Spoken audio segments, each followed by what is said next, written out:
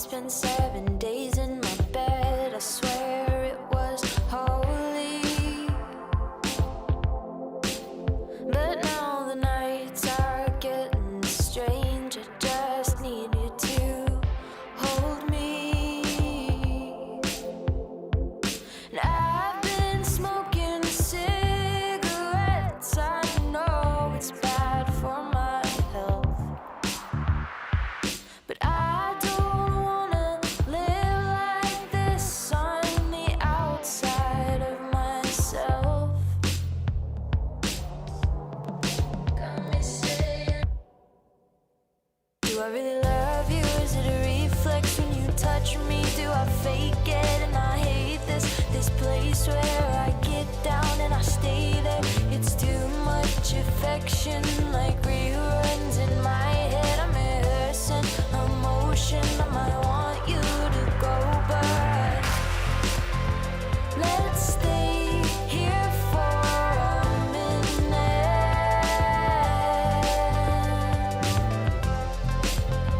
Just give me 60 seconds. Baby, can you give me? Baby, can you give me? And I've got bad ideas. I don't wanna say them, because hard feelings get harder when you name them. And I've been talking to all my friends. I'm so tired of running my mouth. And I don't wanna live like this, setting you up just to let you down. Got me saying, do I really love you? Is it a reflex when you touch me? Do I fake it? And I hate this place where I get down and I stay there. It's too much affection, like reruns in my head. I'm rehearsing emotion. I might want you to go, but let's stay here for a minute.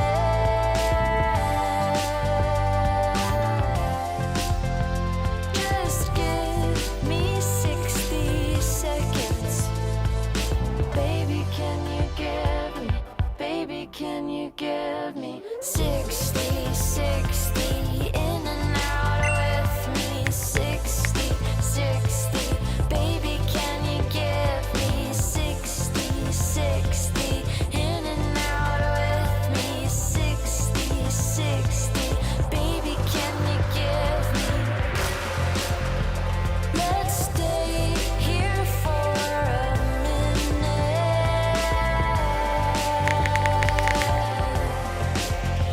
Just give me 60 seconds.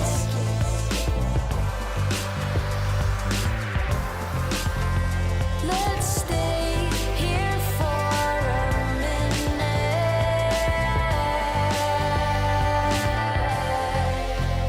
Just give me 60 seconds.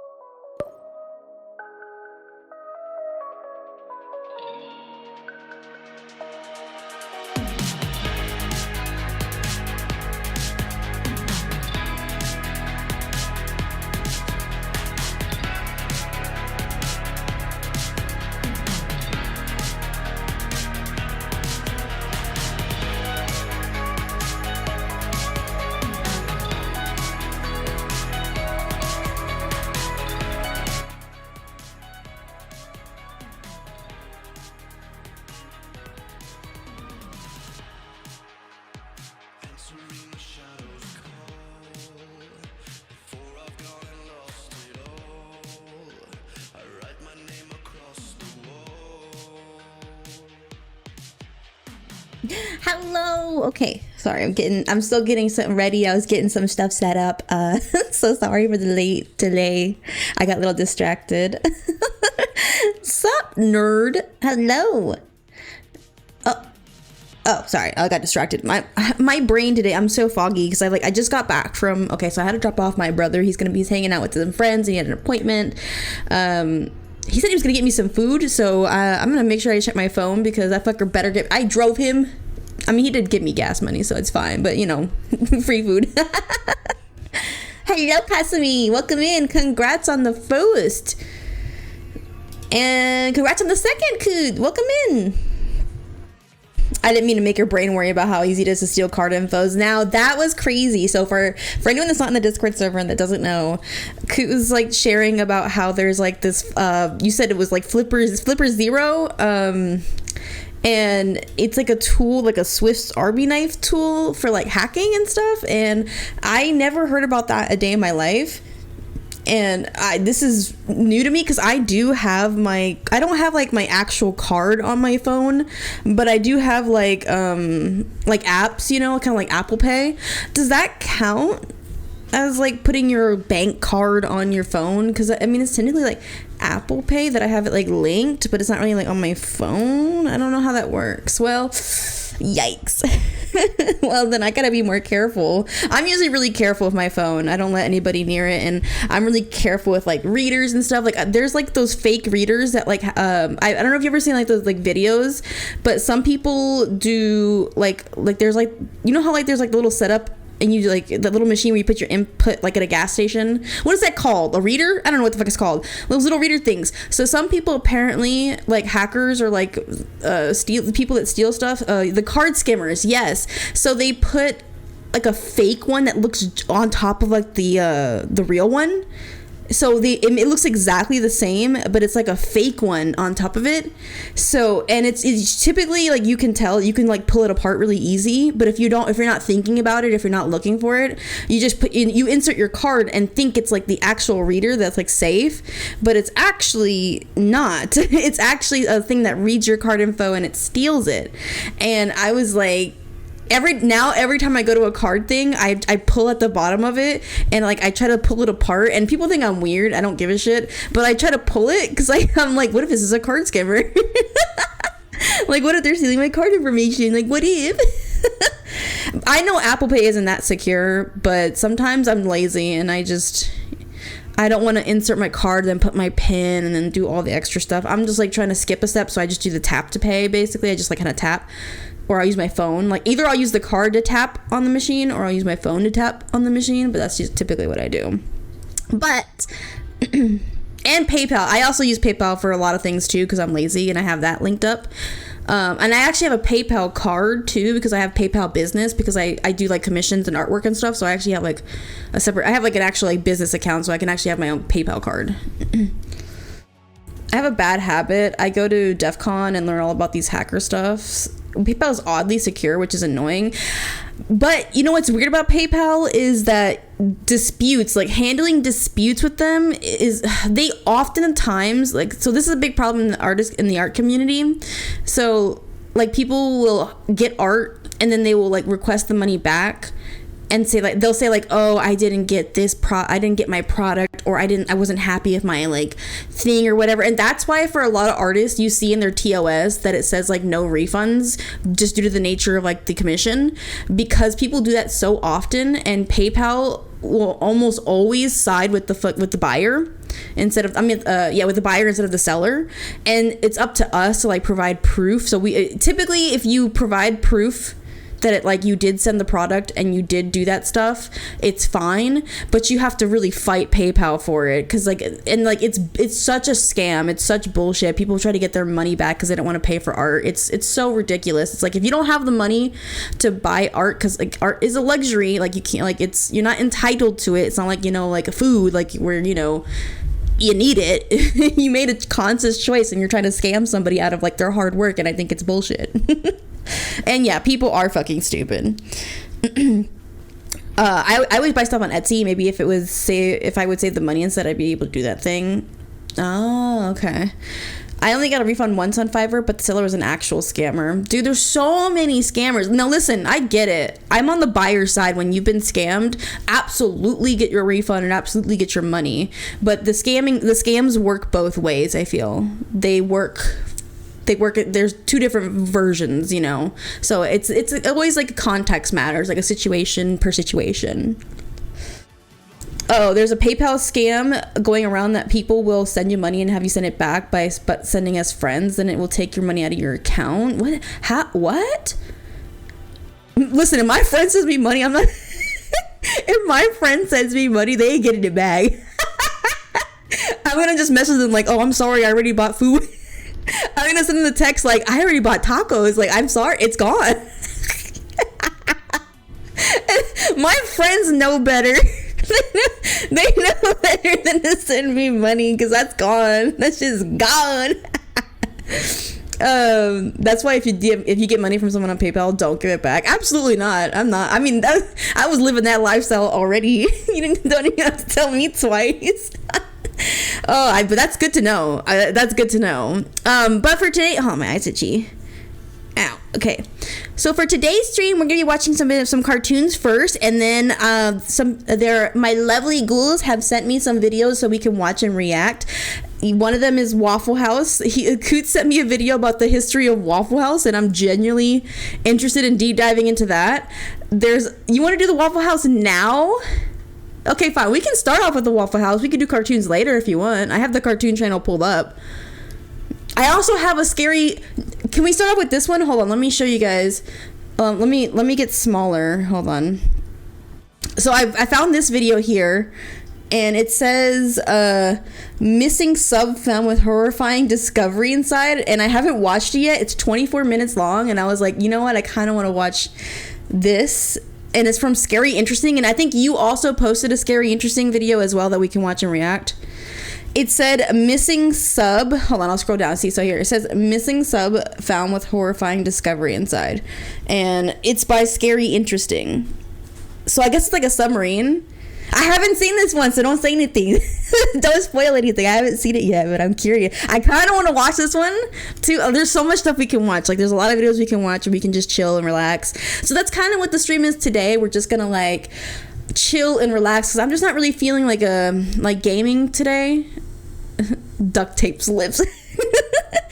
I'm just not feeling like in a gaming mood. I've been trying to relax this week, but fun enough, I have been playing Warframe.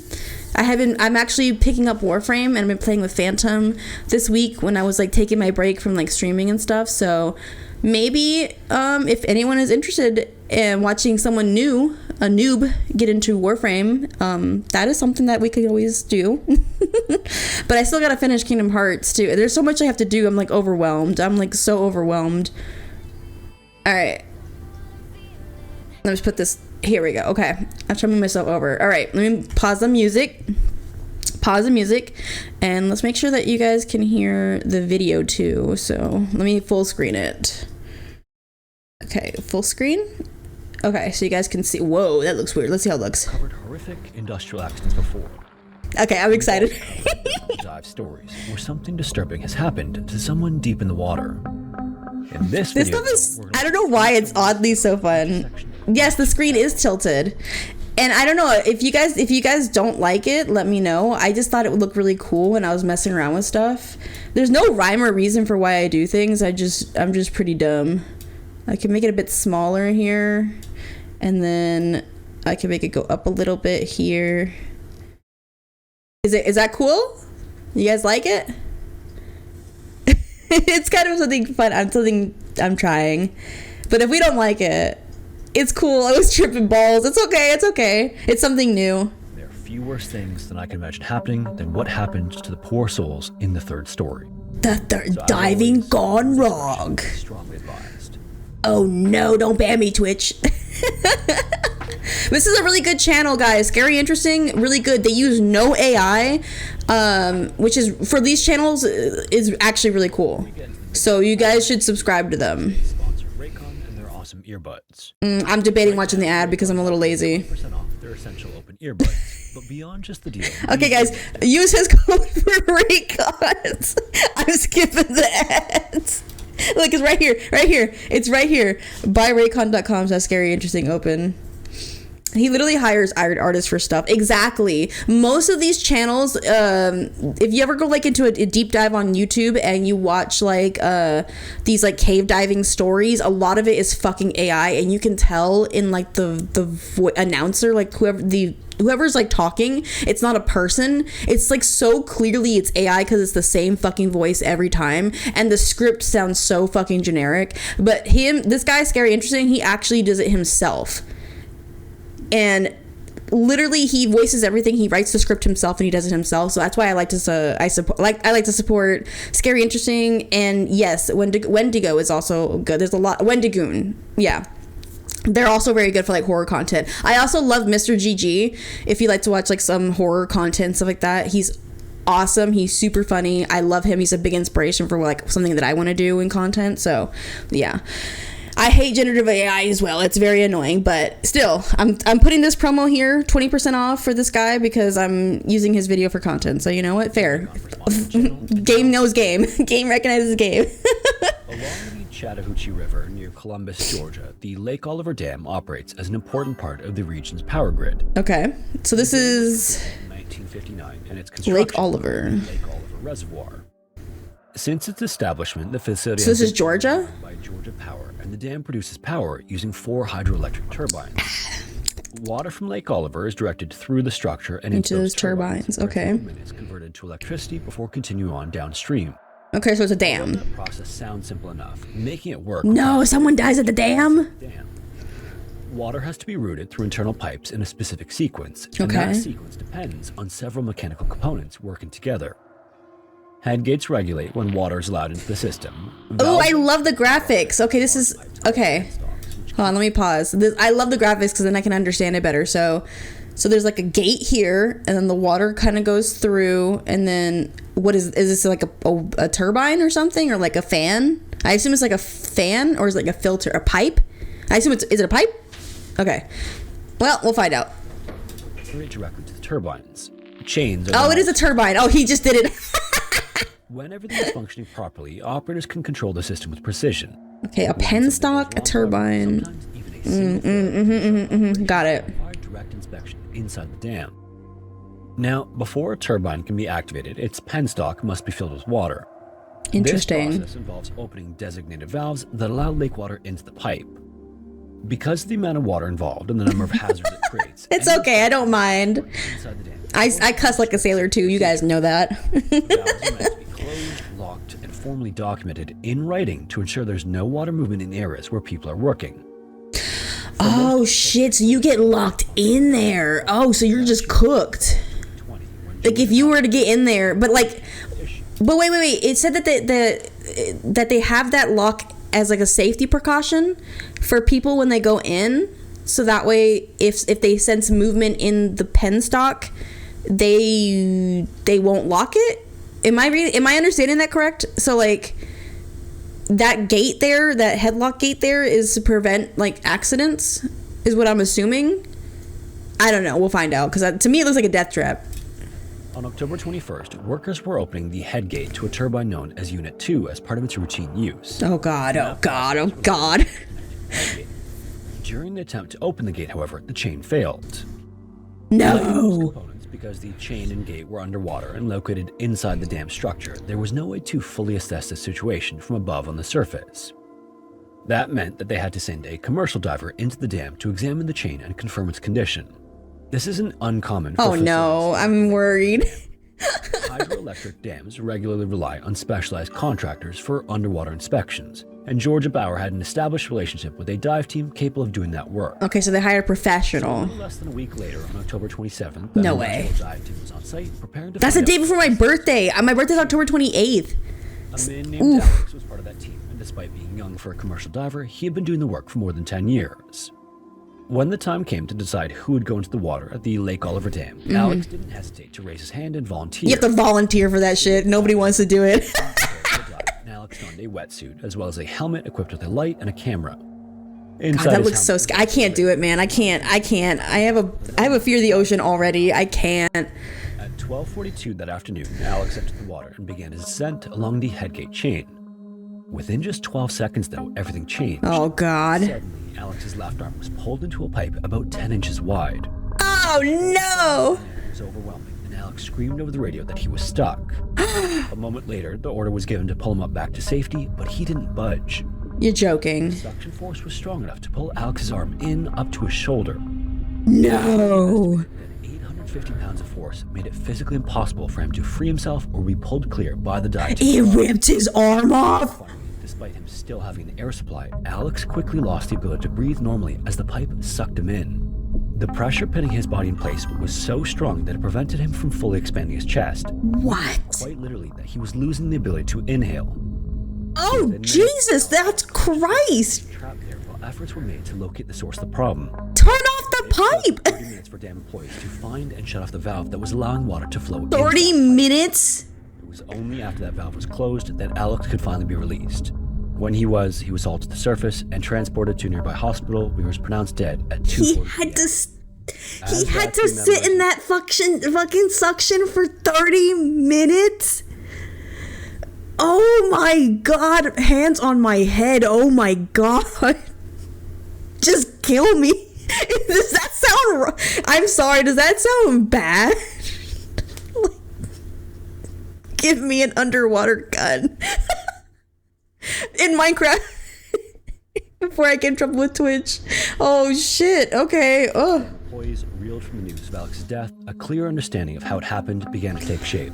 Yeah, what happened? Before a turbine can operate, its penstock has to be filled with water. Okay. That process requires the opening of valves that allow lake water into the pipe. At the Lake Oliver Dam, there were two separate valves connected to the penstock in the dive area. Okay. Both valves were closed. There should have been no water movement and no suction. But even if one remained open, it would create a powerful... You're pressure joking. these warning signs.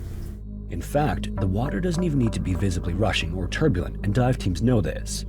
And because they know this, the dive team even used a flow meter to detect water movement before Alex entered the water. What? But for whatever reason, it seems they didn't get an accurate reading. Oh my God. In this case, a valve feeding the penstock had been left open, and that single oversight created enough pressure to pull his arm into the pipe with hundreds of pounds of force.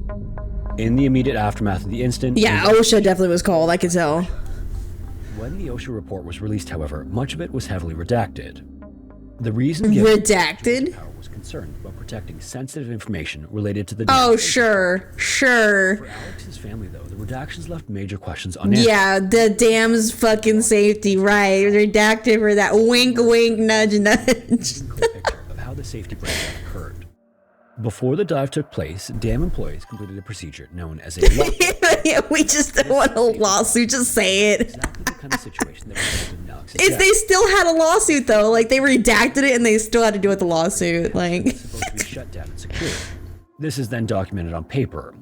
When this is done correctly, it removes the risk of equipment starting up unexpectedly while someone is still in harm's way. Investigators learned that the lockout tagout documentation shown to the dive team had only accounted for one of the two priming valves. A second valve had not been included on the lockout tagout forms, and as a result was not closed before So who Alex fucked up? So who fucked up? We want names. caused Alex's life. On the afternoon of Like, July 30th, okay, so, hold on. assault amphibious vehicle. So they redacted it. So somebody didn't properly log the blockage of that pipe, basically, right? They're supposed to, like he said, safety protocol said that they were supposed to like log that pipe as blocked before the inspection began. So and it's supposed to be on paper. So somebody didn't fill that out or didn't do it. So who did it? Because that's manslaughter. Hello, like, right? Am I crazy? It wasn't intentional. Like they didn't like have the intent to do it to him, but a person still died as a result of their actions. Is that not manslaughter? I don't know. Maybe it was in the trial, in the lawsuit. Who fucking knows? Who fucking knows? I feel like somebody should have been arrested. Left San Clemente Island during a training exercise. They were headed Oh, back they didn't know it would happen? Okay. Each Okay, of the USS vehicles Somerset. but they're actually designed to float and move through the water using jets and tracks. Ooh. Unfortunately, the day hadn't gotten off to a great start, as the Marine Corps platoon operating the AAVs had already spent a lot of time dealing with mechanical problems across several vehicles. Oh, yeah, that's fun. AAV had stayed behind on the ship because it wouldn't run. Another had broken down on the island and had to be left behind. Okay. Then, not long after the AAVs left the island's protected cove, the water was also rougher than expected. Oh. The vehicles continued forward anyway, though, moving through harsh seas toward the ship. Then, about a half an hour into the trip, things only got worse as one of the vehicles reported it could no longer maneuver in the water. You're joking. Once again, though, the rest of the platoon continued on. The They left Somerset it? was a little more than a mile away, and in the sea conditions, it was about a 10-minute ride. Inside one of those still-moving vehicles were 12 Marines and a Navy. You're corpsman. joking. Oh God, get me out of here. Continued on. The rear crewman. I'm sorry. I don't give a shit how rough the waters are. I'm staying up top. You see this design? I'm up here. I'm sitting up here and I'm just tanning at this point. I'm not fucking, you couldn't pay me to go down there. If there's a sliver of it that can float, I'm going up top. You guys can chill at the bottom. At least I can swim out of this. I ain't going down. I ain't going in that fucking hole. Rear rampage and spreading across the floor. Oh, God. Told the vehicle commander what he was seeing. The commander acknowledged the report, but did nothing in response. I'm getting on top. I'm not getting in there. Were not told to prepare to abandon the vehicle. Around the same time, the driver saw the I don't understand why I can't just swim. I'm a Marine. The voltage dropped from the normal level down to a range. I'll where just radios, lights, swim. and pumps wouldn't work as well.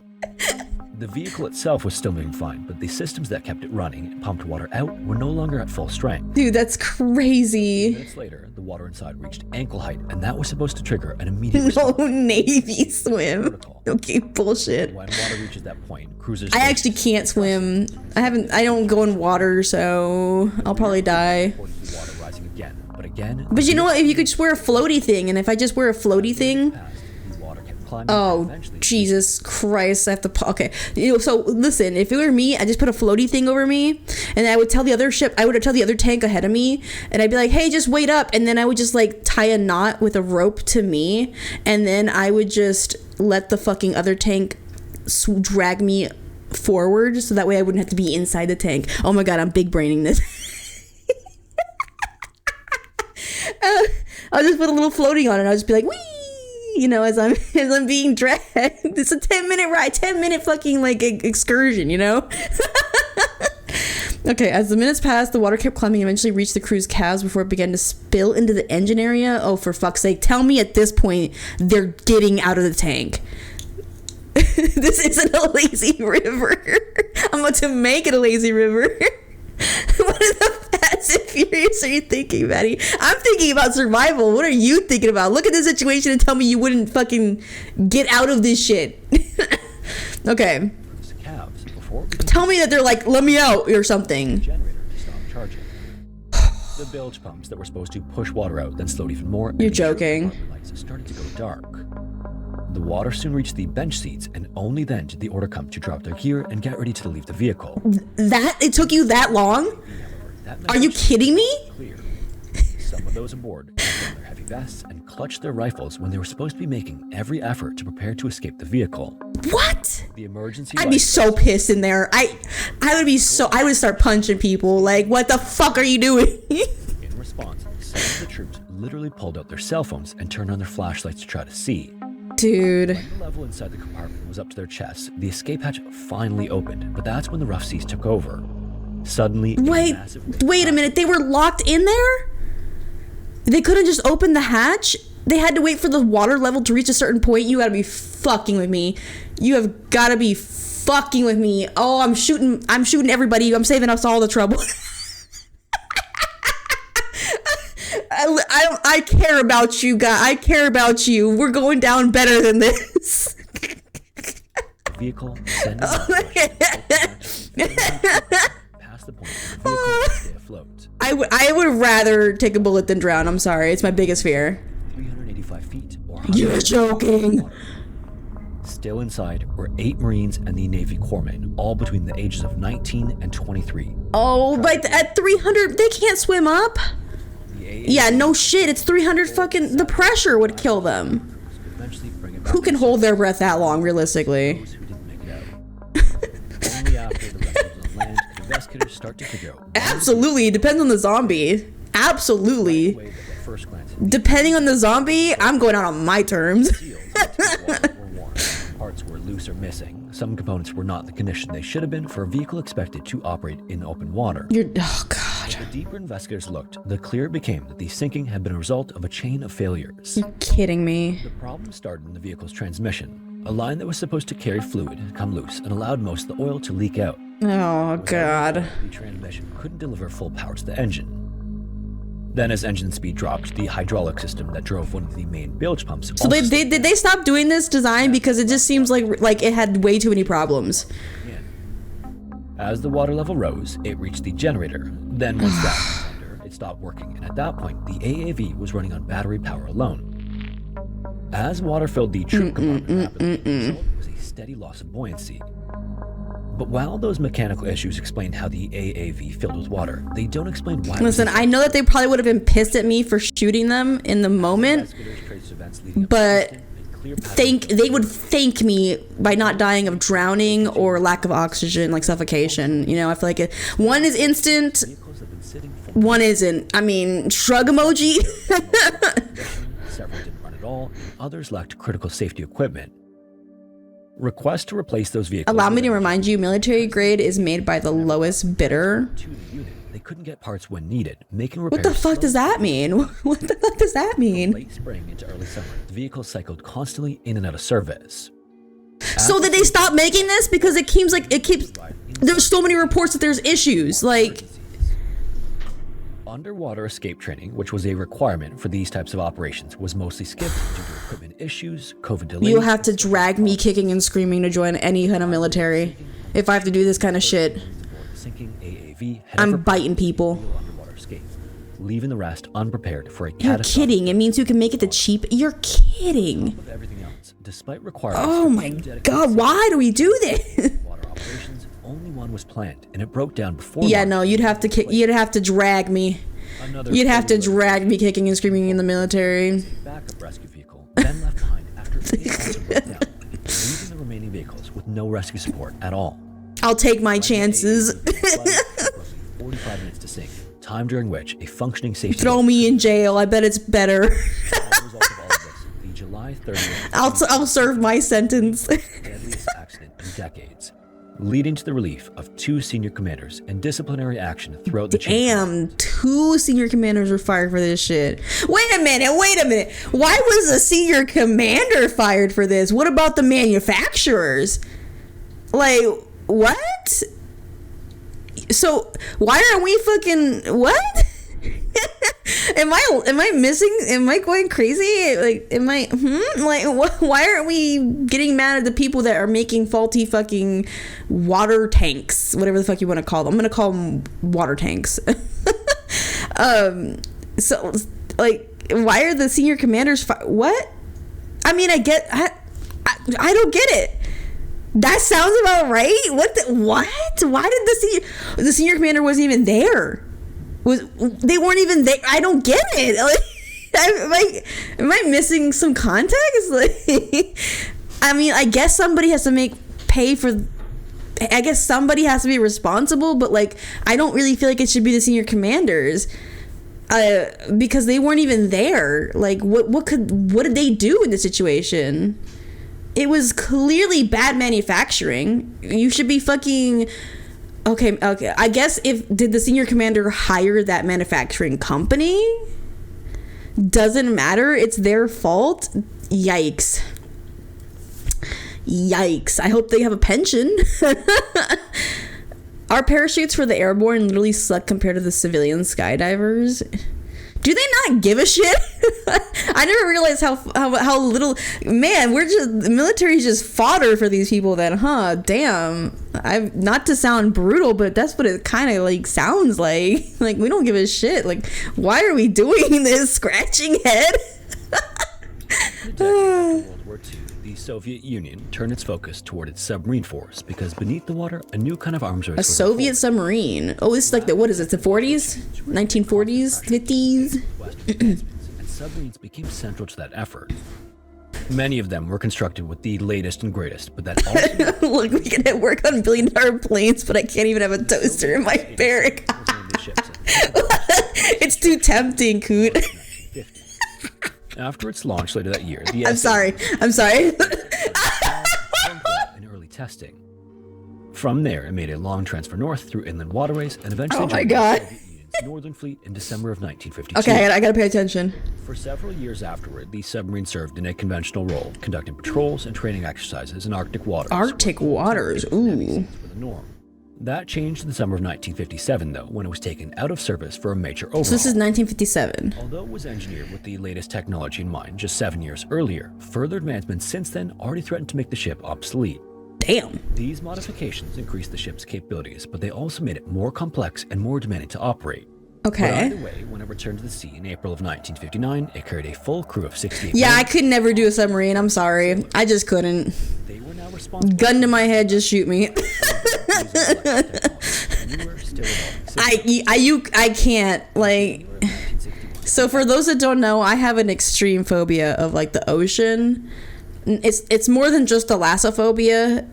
Actually, no, it's a lot of thalassophobia. But like, I just don't fuck with the ocean. I don't even go to the beach. Like I don't fuck with it. I don't touch it. I don't get away from me. Spritz. No, thank you. Like, that's just how I am.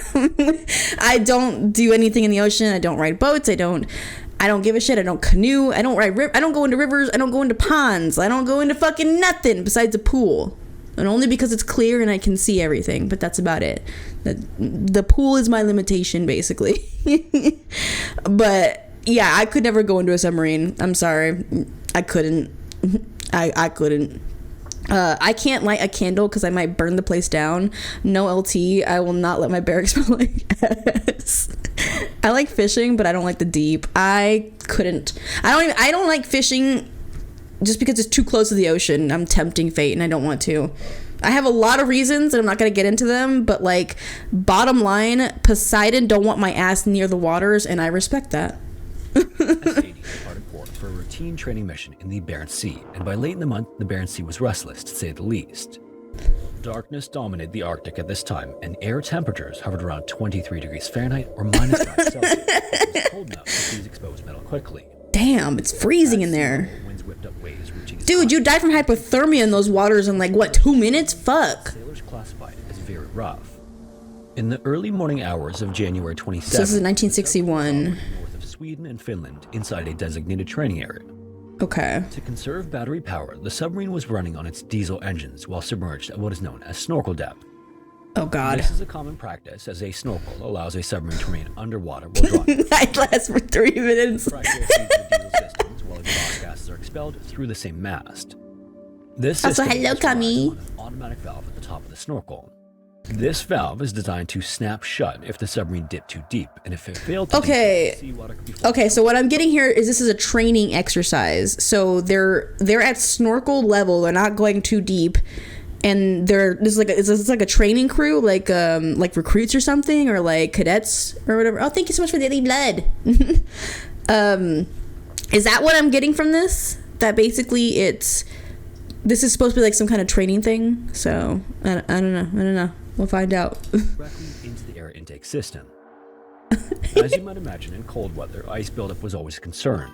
This is why snorkel systems were equipped with Okay, heating mechanism for warm water. to prevent freezing. Got it. Okay. At 1:27 a.m. on the morning of January 27th, the S-80 just barely dipped below snorkel depth. Okay. Submarines routinely experience small changes in depth, especially in rough seas, so this wasn't terribly out of the ordinary. Under normal conditions, the shift would have triggered the snorkel's automatic valve, sealing the intake and preventing water from entering the system. Okay. That didn't happen aboard the S-80 that fateful night, though. Excuse me? The snorkel system relied on a heating circuit to prevent freezing, but for some reason, that safeguard was no longer active. What do you mean it wasn't active? Set the mechanism preventing the valve from sealing properly. Oh, God damn it. Seawater was driven through the snorkel assembly and into the intake system, overwhelming the engine in seconds. The engines then failed almost immediately. No. Later, inside the sub, the flooding became apparent in the fifth compartment where the machinery spaces were located. A machinist on watch It depends on the zombies. Are you kidding me? stood before him was a dense and complicated array of valves, handwheels, and controls. These were all systems made more If it's complex. Walking Dead zombies, I'll fight. The machinist If it's attempted World War Z zombies, get me out. control under which the snorkel system was engaged.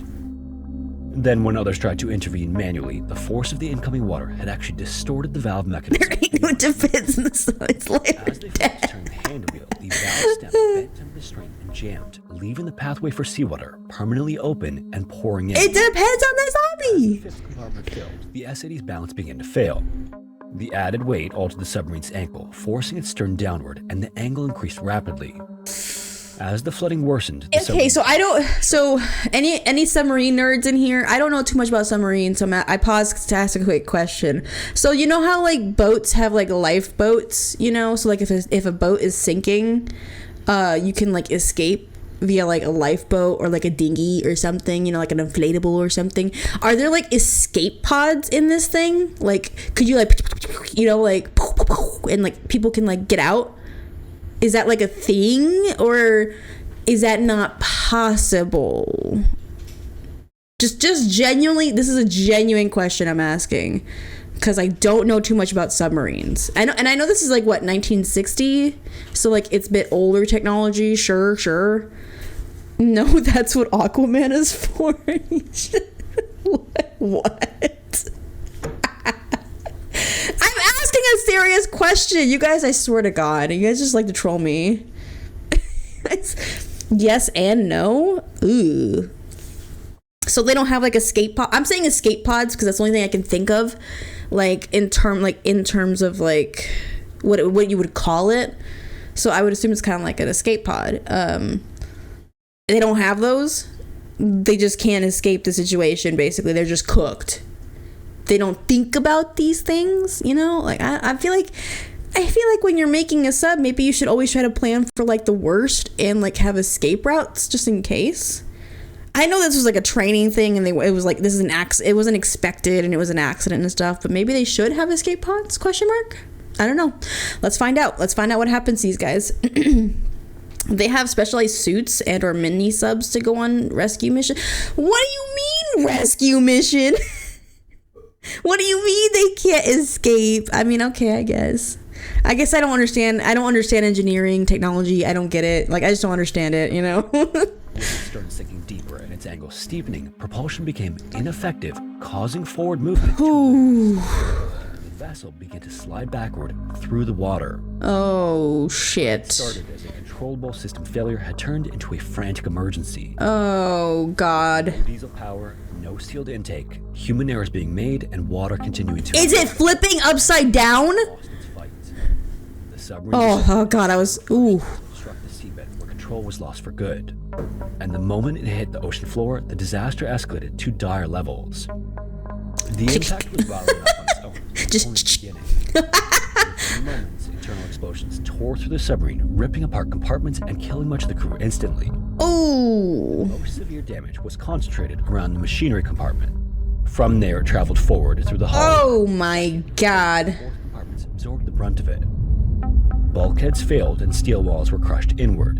In some areas, walls were blown away entirely, and no one in those compartments or in the... And the pressure dropping, too? That probably would have been bad. Front and rear of the submarine, however, the damage was less severe.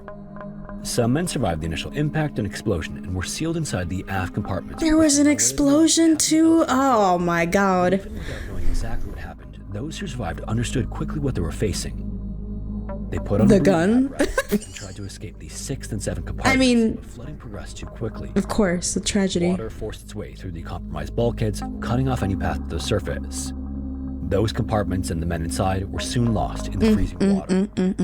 Elsewhere in the sub, there were still surviving men in the first compartment, which had gone undamaged, but not without flooding. These were the men who survived the longest. What? Cut off from the rest of the submarine, they worked to fight the incoming water. In 4 days, they held on beneath the Barents Sea, 4 waiting for help. days? This water is freezing.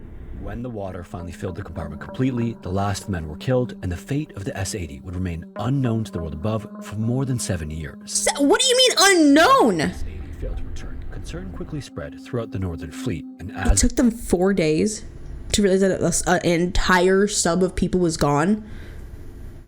Like, what? What has happened? What? I mean, it's not funny, definitely, but it's like also just like, it's like, what a weird coincidence that it's happened twice, you know? It's kind of like that saying. Yeah, it's like, if I had a nickel, you know, but it's weird because I'd have 2 nickels. I don't know. It's weird that it happened twice. I don't get it. But this is, nobody realized that they were gone. Aren't there like safety protocols? Like, am I losing my mind? Like, I don't get it. Hours turned to days, it became clear that something had gone terribly wrong. A search was then launched, but it was limited in both scope and capability, as the Barents Sea in winter was a hostile place for surface ships. Search efforts continued for several weeks, man. short of where the S-80 actually lay. Had the operation extended less than 2 more miles, it might have been found, but even then, there would have They been little missed it? The search was eventually scaled back, and the S-80 was added to the growing list of Cold War losses that were a complete mystery. Oh, a mystery. Okay. Yeah, a sub just disappeared. And a breakthrough finally came in June of 1968. Oh my god, that's 7 years. Depth of 650 feet, or just shy of 200 meters. Using a small submersible, the crew inspected the hull and Submersible. Sorry, every time I think about submersible, I think about the fucking Titanic one. The operation began on July 9th, 1969, and 12 days later... It started in 1960. That is 8 years! The first men to enter it after it was raised were met with a scene that no one could prepare for. You don't say. Skeletons, right? Bodies lay face down across the decks, coated in diesel fuel that had leaked from ruptured tanks during the disaster. Oh, God. Despite having spent so much time underwater as well, many of the bodies were remarkably... Really?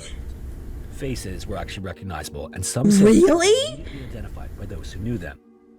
Most horrifyingly, though, several more grim discoveries were made as it revealed that not everyone had died instantly. Yeah, you don't say.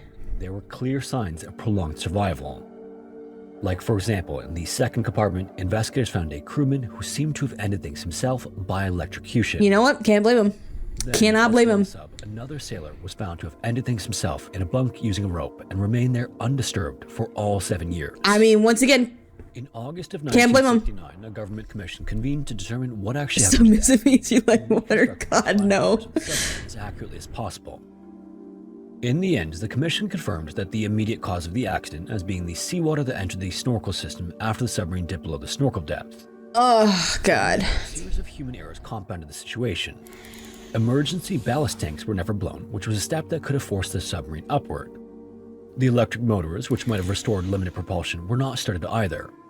As a result of all of this, 68 men lost their lives in some of the worst conditions imaginable. Well, weren't they training?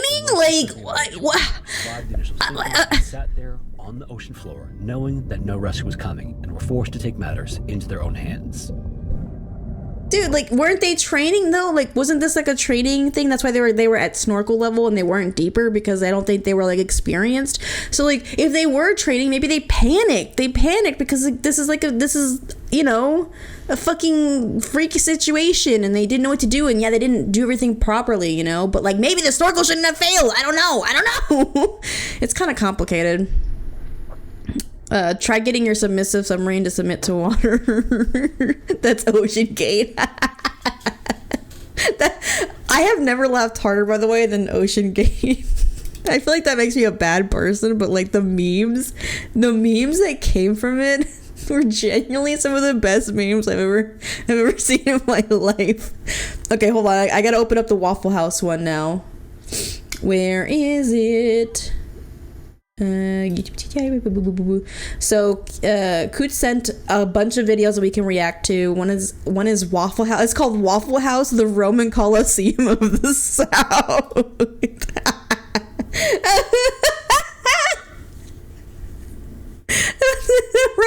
The Roman Colosseum.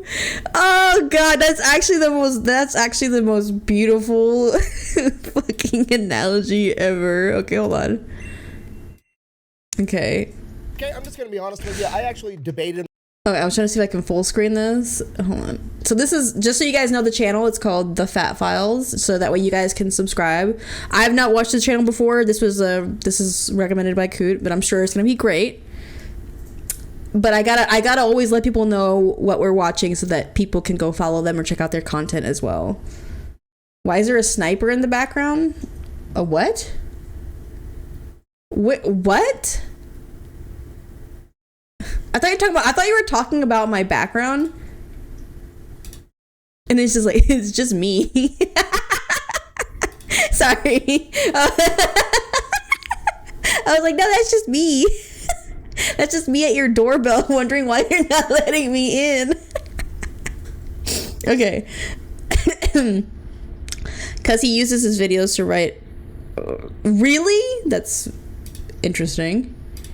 On which channel I was going to upload this video on, because on one hand we're going over a business and the business model that it has. Oh, I just noticed the gun. I'm not gonna lie. The Roman Coliseum of the South, and I'm pretty sure if you eat there enough, you actually get a deployment patch from the U.S. military. Regardless, I wore my snazziest tank top for the occasion. Oh, thank you. Today we're talking about Waffle House, okay? Just to be completely clear, I didn't see it, Kazumi. I didn't see it. I'm not going to get caught off guard because Waffle House is already absolutely crazy. I started looking into it and then found out that Waffle House is somehow connected to the Manhattan Project. You're finally watching Chubby Electron. Why does everyone keep saying that? Right after word from our sponsors. Yeah, babe, what's up? Hey, I need a boombox. Okay, I can go get Yes, Coot recommended the Waffle House video. 1 hour later. Where's that boombox that I asked for? Oh, it's right here. I got it for you. What is this? The boombox. No, I wanted something to play music with. Am I gonna get in trouble for a gun on Twitch, by the way? I'm just worried. It should be fine, right? Right? Go to the Right? store and get me a boombox so I can listen Oh, to music. okay. Thank God. No, wait, no? I don't care. No to the trouble or no that I will get in trouble? Hey, super simple business model. You give them All right, let me skip this. It's unloaded and shit. It's fine. Okay, perfect. I'm just careful because you know how Twitch can be sometimes. Like they don't even like VTuber hips. I gotta hide that shit. discount code down below. Let's get back to the video. All right, Waffle House. Our story begins with a gentleman by the name of Tom Faulkner. This man graduated from law school at 23 years old, passed the bar, and immediately gets drafted in 1940 in the days leading up to World War II. Because he graduated from college, he's presented with two different options. He can A, go straight into officer training, and that's a 3-year commitment, or he can just be a normal draftee and go in as an enlisted soldier, and that is a 1-year commitment. Now you gotta remember, at this point in time, like 1940, while God. is currently going on, America's not involved yet. The attack on Pearl Harbor has not happened, and prior to the attack on Pearl Harbor, the American people did not want to go to war. Because of that, Tom Faulkner figures, hey, we're not actually going off to war. I don't want to waste 3 years of my time just being in the military, not actually, you know, fighting a war or whatever. So he chooses to be a draftee. Goes into the military as an enlisted soldier, E1 private. From there, goes off to basic training. As soon as he gets through basic training, the attack on Pearl Harbor ends up happening. America enters the war. He immediately opts to go into OCS training and commits for 3 years. After he completes the officer training course, he actually gets slotted to be a counter. So the Waffle House CEO was in the military? This is him? Well, no fucking wonder Waffle House is what it is today. Are we surprised? like what? What does Waffle House cost me? Well, if you're ever upset and you want to fight somebody, but you also want to get some like breakfast food that isn't like, that is overcooked sometimes, you can do that. You could do that. You could do that at Waffle House. So you can throw a chair at somebody and then get your eggs toasted. Fight Club with breakfast. Yes, you want some dope drunk breakfast and watch a fist fight?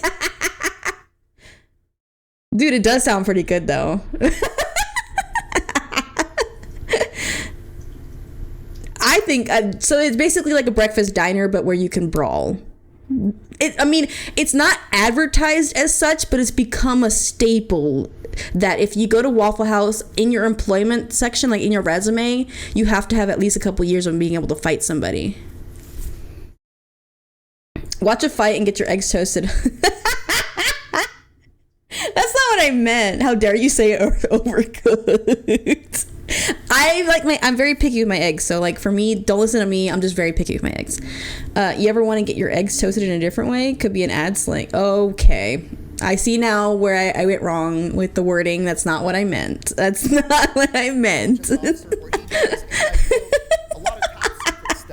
see, my identity must remain mysterious and my mission secret. I cannot reveal it to you. You can actually tell in the interviews that he gave later on in his life, like in his 70s, 80s, and 90s, that he's still not sure what he is and what he isn't allowed to talk about. But he did end up telling us that basically it was his job to try to sneak onto military bases, not as military personnel. So he would basically disguise himself as like a painter or a carpenter or whatever and try to infiltrate a U.S. military base to expose weaknesses within the system to help counteract enemy spies. So he does that for a couple So of he years. was a spy for hire. You're going to Knoxville, Tennessee. And he's like, okay, for what? And they're like, don't fucking Oh, worry. counter espionage. So he shows up in Okay. Tennessee, and he's given his orders, and those orders, I'm paraphrasing here, but they're essentially, hey, here's your partner. You two are going to hop in that truck, and you are going to drive it from Knoxville, Tennessee to Los Alamos, New Mexico. You guys are going to dress in plain clothes. You're not going to look at what's inside the truck. You're not going to talk about what's inside the truck. You're going to take this map and take that exact route. This route avoids every major city and every major highway. You are going to drive straight there 53 hours straight, taking turns sleeping in the passenger seat and not stopping for any reason whatsoever. And he Gas? What about gas? pretty much non-stop, and then like 20-30 years after the fact, he finds out that he was actually hauling the majority of the enriched uranium for all of the nuclear testing and the building of nuclear weapons, which, as we all know, brings about the end of World War II, at which point he gets out of the military, moves back home to Atlanta, Georgia, starts helping his dad out with his real estate agency. Now he does that for about 10 years, and during this time he ends up selling the house right next door to his to another guy by the name of Joe Rogers, and they pretty much become best friends. Okay. Joe Rogers was also an Army veteran. He was actually a pilot that flew B-24s in World War II. Oh, When Joe shit. got back home after the war, he did not want to go off to college, so he actually just took the first job that he was offered, being a short order cook at a now defunct restaurant chain known as Toddle House. He worked his way up. Toddle House? That's the name you chose? Regional manager. And then one day Yikes. his neighbor and Hey guys, let's go to Toddle House. real estate agent who was looking for the next investment comes to him and is like, hey, I'm thinking about opening up my own. You said pause? What? Why? What happened? What I missed? Did I say something? Toddle House. I got that part. Toddle House was a different business. The other guy, the guy that flew the planes, got hired as a cook there, but it's not what they are creating. I'm just saying that the original creators, right? Okay, this is the lore is loring. Yeah, no, I get that. I get that they're working there, but I'm just saying whoever decided on the name of Toddle House is kind of stupid, because I just think that that's just a stupid thing to say, Toddle House. Like, I just, like, imagine like pitching that to your friends, like, hey guys, you want to go to Toddle House? Like, the fuck? It just sounds really weird. I don't know. Restaurant, I can get the real estate deal going on that side. I just wanted to know, like, if I opened up and bought a franchise of Toddle House, would you be willing to run it for me? Now, They bought a franchise. Got it. 1955, Joe Rogers has a ton of experience inside the I restaurant. know a place called Squat and Gobble. Hey, don't open a Toddle House. You should start your own thing. Toddle House's business model isn't that Okay. good. If you Do I even start want to know? I will help you run it. He then goes off on vacation with his family, and by the time he comes back, Tom Faulkner has already bought the real estate and comes to Rogers and is like, cool, what's the business we're starting? Where's Pancake's house? What? We stop at Pancake's house. And within the span of like 6 months, the very first of what is now the legendary restaurant chain of Waffle House opens. And Waffle House is legendary, probably Good food fast. I love that. That's their logo. Waffle House, because, well, Slogan. Kid Rock got in a fight there. You've got Haley Booth, the viral Waffle House cook. Yes, she caught that chair. Look at that shit. She caught it in her hand. This is all the fights, by the way, Kasumi. To all the fights that break out at Waffle House. This is only a few. We should watch them. I grabbed a GoPro. I was ready to yell World Star. Nothing exciting happened. I just had delicious breakfast at like 3 o'clock in the morning, which is probably 99% of people's experiences, because despite all of the negative PR, Damn, I want to go to Waffle House now. Looks scary. It's the time of your life, I promise. You'll have a great time, Kasumi. If you ever come visit America, you need to go to a Waffle House. I want to go to Waffle House now, and I don't have any in my area, which is bullshit. Cups of coffee, 124 million waffles, 153 God damn! 272 million eggs, which is about 2% of all the eggs consumed in the United States of America. And Damn! 85 million strips of bacon. Yes, I did the math. That is about 1,000 miles worth of bacon. I worry what you just heard was, give me a lot of bacon and eggs.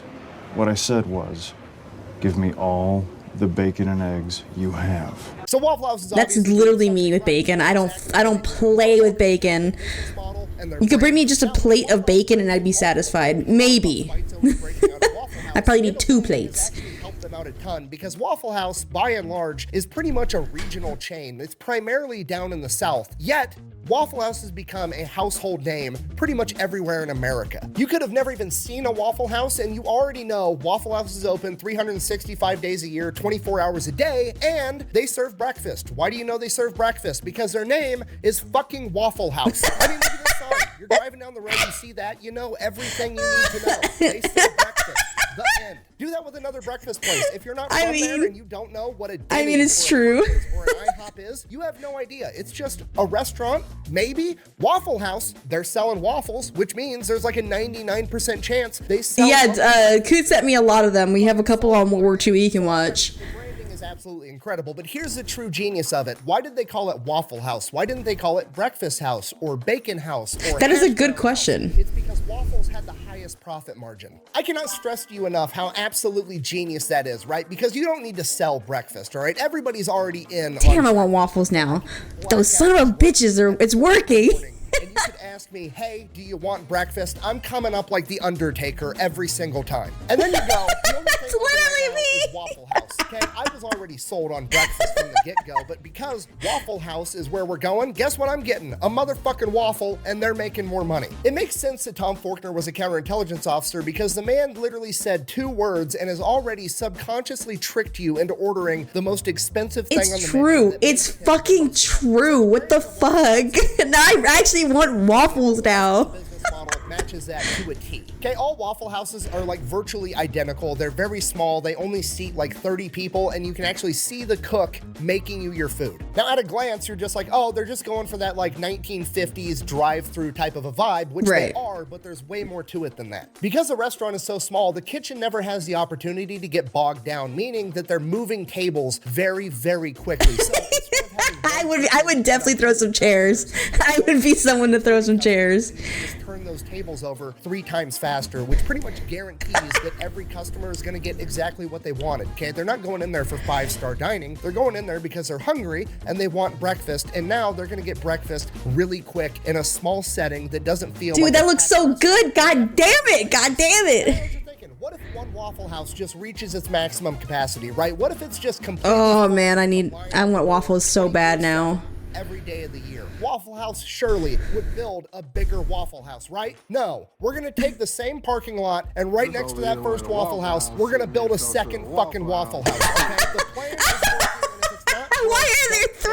which is one of those things that seems dumb, but is actually brilliant. So obviously speed is key to this business model, and they've done themselves a big favor with their menu because their menu is overwhelmingly simple, okay? It is one side of one piece of paper. Okay, the entire menu is comprised of like 10 things. They have waffles, it looks so good. ham, eggs, toast, biscuits, gravy, butter, and syrup. Guess how many flavors of syrup they have? 1. It's fucking syrup flavored syrup. The entire menu is simple, exactly how it's supposed to be. Oh, sorry, they have hash browns too. Sorry, 11 things, not 10. Anyways, moving on. Another reason they do so good is they actually might be the best fast food chain when it comes to taking care of their employees. They pay them higher than average. They have syrup flavored syrup. It's not the only fast food chain that actually offers all their employees healthcare and dental insurance. Okay, and I know what you're thinking. Damn. Okay, but really, how good are they actually treating the Waffle House employees? I want to know. The one stat that's everything you need to know, okay? Waffle House treats their employees so well that employees are willing to commute into a natural disaster to work at a different Waffle House when the occasion arises. That is so true. 4 hours a day, 365 days a year, and they fucking mean it, okay? Whenever there's like a hurricane coming or some type of impending natural disaster, Waffle House organizes what they call a jump team, a bunch of Waffle House employees from a different region that's going to be unaffected because they know that their local employees are going to be busy taking care of their own family and their own houses during a hurricane, so they bring in teams from outside the region to work inside of a natural fucking disaster, and they're willing to do it. I never said thank Dude, okay. Is that why whenever if a Waffle House is closed, it basically you should just not go outside? Because I remember seeing that for one of the hurricanes. I think it was like a year or two ago, where it was like, if the Waffle House is closed, I'm not going out. You know, like, like you gotta stay. You're fucked, parade. No, we did that with Burger King. Damn it, now I want Burger King. I hate you all because wait, I have money. I'd have to drive though because it's cash. I'm sorry, I'm contemplating getting either Waffles or Burger King right now. Fuck you. Anyways.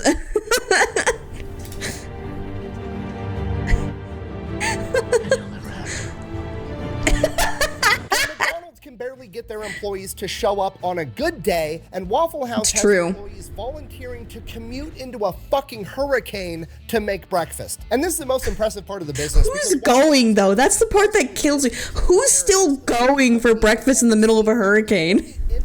That beats them in logistical capacity is the United States military. Waffle House is ready for absolutely anything. Every single Waffle House has the playbook inside of it that details exactly how the Oh my god, they do not fuck around. Emergency or situation that could possibly arise, and if for some reason the situation comes across that isn't in that playbook, after it happens, they immediately add it to the playbook. It covers tornadoes. Dude, if there's a zombie apocalypse, I'm going to a Waffle House. Now I know. Into the restaurant. Me, I've done it. And they're still planning on staying open. The playbook even has detailed plans for every type of disaster for what the local employees, while they're I've legit gone to a Waffle House during her. What is wrong with you guys? Every single Waffle House has a backup generator. The stovetop, it runs on propane, and they have a bunch of extra propane tanks on hand. Oh my god. Backup water. They have a special menu of what they're able to serve when the water is out and they're running on reserve water. When a Waffle House location is going to be in a disaster area, that Waffle House... Dude, what does a training look like for this job? As a server, I'm trying to think about like what it's like to be a server, because I'm like thinking like, god damn, I gotta know all this protocol. Like... If Waffle House is a standing structure, those motherfuckers are serving breakfast come hell or high water. I'm not leaving. I'm not fucking leaving! Category 5 hurricane. FEMA uses There's a book in the back for this. It's the binder the size of a Bible. Oh my god. Emergency Management Agency literally uses the Waffle House Index. You're joking. FEMA uses the Waffle House. Yellow, Waffle House is using the backup generator or having to use Oh my god. Waffle House is closed. People are probably already fucking dead by that point. Waffle House is literally the Terminator of the fast food industry, okay? The fact that the federal government, probably the most powerful entity on the planet, maybe ever, looks at a chain of restaurants and is like, man, if Waffle House is closed, we need to mobilize the National Guard is fucking crazy. Now, maybe you guys are thinking the same thing I was at this point in my research, and I'm like, man, I need to invest in this company. I need to see if I can open up my own Waffle House franchise. No, literally. It's awesome. And this is where the bad news I should open up a franchise in my state. Donate now, and I'll have a Waffle House up north. It's still owned by the families of the original two founders. And while they do allow franchises, they are super picky. I'll do it too. You guys gotta just fund me some money. I'll do a GoFundMe. Help me get a Waffle House. And while that is unfortunate, I think it's actually kind of awesome. It's a company that actually has morals and cares about their image more than they can. Oh, rewind 2 minutes? Okay, hold on. Is that 2 minutes? I'm guessing it. I'm gonna start here. Privately owned. It's not on the stock market. It's still owned by the families of the original two founders. Okay. And while they do allow franchises, they are super picky about who they let buy in to have a franchise. Damn and it. They make it very, very expensive to buy in to make sure this is actually what you want. And while that is unfortunate, I think it's actually kind of awesome. It's a company that actually has more... Okay, I guess, yeah, that makes sense. What a crazy freeze frame, by the way.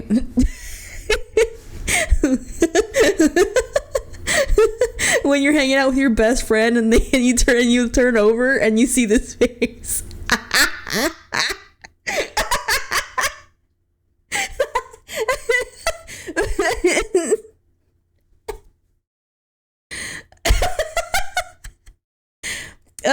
They are family based and for family. Makes sense. That makes sense. You know what? Valid. Fair and valid.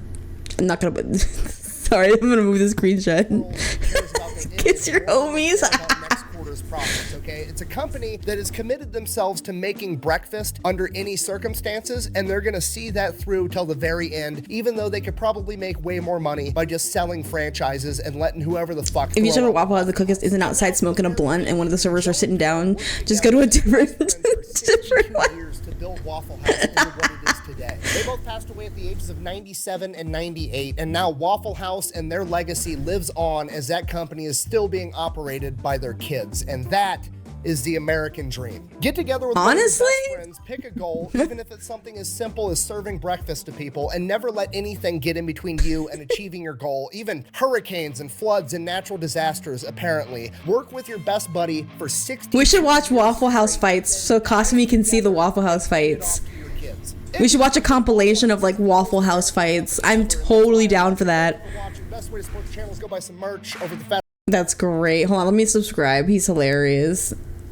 Subscribe. Okay, we should watch some Waffle House compilations for fighting. Kasumi, I think you're gonna love this. For anyone who hasn't seen them yet, they're so good. Let me do Waffle House fights compilation. Is there a compilation? I'm gonna look it up. If it's not sketchy and I don't need to worry about my wallet, that Waffle House is going to be amazing. oh, we got a playlist. We got a playlist here. It's 10 videos. God damn, it's about to get crazy, guys. Okay, I'm ready. Let's do this one. Oh, it started off strong. Okay, this is a compilation of like 10 videos. Okay, they're all short. They're all like 4 minutes. So let's go through these. Are we excited? I love watching fights, especially Waffle House fights. We could sit here and watch a whole fight compilation if we really wanted to. We're just digressing into like the most craziest shit ever. Okay, all right, let's start it. Let's start from the beginning. Okay, all right. So we have. It looks like this is the manager, right? This guy here is like the manager. It looks like it, and this is probably like a server or a cook. And this guy is stanced up right now. Do you guys see how he's like, what the fuck is up, Kyle? He's literally stanced up. Like, I'm fucking dying. Anyways, let's watch. Oh! A new player! Dine and Dash customers at a Waffle House get Oh, into shit! combat with the employees over a Oh, cell shit. phone. What? Everything is, going viral.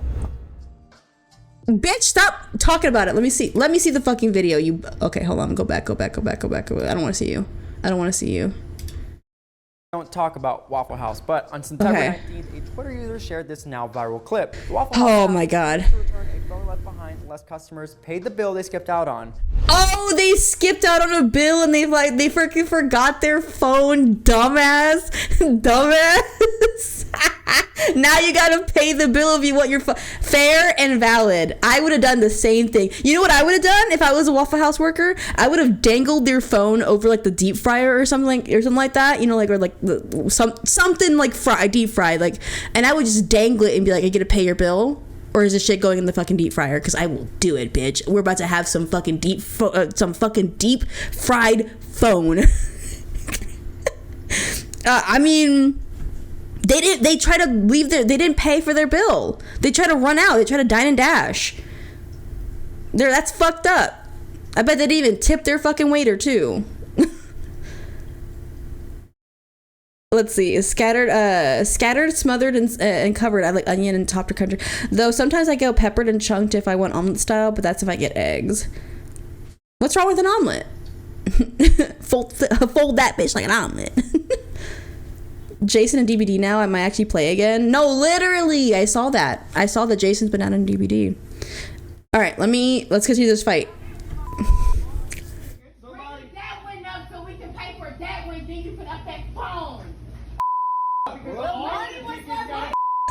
Just pay the bill. Just pay the bill, and then you get your phone. Oh god. Oh shit. Punch back. She failed the fucking qualification. You gotta punch back.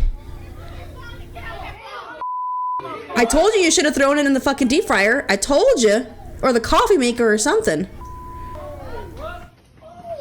Oh, her tits are out. Oh, her tits are out. Oh, thank God for the censor. Oh. I just realized that her tits are fully out in this fight.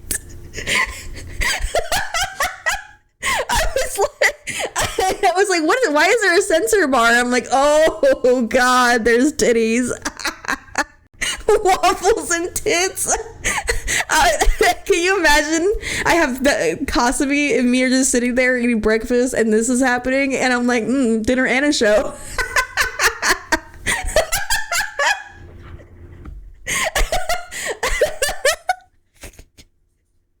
Waffles and tits, what a nutritious breakfast.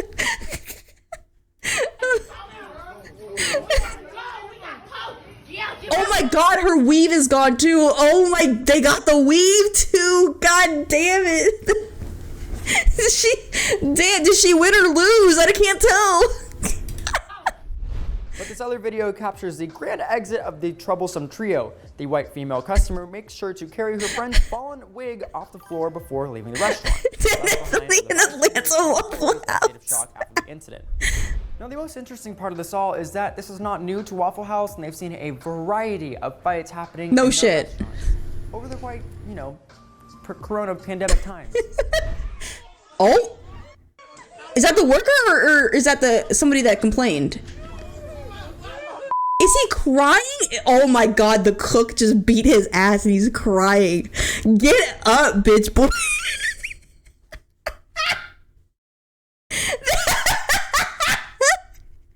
I'm sorry. Okay, let's go back. I need to see this. What is this 420p fucking like quality over here? What was this recorded on? Your Nintendo DS? What the fuck? Damn.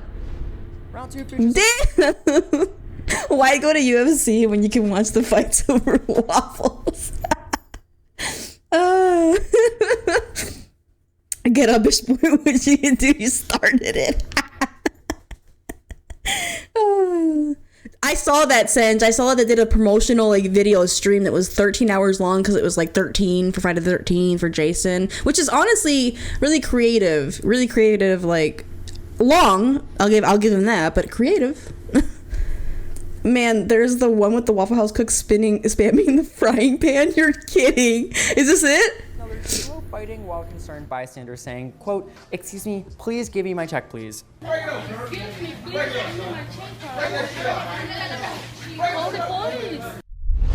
In this third round, customers...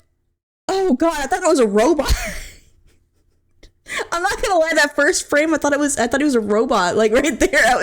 See? I literally thought that he was getting choked by a robot, and I thought it was like a cosplayer. I was like, okay, what are they cosplaying? Like, why are they cosplaying at this fucking Waffle House? I've never had a problem at Waffle House. I took the cook and my waitress. I mean, it's as simple as that. Homie, give me some extra bacon. Third round, customers start to cook for themselves while the cook is fighting.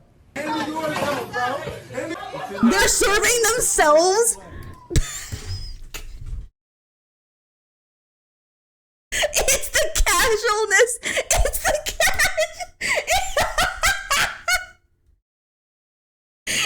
It's this frame right here. This is the frame.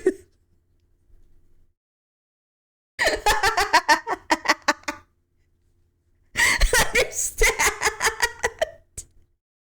I can't. So much aggression in America. What do you mean? They're making eggs themselves. This is pretty chill. Listen, be happy that they're fighting and not just shooting the place up. Like, I would rather a fist fight over that, as long as it doesn't, get too crazy. But honestly, rather that. Sometimes Waffle House is self-serve. There's one legit where dude walks into a Waffle House, the cook deadass snoozed, so dude made a waffle, paid in lead. This is America, we be glass and shit. Oh my god, that's so funny.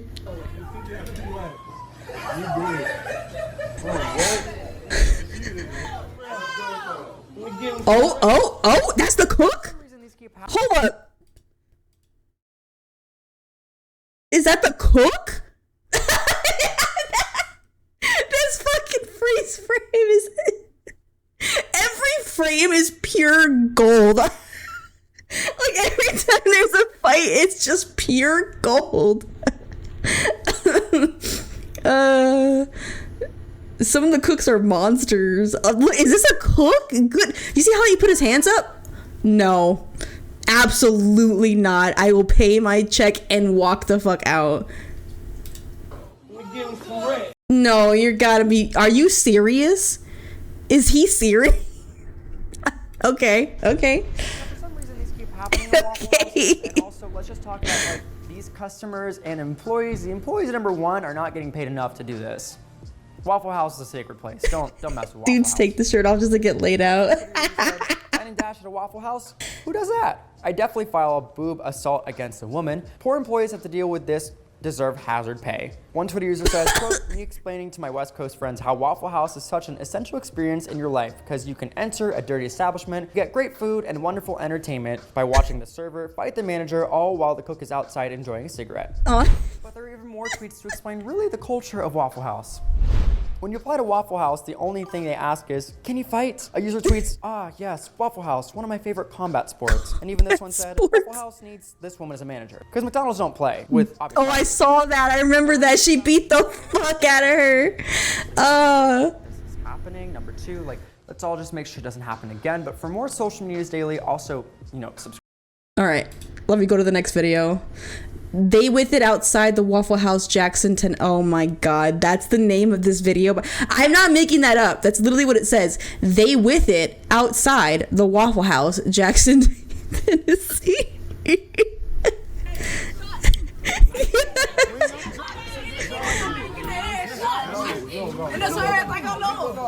Oh shit.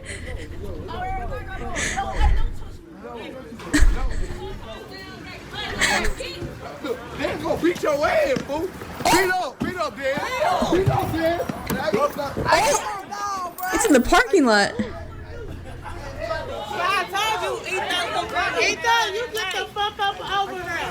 You get over there, Etho. You get over there, Etho. Don't do that. They gonna spray us. They gonna mace us, bro. Don't do it. This is Tennessee, Clover. This is Tennessee.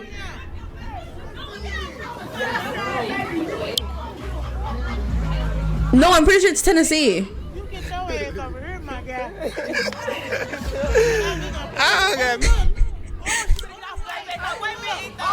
Taser? He's on the car. He's on the car.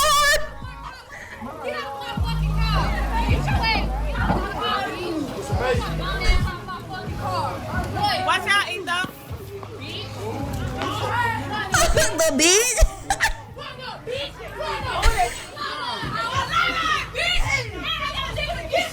Memphis behavior. I got mace. They got maced? Oh my god.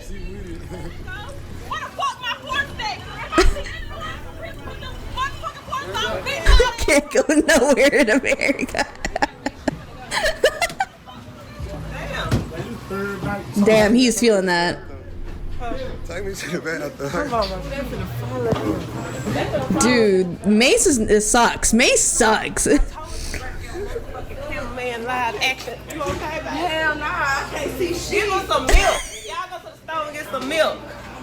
He in here maced to them. Did he just go to the fridge? Oh, okay, I was gonna die if he went to the fridge and just took some milk from the Waffle House. I was about to fucking lose it.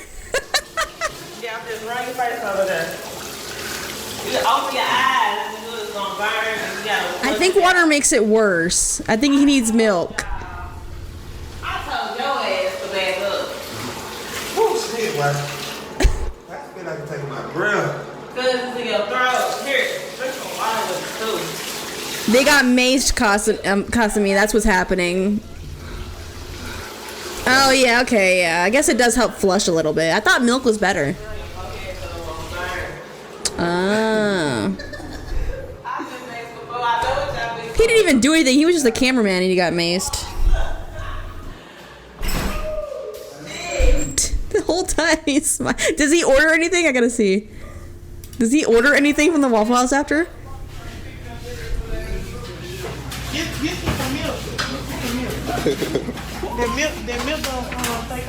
I need to see if he orders something. Yeah, I get it. I still get it. I still get it. Let me see. Hold on. Did you get the money on the avocado? But y'all gotta cash out me for this. I got maced and everything. I gotta get cashed out. Let me in it.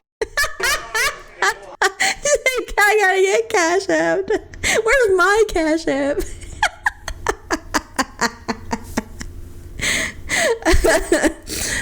Hi, fellow ex-cult member. Oh, hello, Scarlett.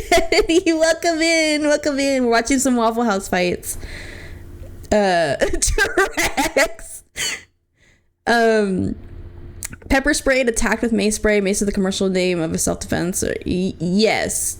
Sorry, I should have said pepper sprayed if you didn't know what mace was. My bad. Yo, Chad, I got maced. Cash app me. I got bear maced. You gotta send me more money on the cash app. Hey, we sitting in Waffle House, you know what I'm saying? I got the fam, you know what I'm saying? Bees, got my niggas. They showing up. Oh, no.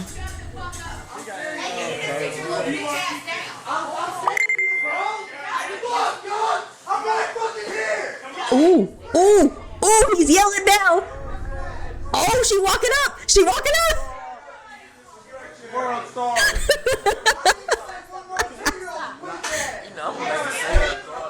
This is about to go. Never say to calm down. That has never worked in the history of history. The server's still serving. I'm fucking crying.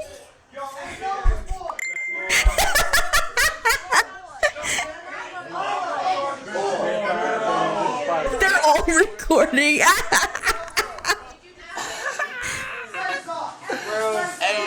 One time I was in a parking lot from this studio where the fat bitches at and it was 11 at night. Oh my god, Singe.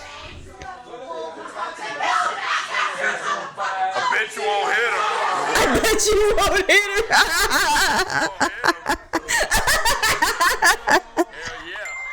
That's the fucking WhatsApp messages.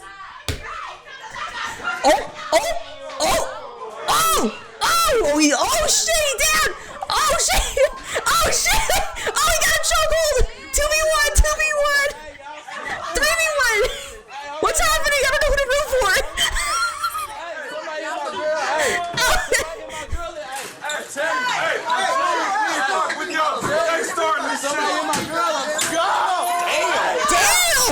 Damn, not the Cobra. Somebody lost their shoe. Is that a wallet? Pick it up. That's someone's shoe. Steal the shoe. I steal the shoe. And then I run outside in the parking lot and I run away.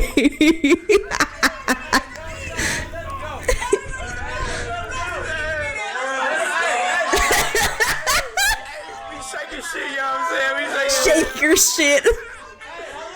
We in this thing, nigga. Rico Deuce, nigga.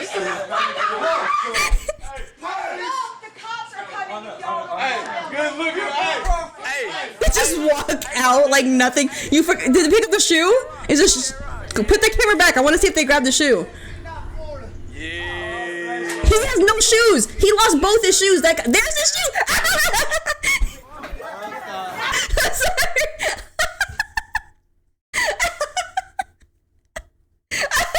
Whoa, this is a crazy first frame, by the way. Okay, this says fight at Waffle House in Richmond, Virginia, 2016.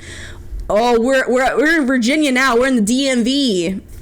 So I'm not gonna say where, but I live in the DMV. So this is close. This is close to where I live. You can post it in the YouTube and TikToks and Discord. If you guys want to send any videos for me to react, you can post it in Discord. Or you could. I made a post on Twitter and on Blue Sky. You can also post there too. I know that Enigmatic Voidling sends some videos for me to react to as well. The DMV. So DMV stands for DC, Maryland, Virginia.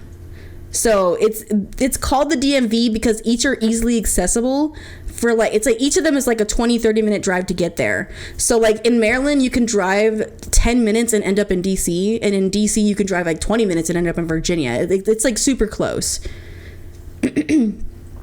Oh shit, dude in the hat got on Air Force. He's gonna crease him. Not the white ones too. Get out of here. Yes, I actually live in the DMV. I'm just not going to say where in the DMV, but I am a part of the DMV, so this is close to home. All right, let's see. This is already crazy. Let's analyze this video real quick. Let's analyze this frame. So this chick is on her back under the bench, her ass cheek literally almost popping out. I hope to God there's a censorship. I do not want to see cheeks right now. This girl's got her grabbed, it looks like. This girl here looks like she has this girl's hair and she's trying to get free. This girl's trying to help. I think these two are trying to help this girl. I'm trying to figure it out. It's not the Department of Motor Vehicles. That's the MVA. No, that's not the MVA. Each has their own Motor Vehicle Association. Yeah, and it's the MVA, Motor Vehicle Association. You're trying too much, Battie. Just watch. Oh, shit. Oh, shit. Oh, God.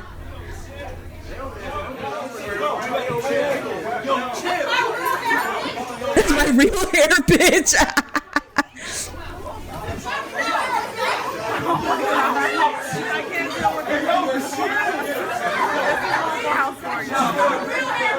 She's got her by the hair. Look at that shit. That weave is coming off. Yeah, this is my fight commentator debut. Oh, she threw all pieces of the... Did you guys see that? Hold on, we have to go back.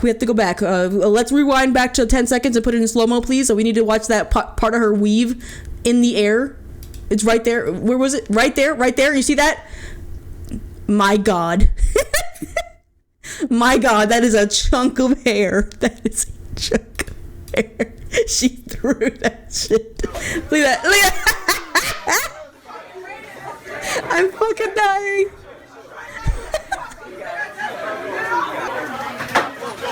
Oh. I gotta pause it if clothes starts getting ripped off and it's not censored.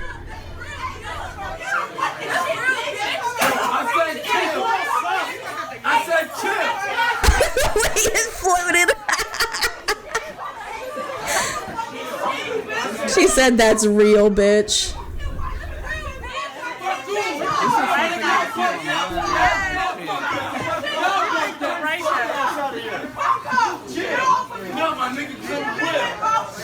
That girl on the bench just seems like she's out of it.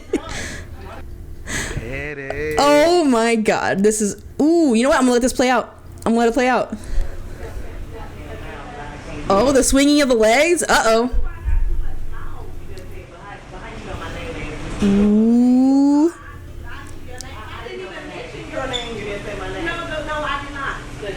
Get out of the fucking way. Thank you. Okay. Oh. That's what I'm talking about. Yeah.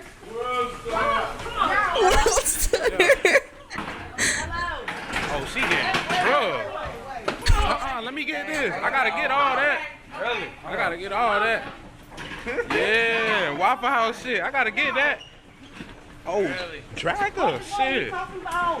Throw an uppercut, man. He said throw an uppercut. Okay.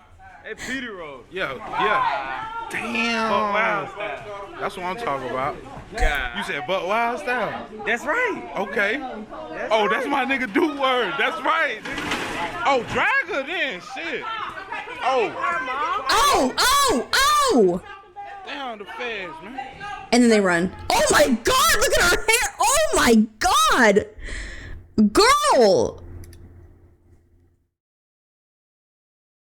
Ooh, that's not how it looked. That is not how it looked when that video first started. Hold on. What frame is this? This is 111. Let's go back. It was silk pressed. It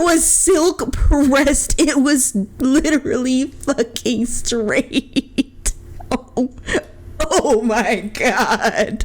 Oh my god. Oh. I just came in for some breakfast, man. God damn. That's that scoop shit. What's good, the streaming. Being Patty. What's good, bro? He said, "What's good?" Thanksgiving. Happy Thanksgiving. Damn, they got Patty. Damn, they got that. Yeah. Damn, they fucked her up. I'm not gonna lie. Shit real. I don't think she won that one, but then again, I think they 1v3'd her. Shit real. Pretty sure they 1v3'd her. I don't know if we count that one. The cook just taking a deep. Oh, this has to be Baltimore. That's a Ravens jacket right there. This has to be Baltimore, which is still part of the DMV, which is Maryland, because it's Baltimore, Maryland. So this has to be, because that's literally, I think that's an R for like the Ravens. We'll find out.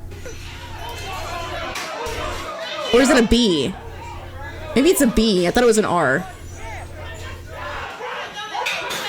Oh shit!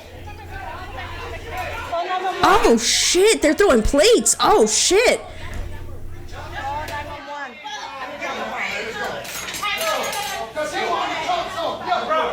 No, it's not a gang. It's a fucking American football team. Like, I just know on the top of my head a gang. Not the same thing.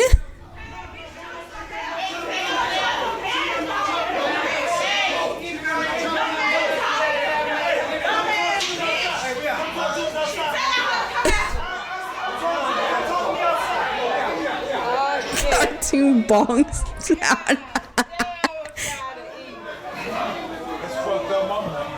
There's still a plate of food there that I feel like it's going to waste, and I probably would eat it as long as nobody touched it.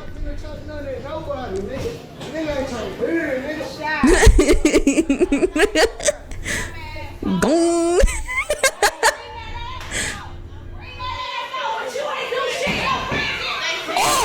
Oh, the worker's going. Oh, the worker's going. Oh. She said, bring that ass in here. The worker out there. Get out, cameraman, you're not doing your job. Get out there. Chop. You have one fucking job. We're missing the fight in the parking lot. What is this camera work? They said let him go.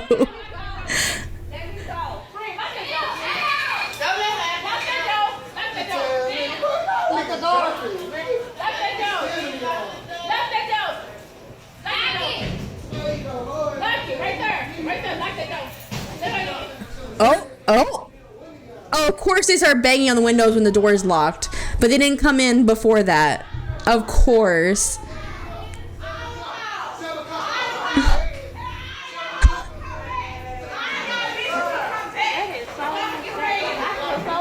Oh, she's going out. She's going for it. Oh, go, cameraman!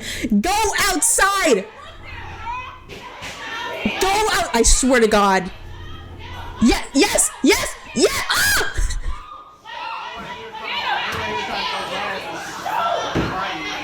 Why anybody calling 911? Okay, that's like a 5v1. Pussies! That's pussy behavior. Oh, it's staff on customer now.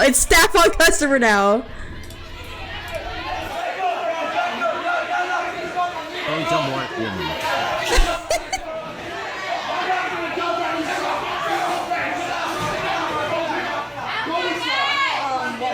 Oh, this is crazy.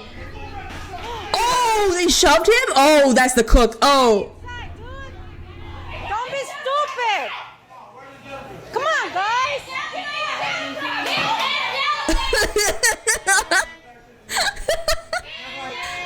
The flag on the fucking doors. This needs to be painted. Male and female. Yes. Tell them there's a gang. There's a gang? Really? Wow, lady. Wow. You think that just because there was a group of them, they're a gang? Girl, if you don't shut the fuck up. It's not a gang. I don't think it was just probably just a group of friends. I don't think it's a gang. She said, "Let me out."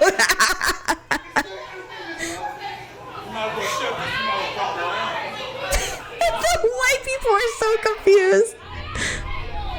No, I think she thinks that the customers that were in there were a gang because they were wearing jackets. Like how that guy was wearing a Baltimore Ravens jacket. I'm assuming that they think that it was like a gang. Like, I don't know. I don't get it. Wow.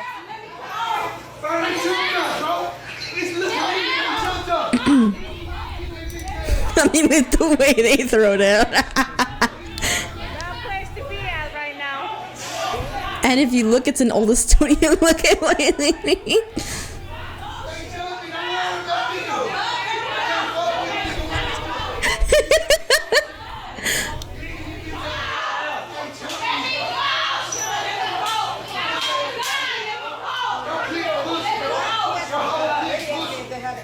That dude is my spirit animal. You're supposed to be calling 911. No, they said it was on their way there. They was calling back, but I couldn't answer. There's chairs right there too, and nobody threw it.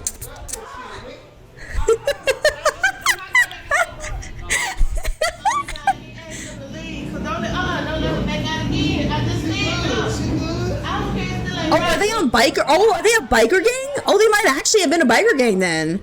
Oh, I didn't even think about that. Oh my God, they're on motorcycles. Oh my bad. It actually is a gang. My apologies. I stand corrected. It is actually a biker gang. Yeah, I think it's a biker gang. There's like a bunch of them. See, they all have like their bikes. Maybe it's a club. You're right. Maybe it's just a club. It could be a club. I could be wrong. I was about to say, my bad, my mistake. I'll give you my email. If you still, are you still typing? Don't be like the lady in the video. I thought it was. I'm not calling everything a gang. I thought that there are biker gangs. Aren't there? I know a couple people will be like, oh, you know, they're part of a biker gang. It's not a bad thing. I've heard good things. I have heard nothing but good things from biker gangs. Like, honestly. The police came too late. Ready to go? You're not gonna lose this, are you? Because I was for real. Yeah. Does it really connotate to bad? Huh. I never thought of it that way. I've heard of very nice biker gangs and people. I guess I'll just call them biker clubs.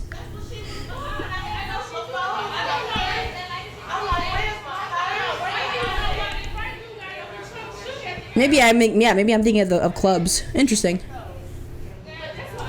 They broke plates. They threw stuff. I mean, you say gang is bad. I guess. When I hang out with my friends, you know, I used to be like, it's me and the gang's all here, you know, and I don't think we're bad. They threw stuff. They threw her phone. This is sad. Like, damn, what did they break there? What is that? A poster? Is my food ready to go? Got it. Yeah. Then I won't say that then. I didn't think it was a bad thing.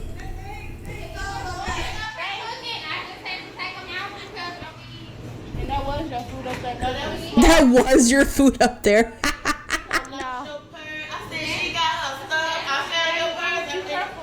She's got no fucking shoes. Where are her shoes? Where are these ladies? There's glass on the floor. Oh my God. Girl.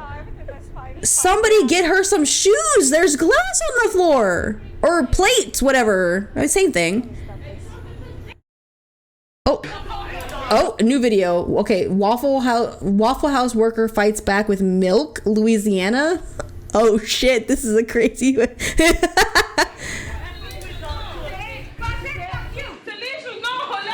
She said, Felicia, no!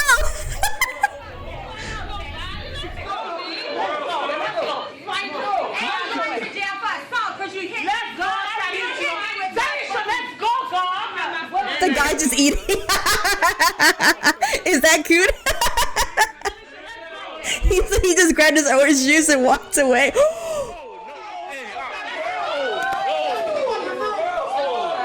No, the cameraman's not doing their job right now. Cameraman, come on, come on. Oh, come on. What? I missed it. Okay. Milk everywhere. God damn. And then the rest of it's all... Wait. Something... Let me see. You suck. You suck at your job. This is like a compilation that I found, but I feel like... Oh. How do I go back? Let me just hit enter on this again.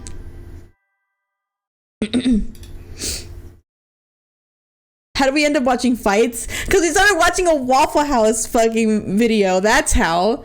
This is a 17... Okay, hold on. I gotta watch this one. Sorry, I'm addicted. I'm addicted to fights. Huh? The retract back to the other vid. Why? What? Why? What happened?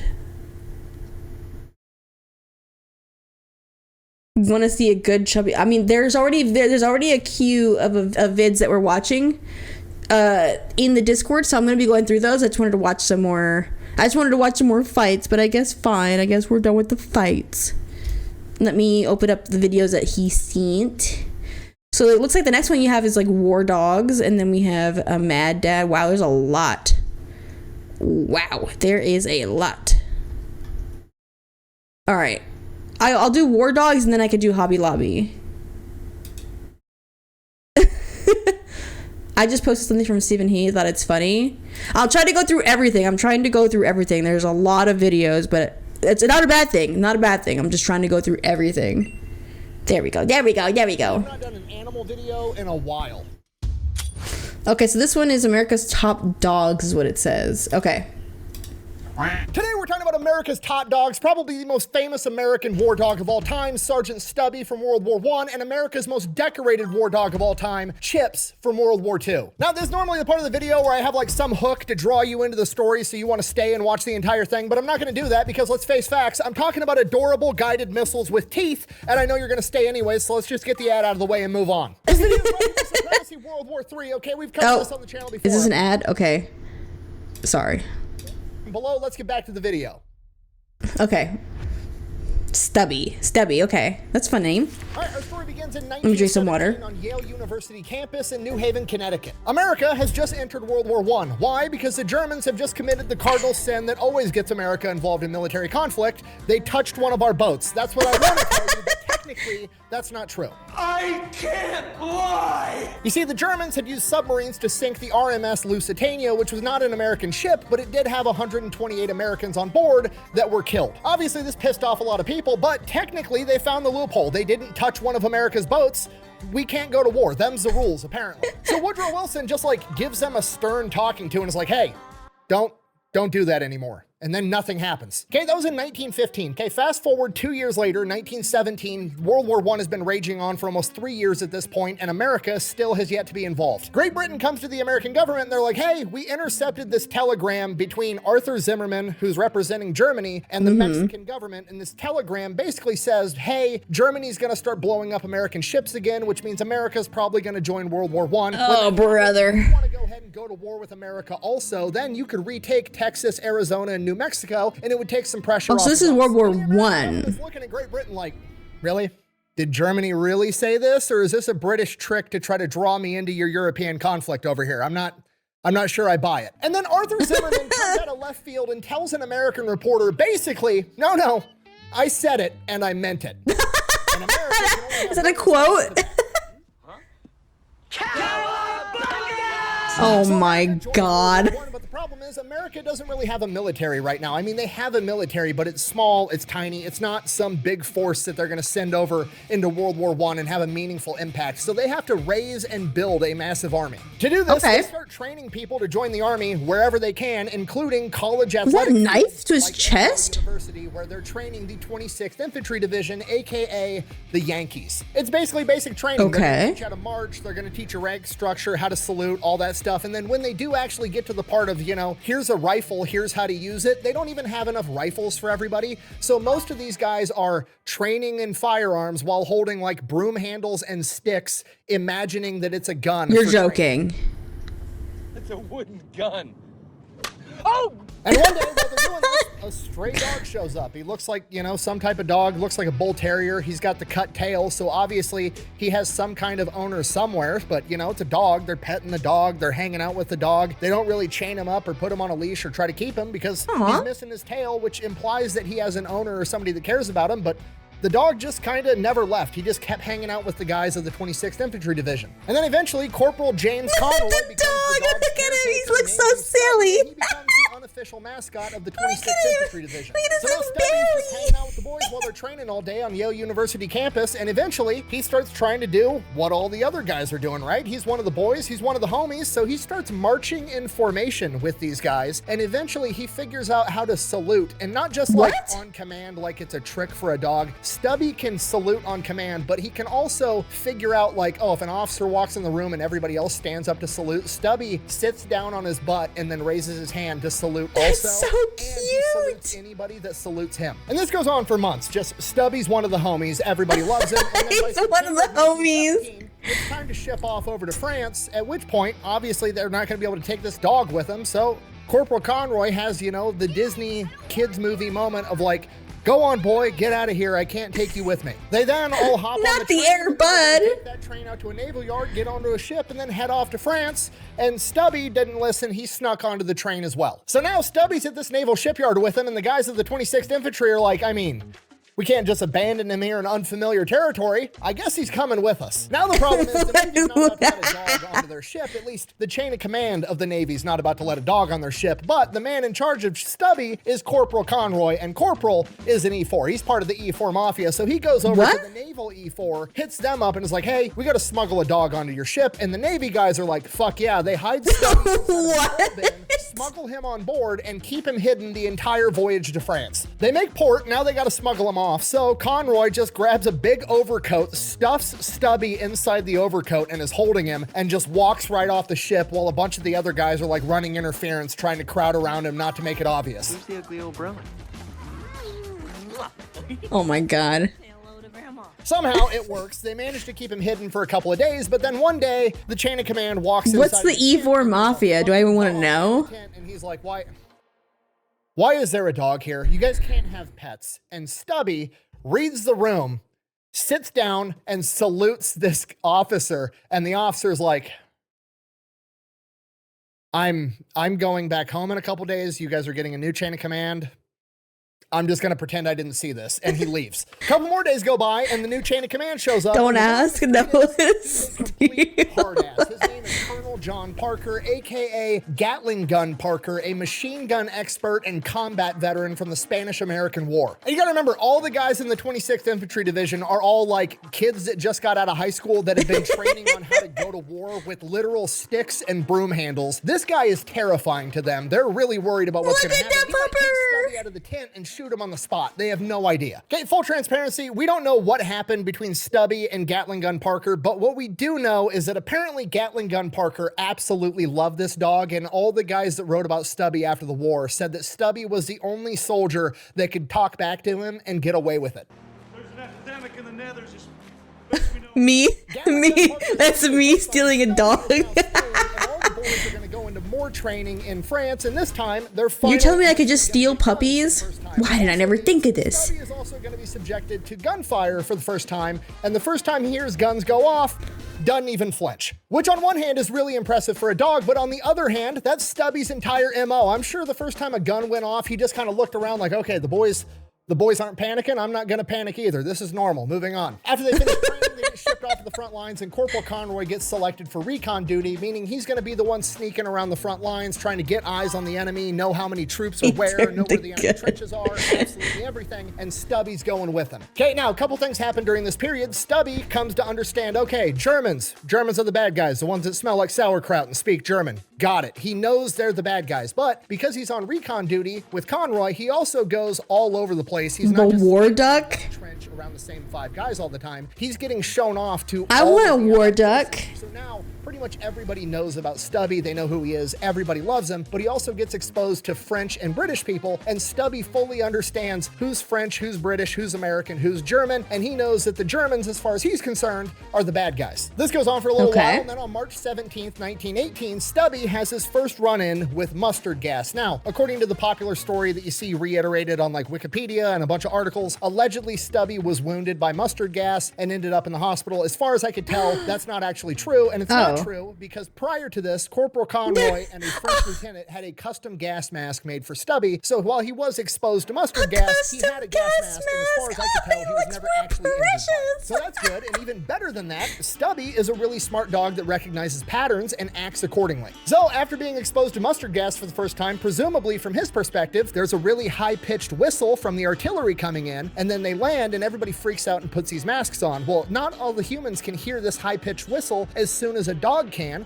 but Stubby can. So every time he smart whistle of incoming artillery, he starts barking like, what the fuck are you guys doing? We're supposed to be putting our masks on right now. And he ends up being the early warning system for his entire section of trench, so everybody knows to put their gas masks on, which I cannot stress to you enough is a humongous deal, because when you're dealing with toxic gas, breathing in one breath is you're done. Seconds actually matter. So even Stubby giving them a couple second lead time to be able to pull their mask out and get it on their face is huge and probably saved a ton of lives. But Stubby takes it a step further, right? You have all the dudes on the line up in the trench manning their positions. They all hear the alarm go off. They don their gas masks. But a lot of guys are still back in these underground bunkers where they're sleeping or eating or doing whatever when it's not their turn to man the trench. And because the poisonous gas is heavier than air, the gas can settle down into these bunkers, and if you're sleeping down there and you don't hear the alarm go off, you're probably gonna wake up dead. So every time there's a German gas Wait, you can't wake up dead, fool. That's redundant. And then once that was happening, Stubby would go and run into all the bunkers and make sure that all the soldiers inside the bunkers were also awake so they could don their gas masks. And there was multiple accounts of soldiers that had been woken up and saved by Stubby. Because of this, Stubby was never tied up and put on a leash or tried to be restricted in his movements. He was pretty much allowed to roam around the front lines and do whatever he wanted whenever he wasn't with Conroy. He was hanging out with random soldiers. He was keeping people company. Maybe he was saving lives, but he just kind of got to come and go as he pleased. And at some point or another, he got a habit of going AWOL. Stubby would just kind of up and disappear. Nobody knew where he was. He was absent without leave. He was off doing his own thing on his own little personal side quest. But nobody really cared because he always came back, and as Conroy later put it, he always showed back up clean and sober, so whatever. Clean and sober? Stubby didn't come back, and it was way longer than he'd ever been AWOL before, and eventually, after days, everybody just assumed that Stubby'd been killed. And a few more days go by and still no Stubby. And the entire regiment in that section of the trench is just, Stubby was everybody's dog, and everybody's acting like their dog died. Oh. Oh, and then a couple days after that, there's this French unit coming through their AO, and one of the 26th Infantry guys, not Conroy, just one of the random guys, but obviously well aware who Stubby is, sees that a French lieutenant has a dog that looks an awful lot like Stubby on a leash. So he grabs some of the boys and they go over to investigate, and sure enough, it's Stubby, at which point he politely informs the French guy, "That's my fucking dog." And the French guy says, "No, it isn't. It's my dog." Oh. Now, to be completely transparent, I've got a pretty good idea what happens next, but I can't state it as a fact. But according to the historical record, the French were then threatened with disciplinary actions if they didn't turn over the dog. You're gonna have to call the fucking United Nations to get a fucking binding resolution to keep me from fucking destroying you. I will fuck you up! So yeah, the French went ahead and surrendered Stubby over to the 26th Infantry Division, which is just, you know, foreshadowing for the next World War. So Stubby's back. He's going on recon missions with Conroy. He's hanging out with the boys on the front line. He's being the early warning system, and then they teach him how I'd do that too if someone stole my dog. Something minor, but it's actually a huge boost to morale because the rats or my cats. Everything absolutely miserable living inside of these trenches. You're in close quarters with all the guys. Everybody's getting sick. Everybody's cold. Everybody's man, it probably stinks too. Rats that are the size of house cats running around, and these rats are carrying lice and fleas, and the lice and fleas are just making everything about life miserable. Here comes Stubby to kill all the rats. From here, the oh my god, that was a mountain of rats. Going and moving to a different section of the trench where they're going to be relieving the 1st Infantry Division, and they're going to do it under the cover of night, not wanting the enemy to know about their troop movements, what units are where, so on and so on. So that's what they do. They do everything at night. They try to be sneaky. First morning they're there. The Germans have a big ass sign hung up that says, "Welcome 26th Infantry Division." Obviously the Germans know that they're there. Probably not a good thing, because the Germans probably assume that means Okay, wow. Everybody is just really sassy, huh? So they're going to launch a massive offensive, which is exactly what they do, and it becomes to be known as the Battle of Sedge Prey. During this battle, Stubby is doing exactly what Stubby does. He's alerting for incoming artillery. If he's not doing that, he's hanging out with wounded men, trying to improve morale. The accounts vary, but at some point during this battle, Stubby takes shrapnel in his chest and his leg, either from a German grenade or from artillery. He is then rushed to the rear to the aid station by his guys, and they try to give him to the doctor, and presumably the doctor's like, major battle going on, kind of busy, don't have time to deal with a fucking dog right now. Not realizing that, yeah, he sees a dog, but these guys don't see a dog, they see one of them. An altercation ensues, and ultimately, the doctor winds up taking care of the dog. Stubby winds up getting the shrapnel removed, his wounds cleaned, and spends a month recuperating, and then returns back to the plotting nothing. On July 18th, the Allied forces go on the offensive. It is no longer stand in the trench, wait for the enemy to bum rush you, and shoot him down with a machine gun. It is now, we're getting out of the trench, and we're advancing towards the enemy. The Germans are retreating, so they're trying to get back there, cut them off, capture as many Germans as possible, and the fighting is no longer in trenches, a lot of it's out in the open. And while the 26th Infantry guys are doing that, Stubby is right there by him. Had to stretch to my back. Can contribute. With the battle now out in the open, it's way more chaotic. If somebody gets wounded on the battlefield and can't move, it's hard to get them off the battlefield to get medical care. So Stubby goes out and he finds hydrate. Oh, thank you. And then takes off running, grabs the medics, and guides the medics back to wounded soldiers to get these guys off the battlefield. Seeing and presumably understanding that the also it's gonna be an ad break soon. I don't know why it's not notifying. Usually I have like my bot has like a reminder, like a ping, but I don't know. It's fucked up right now. But my ads are much shorter, so. Eventually, for the first time in his life, they actually had to put him on a leash while he did it, because apparently, remember, Stubby knows how to march. He learned how to march with the boys back at Yale University. If the Germans weren't marching well enough, he would fucking bite them. Which, what an unfortunate situation to be in, right? Like, you just got your ass kicked on the battlefield, you might be wounded, you just got captured by the enemy, now they're marching you along, and there's this dog being a drill sergeant that bites you if you don't march in cadence with all your other wounded buddies. Thank you, Kasumi. To a dog biting you is to like hit it and get it away. Stubby was EOD, dog, and grunt. Belongs to all the dudes with guns that seemingly. I don't know what EOD means, but I'm gonna nod and pretend like I know. You just gotta sit there and let the dog eat you. Anyways, he does that through the entire Allied offensive, and then eventually the 26th Infantry Division liberates a town called Chateau Thierry. While at Chateau Thierry, I would assume it's everybody's celebrating, they're drinking, they're partying, they're having a good time. You guys say these phrases, and I don't know what they mean. The Germans are gone, we're free again, hooray! And then the Germans decided to launch a gas attack, but Stubby was there to alert everybody and saved a ton of people in this town. And because of that, the women of Chateau Thierry made Stubby a jacket to thank him. Oh that is the jacket that you see him wearing in almost every picture. From here, Stubby and the 26th Infantry Division partake in the St. Michael offensive, and then they are in the Battle of the Meuse-Argonne, the last big battle of World War I. On September 26, 1918, the very first day of the Battle of the Meuse-Argonne, Stubby is going about his normal duties, doing Stubby stuff, when he notices a German.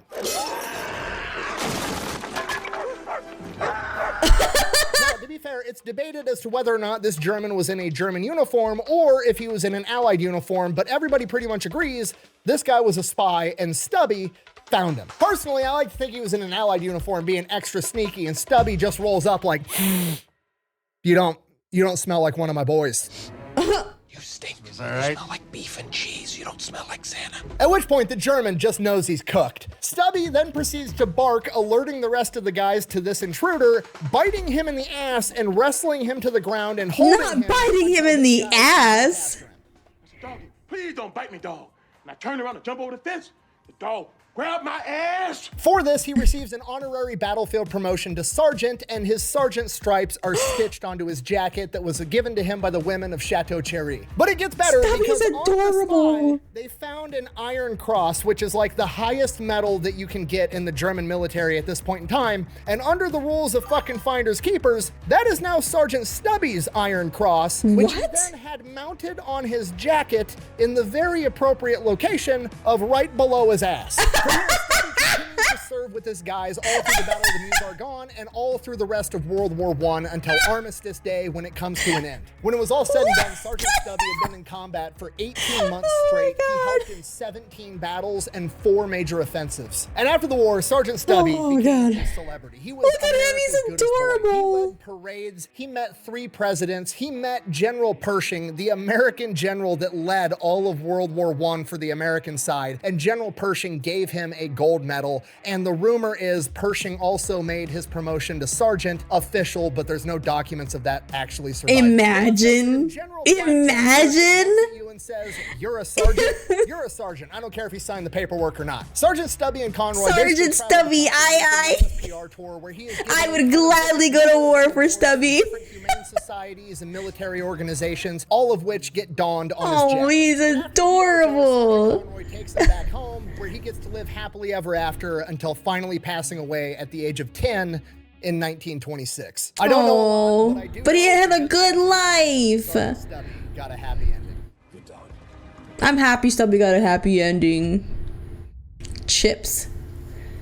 And now for my personal favorite, Chips. They look adorable. The American government had learned its lesson. Dogs are pretty fucking handy to have around and to give to the grunts, and they can do all kinds of stuff. So in World War II, they had a war dog program. No way. Came out and just asked the civilian population for help. They're like, hey, we need dogs to go to war with. If you've got a good working dog that's like 1 or 2 years old, bring him in, get him checked out, and if he qualifies, you can donate him to the war effort. And one of the dogs that was volunteered for service was Chips, a collie husky German Shepherd mix. And he came from Wait, pausing real quick. So I had a dog a couple years back, and his name was Fenrir, by the way. I have pictures of him. I'll see if I can find pictures of him, because sadly he's passed away. It was a couple years ago he passed away. R.I.P. Fenrir.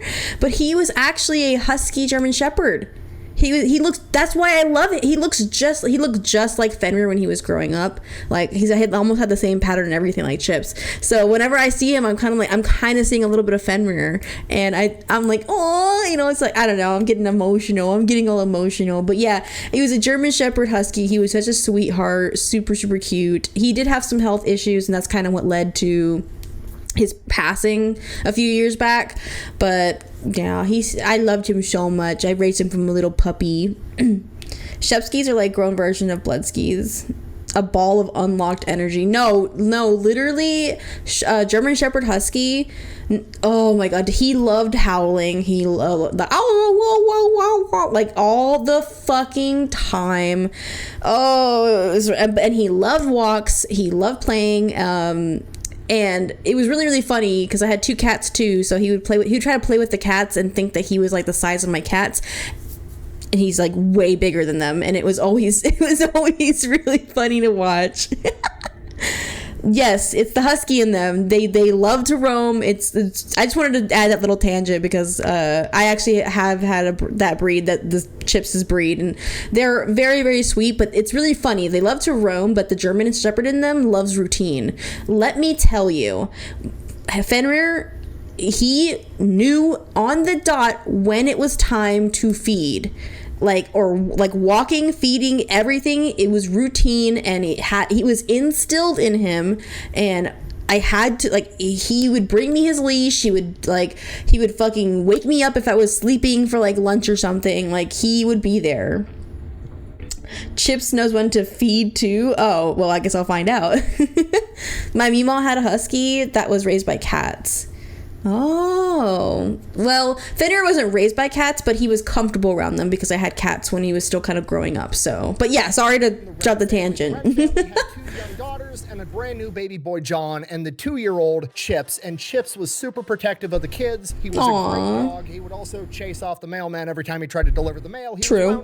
Tight, but he was a puppy. He was everything the United States military was looking for. So the Ren family, rat control. Yeah, it makes sense. Rengar would love that.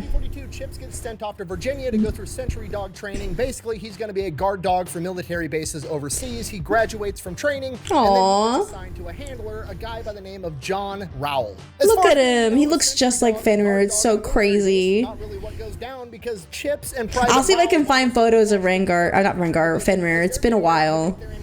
landing into North Africa for Operation Torch. Yeah, Chips' first day on the job is to make an amphibious landing into combat in North Africa, literally the spearhead of the entire Allied forces. They make the amphibious landing, goes as good as it can. Obviously, the bullets and the explosions scare the shit out of him at first, but he gets used to it. They advance 300 yards inland, and then Private Rowell, Chips, and the rest of their platoon gets pinned down by an enemy machine gun nest with 2 machine guns in it. It is at this moment that Chips decides that he's going to do some gangster shit. He rips the leash out of Private Rowell's hands and runs straight towards the machine gun nest. Ready, guys? Leroy J. Chips Jenkins. That's basically what he said. Jumps into the enemy machine gun nest, and then within a couple of seconds, all of the machine gunning towards the men stops. So the men start advancing, and as they're advancing, they hear gunshots and screaming going off inside the machine gun nest, and then everything gets quiet, and everybody's like, shit, Chips just got killed. Call an ambulance! Call an ambulance! But not for me. A couple seconds after that, the screaming resumes as they see Chips dragging an Italian machine gunner out by his neck. Private Rowell calls Chips off before he kills this guy, and then 3 more soldiers walk out with their hands up and surrender. From here, they take the enemy soldiers prisoner, then they go inside the machine gun nest to see what went down, and both machine guns are ripped off of their mounts. And Chips has burns on his face and mouth. Chips had went in there, fought 4 grown men, and ripped both the machine guns off their mounts so that the men could advance and get him. Despite holy shit, the fight all day long, and later that evening on the very same day, 10 Italian soldiers are planning on launching an ambush on his platoon, but Chips manages to spot him, alert his men, and they get captured and taken as prisoners as well. And that's just Jesus, how do you fuck up that bad? I mean, good thing, because I love Chips, but like, damn. Countries, there's a little bit of a lull in the battle, at which point the platoon leader for Chips's platoon nominates him for the Distinguished Service Cross, the 2nd highest medal in the United States military, second only to the Medal of Honor. This gets kicked up to Major General deserved. He's like, all right, I don't know if I can give a dog the Distinguished Service Cross. We're going to give him a Silver Star, and he approves it, and Chips is awarded a Silver Star. Not an honorary Silver Star, not a special award for dogs. Chips the dog is given a legitimate Silver Star. At which point, apparently General Eisenhower, you know, like the Allied Supreme Commander, the most important general for the Americans in World War II, wants to meet the only dog in American history that has a Silver Star, so he goes to meet Chips. And apparently nobody told Eisenhower that you're not supposed to try to pet sentry dogs because they're instructed to bite anybody that isn't their handler that tries to touch them. He nips Eisenhower on the hand. Luckily, Eisenhower's cool about it, and actually to this day at the Eisenhower Presidential Library, you can go there and schedule a time for your kids to take a 50-minute class on military working dogs that highlights Chips, and there's even a coloring page. No way, that's so cool. That time that he bit the future president on the hand. What are you drawing? It's just a goodbye card, that's all. It's sweet. After that, the United States military is getting ready for the Casablanca conference, where FDR, Winston Churchill, Eisenhower, all the bigwigs are going to meet in Casablanca. They're going to have a meeting, figure out how the Casablanca? I thought that was a movie. They're going to want their best guys and their best dogs on the job, and there's only one dog in American history that's got a fucking Silver Star. So Chips goes to Casablanca to guard the president. I didn't know it was a place. I'm not gonna lie. I guess I'm just big dum-dum. They get shipped off to Sicily, and while they're on the ship, they are on the ship with 4 other war dogs. 2 of them are boys, and one of them's a girl named Minnow. Okay, you gotta remember, Chips. Minnow! But more importantly, he's a grunt. This dog is an infantryman that has been reincarnated into a canine, I'm absolutely positive. He's looking around like, I mean, we're not fighting, and I can't open a beer. There's only one thing left to do. You'll find what? So yeah, Minnow gets pregnant, has 9 puppies, 5 of which become Punta Gorda. The other 4 follow in their parents' paw prints and become military working dogs. And Chips officially becomes the reason that, at least for a period of time, all female working dogs have to be spayed before getting deployed. So Minnow gets to take the rest of the war off. I didn't know punta meant bitch. Puta means bitch. Punta means something else. Punta, I'm pretty sure, means point. Awarded his Silver Star in the field, and all of the guys in his platoon. At least in my Spanish dialect, it means point. For a Purple Heart too, because he got or period. Burns on his mouth from those machine like guns, period. It's like fat period. For a Purple Heart. So the paperwork gets sent in, and some paper pusher. Like you end your sentence with a punta. So butthurt at the notion that they wanted to give a dog a Purple Heart, he decides he's not just gonna deny it. He's also gonna write a letter. Oh my God, she's gonna have a bitch fit. Oh, better yet. Hold on, let me pause. Let me fact check that. Because I'm pretty sure, for me in Spanish, puta is bitch, punta is point or period. Hold on. Punta define? I don't know. In Spanish? Tip or point? So basically it's fat point.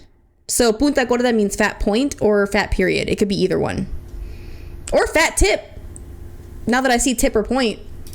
La punta de un lápiz, la punta del dedo, la punta de la lengua. Not puta, punta. There's an N. I think punta is tip. I always think of it as point. Like point, but I think tip or point is, it's both tip or point or end or corner. So, I mean, fat tip is pretty funny. We'll just say it's fat tip because that sounds funny. Write a letter. So he writes. Yeah, it's still funny. And the Department of War, and basically throws a bitch fit that they gave this dog a Silver Star, and now they want to give him a Purple Heart, and then leads a campaign to have Chips' Silver Star revoked. And unfortunately, he is successful. Chips is denied a Purple Heart, has his Silver Star revoked, and I think we'd all agree that this analyst from the award committee needs to find something better to do with his fucking time. I mean, seriously, if you want to be a Karen about everything, go be a president at your local HOA. Why would you take time out of your day during World War II when you're in charge of giving out how do you say straw? Espia? I think it's like espia or something like that. I can't remember. My Spanish is bad. I don't know how to say straw. Pila, I think, or something. Pila or espila, something like that. I could be wrong. I'm bad. My Spanish is very broken.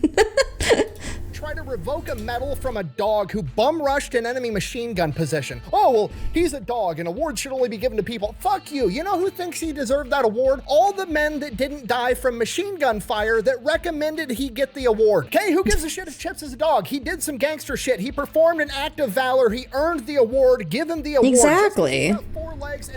Who's mad that a dog got a Silver Star? Like, that's so weird. That's weird. Yeah, I understand. It's probably very emasculating to have to go home after a long day of pushing papers around in the basement of the Pentagon and explain to your wife and her boyfriend that there's a dog over in Sicily that's got bigger balls than you. Popote?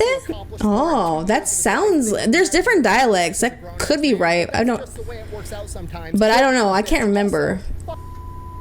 Ooh. I'm calm. Okay, so Chips winds up fighting in frontline combat up until December of 1943. By January of 1944... I heard the rant. I can do two things. Sent on prison guard duty. While there, he gets the nickname the one-man guard company because apparently he could keep 60 dudes in check all by himself. And Chips performs that duty till the end of World War II, and before getting shipped back home to America, his platoon gives I did not miss the rant. I heard it. I was laughing at it. Battle stars for the 8 campaigns. Internally, I was just answering your question. I was just answering what you said. More training to help him readapt to civilian life, and then he is put on a train and shipped back to New York to the Wren family. The Wren family meets the military escort at the train depot to pick up Chips, and little Johnny, who was only a baby when Chips was sent off to war, is now 4 years old. And can you imagine the excitement of a 4-year-old boy who has been told his entire life, you have a dog, buddy, but he's off at war fighting the bad guys right now. Dude, that's crazy. And you meet him. I think I actually found a picture of it right here. Aww. So little Johnny, at least at this moment, is probably... That is a good ending. I like happy endings. Chips, they got all of his discharge paperwork, and with that paperwork was a letter from Chips's last handler while he was in the military, and it reads as follows, and I quote, "We had quite a few nights on the same cot or bed or whatever we could get. He's the best friend I've ever had. No one in the world has a better dog than you." Also worth noting, his discharge paperwork, like his official discharge paperwork, refers to him as Mr. Chips, which I think is hilarious. That's hilarious. The Pentagon took one look at this dog's service record and put some respect on his name, and I appreciate it. Also, I know it's probably not true, but I like to think they gave him a full rundown of everything Chips did while he was in the military. Mr. Wren's sitting there like, okay, buddy, let's see what you've been up to. Okay, day 1, dragged a grown man out of a a machine gun position by his neck, forcing him to surrender. Oh, okay. Forced 3 more guys to surrender, suffered burns to his mouth after dismounting a machine gun by himself. Holy crap, this dog is awesome. Then proceeded to capture 10 more guys on the same day. Holy shit, honey, our dog is a superhero. For this, he was awarded the Silver That's what I would say. Silver Star revoked. Then he was the guard dog for FDR. Then he bit General Eisenhower on the hand. What the fuck is happening right now? What did you do? Then on a boat to Sicily, he fathered 9 children and is formally the reason that all female working dogs have to get neutered. I don't... Sweetheart, Chips might be the man of the house now. I'm gonna go mow the lawn. Ren family goes back home. Chips is home now. The family's reunited, and Chips is the best dog ever. And then literally adorable. Can you imagine? War hero dog decides to dress up in a little army uniform with a little belt and a little toy revolver and a hat, and he's strutting around town. And one of the neighbor kids comes running out of his house with a cap gun, pointing it at little Johnny right in front of Chips, pulling the trigger. And Chips sprints at this kid and rips the gun out of his hand. Doesn't hurt the kid at all. Just takes the gun away, scares the living shit out of this kid. He takes off crying, runs home to mom. The mom That's gets what I was gonna ask. Chips is a dangerous animal, but there was never any other sign of aggression that Chips showed towards anybody, and all he did was take the gun away. The Okay, kid I'm happy. On another occasion, later that summer, the family goes out to the beach. Obviously, they're bringing Chips with. He's part of the family, and little Johnny gets swept up in the current and pulled out farther than he's comfortable. Nobody riptide. noticed except for Chips, and Chips went out there, dragged him back onto the beach by his swim trunks, saving Johnny. And Chips and the Wren family got to live happily ever after. Aww. Unfortunately, ever after didn't last long enough. 7 months after being reunited with the Wren family, Chips would pass away from kidney failure and be privately buried by the family. And that is the story of America's top dogs. Chips, the most decorated war dog in American history, and Sergeant Stubby, probably the most famous war dog in American history. Thank you for watching. Best way to support the That is so cute. I'm happy that had a happy ending. I know, I'm sad it wasn't long. I know it's natural causes, which is why I'm happy. Like, it's, I mean, nothing you can do. But I kind of wish that Johnny had more time with Chips, you know? I feel like he didn't, get to spend a lot of time with his new dog. He only had him for like 7 months, right? That part makes me a little sad. That part makes me a little, I mean, it's not their fault. It's no one's fault. You know, natural causes. He had kidney issues. I get it. It happens. But he did get to experience the world bestest boy for, like, you know, that time, the short time that he had him. Oh, poor Chips. No. Okay. So I said I was going to watch the War Dog one, and then I was going to watch the Hobby Lobby one that you suggested, Clover, but I don't think you posted it anywhere. So I think I'll have to, like, just look it up. Hobby Lobby, and then I'll just do his name. Okay. Is this artifact? Whoa, shit. Okay. All right, here's the deal. My wife dragged me into a Hobby Lobby. All right, let me full screen it real quick. Okay, we're good. Okay, starting. I mean, I was in that store for all of about 30 seconds before I knew they were up to also, first of all, so I've been to a Hobby Lobby before, and I remember I really didn't, I don't like it because so just to give like a little preface, I do kind of know of Hobby Lobby, and I want to kind of give like my opinions on the Hobby Lobby before I start the video. I don't know what it's going to be about, but I wanted to just kind of give my opinion. So growing up, I was always very creative, and like I always had like I always had a thing for like DIY, like making stuff myself, or like crafting in general, basically. So I was a big fan of like Michaels and stuff like that, because like you could go to Michaels and you can get a lot of like stuff like Michaels, Joann's Fabrics, you know, and then of course Hobby Lobby, because Hobby Lobby would sell some stuff. But every time I went to Hobby Lobby, I preferred going to Michaels over Hobby Lobby if I had the choice. Like if Michaels was closer than the Hobby Lobby, I would go to the Michaels instead. But if Hobby Lobby was close, then I would just go to Hobby Lobby, but I really didn't like it. It felt very religious, like shoved down your throat religious, basically, and it was the employees were always like really weird too. Like they always treated me like a little weird, and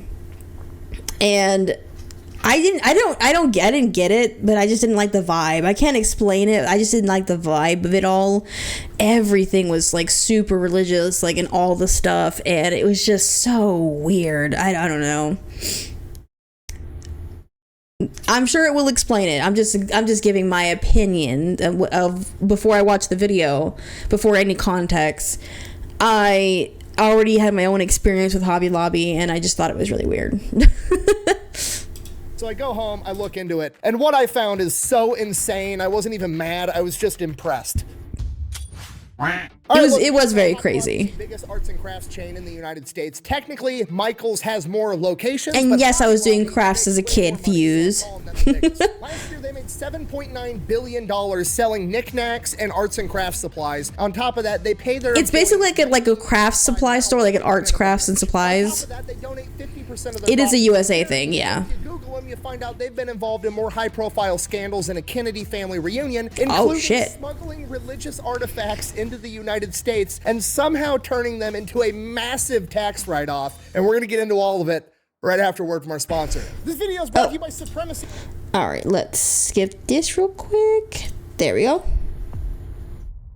Damn, my timing was great on that. Take this from the top. Let me set the scene for you so we can go on this voyage together. Wife drags me to a place called Hobby Lobby. It's in what appears to be an abandoned Kmart. We take 2 steps inside the door. In my head, I'm thinking, okay, this is clearly the knick-knack / gift shop area of the store. They've done what a lot of other places do. Clover, I haven't even finished watching the video. Gift shop knick-knack area right by the doors so they can upsell you on the way in and the way out. That makes sense to me. Never really seen it in a department store, so that's kind of unique, but whatever. So we continue walking through the store, and I'm thinking to myself, holy shit, this knick-knack gift shop area is enormous. And then we keep walking. And we keep walking, and the knickknacks just never fucking end. They're everywhere. And then it dawns on me, the entire abandoned Kmart I'm inside of is one giant gift shop. At this point, the logical side of my brain is like, there's absolutely no way. So I start picking up the pace. I walk every aisle. I walk the entire store, progressively going into more and more of an existential crisis, because there's absolutely no way that an abandoned Kmart full of knickknacks is a profitable business. But that's it. It's the whole thing. It's nothing but knickknacks. So I just stop in the middle of an aisle. I pull out my phone. I Google, how much money does Hobby Lobby make annually? $7.9 billion last year. Jesus Christ. There's no fucking way. I don't believe you. I've walked. Yeah, Michaels would say that. And arts and craft supplies. That's it. The entire store There's is no way. An elderly woman throwing the world's biggest garage sale inside of an abandoned Kmart, and somehow they're making a shit ton of money. At this point, I'm thinking like, okay, they're selling drugs out the back door or something. There's no way to logically explain this. So I get back together with my wife. She's got all the knickknacks and shit that she's buying. We go into checkout, and I'm standing in this checkout longer than I'm standing at the DMV. There's like 3 people in front of me. It takes fucking forever to get through this checkout line. So I asked my wife, what is taking so long? I don't understand. She's like, oh, Hobby Lobby always takes forever to check out at because they don't use barcodes. They have to type everything in by hand. 9. Oh God, that's right. I forgot. And then there's never anyone at the counter too. At this point, I'm having a full-blown panic attack because I know that barcodes came out in the late 1940s because they were inspired by Morse code, and some dude that worked on the Manhattan Project invented them right after World War II. And now it's 2025 and we're not using them inside of the store. There's no fucking way. I am 99% sure I died in a car wreck on the way to Hobby Lobby, and now I'm stuck in knick-knack purgatory. Okay, then I take a deep breath and I'm like, okay, I think I'm alive. Okay, there's got to be an explanation for this. And I'm like, oh, obviously. They're selling drugs out of the back, so it makes sense that they want to make checking out at this store as difficult as possible because they don't actually want to sell any of the fucking knickknacks because that's not how they make money. They make money off selling all the nose torque out of the back, right? So they're not going to want to sell the knickknacks, so that's why they make it as difficult as possible. Okay, it's got to be what's going on. So I finally get to checkout. Very nice elderly woman there being my cashier. She's very polite. She's very friendly. I start full on interrogating this woman. I'm polite about it, but I'm like, yeah, do you like working here? And she's like, actually, I love working here. I've been here for fucking like 20 years. I'm like, okay, all right. I'm like, well, what do you like about it? And she's like, well, they pay us a lot of money for how hard the job is. So I like it. We get good benefits. The company donates 50% of its profit to charity. And I'm like, okay, well, they're not selling drugs here. That's weird. And I'm like, do you mind me asking, like, how much do they pay you guys? And she's like, well, I've been here for 20 years. I make more than a lot of people here, but our starting salary is $19.25 an hour is our minimum wage here. What the fuck out of here. serious too. Okay, now I'm completely flabbergasted. I'm now absolutely positive that I did what buy the a car fuck? right here. Starting? I am in fact stuck in purgatory. And she finishes checking out. I pay for my stuff, and I was like, "Am I allowed to leave?" And she's like, "Yeah." And I was like, "If I walk out that door right now, it's not just going to turn into me walking back in, is it?" And she just looks at me like I'm crazy because I fucking am at this point. And she's like, "No." And then I walk out, I get in my car, and I fucking go home. It's truly an experience, honestly. Dude, the online stuff is even more crazy. Like, believe it or not, the Hobby Lobby online stuff is even crazier. And apparently that business went pretty well because by 1972, he opened up a 300 square foot arts and crafts store in Oklahoma City. And then 2 years later, he opens up another one. Of course they started it in Oklahoma City. Why am I not surprised it started in Oklahoma? All over the United States of America. How is that even possible? Well, in Oklahoma in the 1970s, when he was getting started, there was a humongous oil boom, and that's where like the oil industry is primarily located, is Oklahoma and Texas. Of course. Everybody that was living in that area had a bunch of excess money, so all the housewives and stuff were going and buying a bunch of arts and crafts and a bunch of fucking knickknacks, and it just made his business explode with the oil boom. And now, hindsight in 2020, when I'm not actively surrounded by all the knickknacks and arts and crafts, you're able to step back and actually analyze it, and the business model does really work because they're knickknacks, they're arts and crafts. They never go bad, right? It's true. It's not like a perishable item at a grocery store that like, I need to sell this by this time frame. Like, no, if I don't sell all the Christmas stuff this year, I'm just going to throw it in a box in the back and I'll pull it back out It's next so Christmas. true. So he really doesn't have anything going bad. He has no overhead as far as I'm going to lose this if I can't sell it right away. On top of that, I was correct. It was an abandoned Kmart. They literally go and seek out abandoned department stores to put Hobby Lobbies inside of to cut costs and overhead. That makes sense. Spirit's competitor.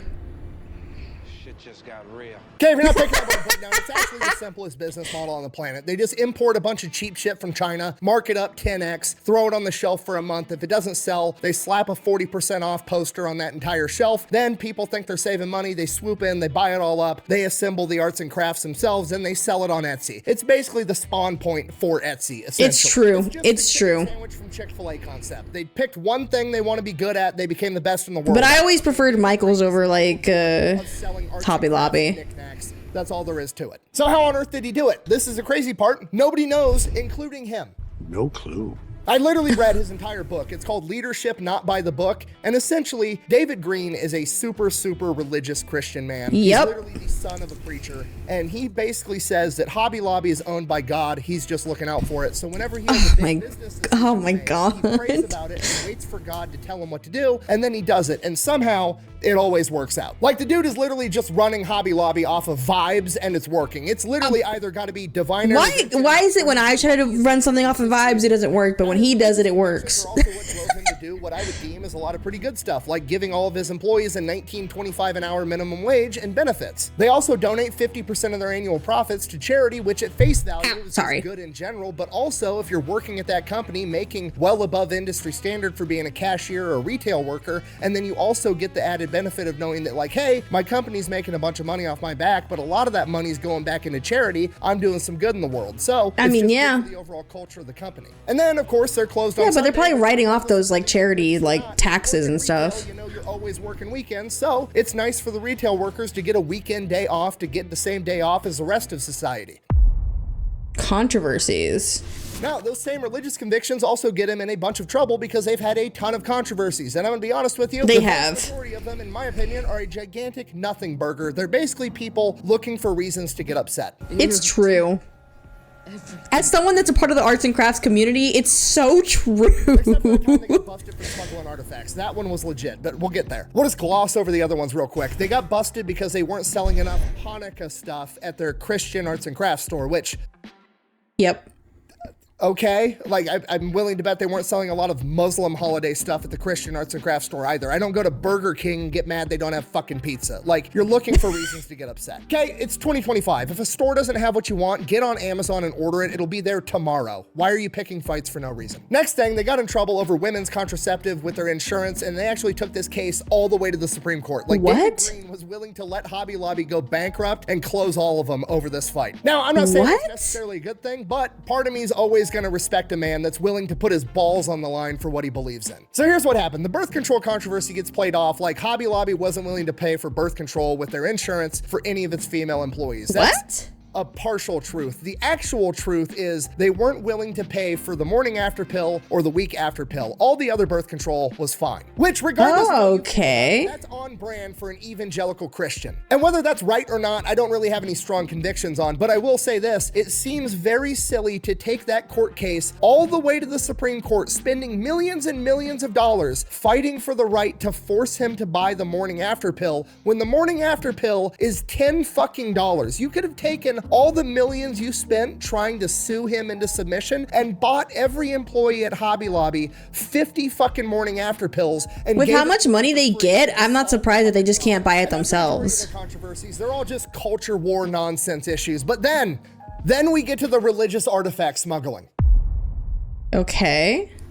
All right, so before we get into this, I got to give you guys some background on like tax law and tax code, just so we're all on the same page. Some of this is going to be a review for a lot of you guys, but some of this everybody pay attention. Exceptions that people have. Okay, so first thing we have to understand is what is a tax write-off, because a lot of people think they understand it, they actually don't. It's when you buy something for your business and the government pays you back for it. Oh, and who pays for it?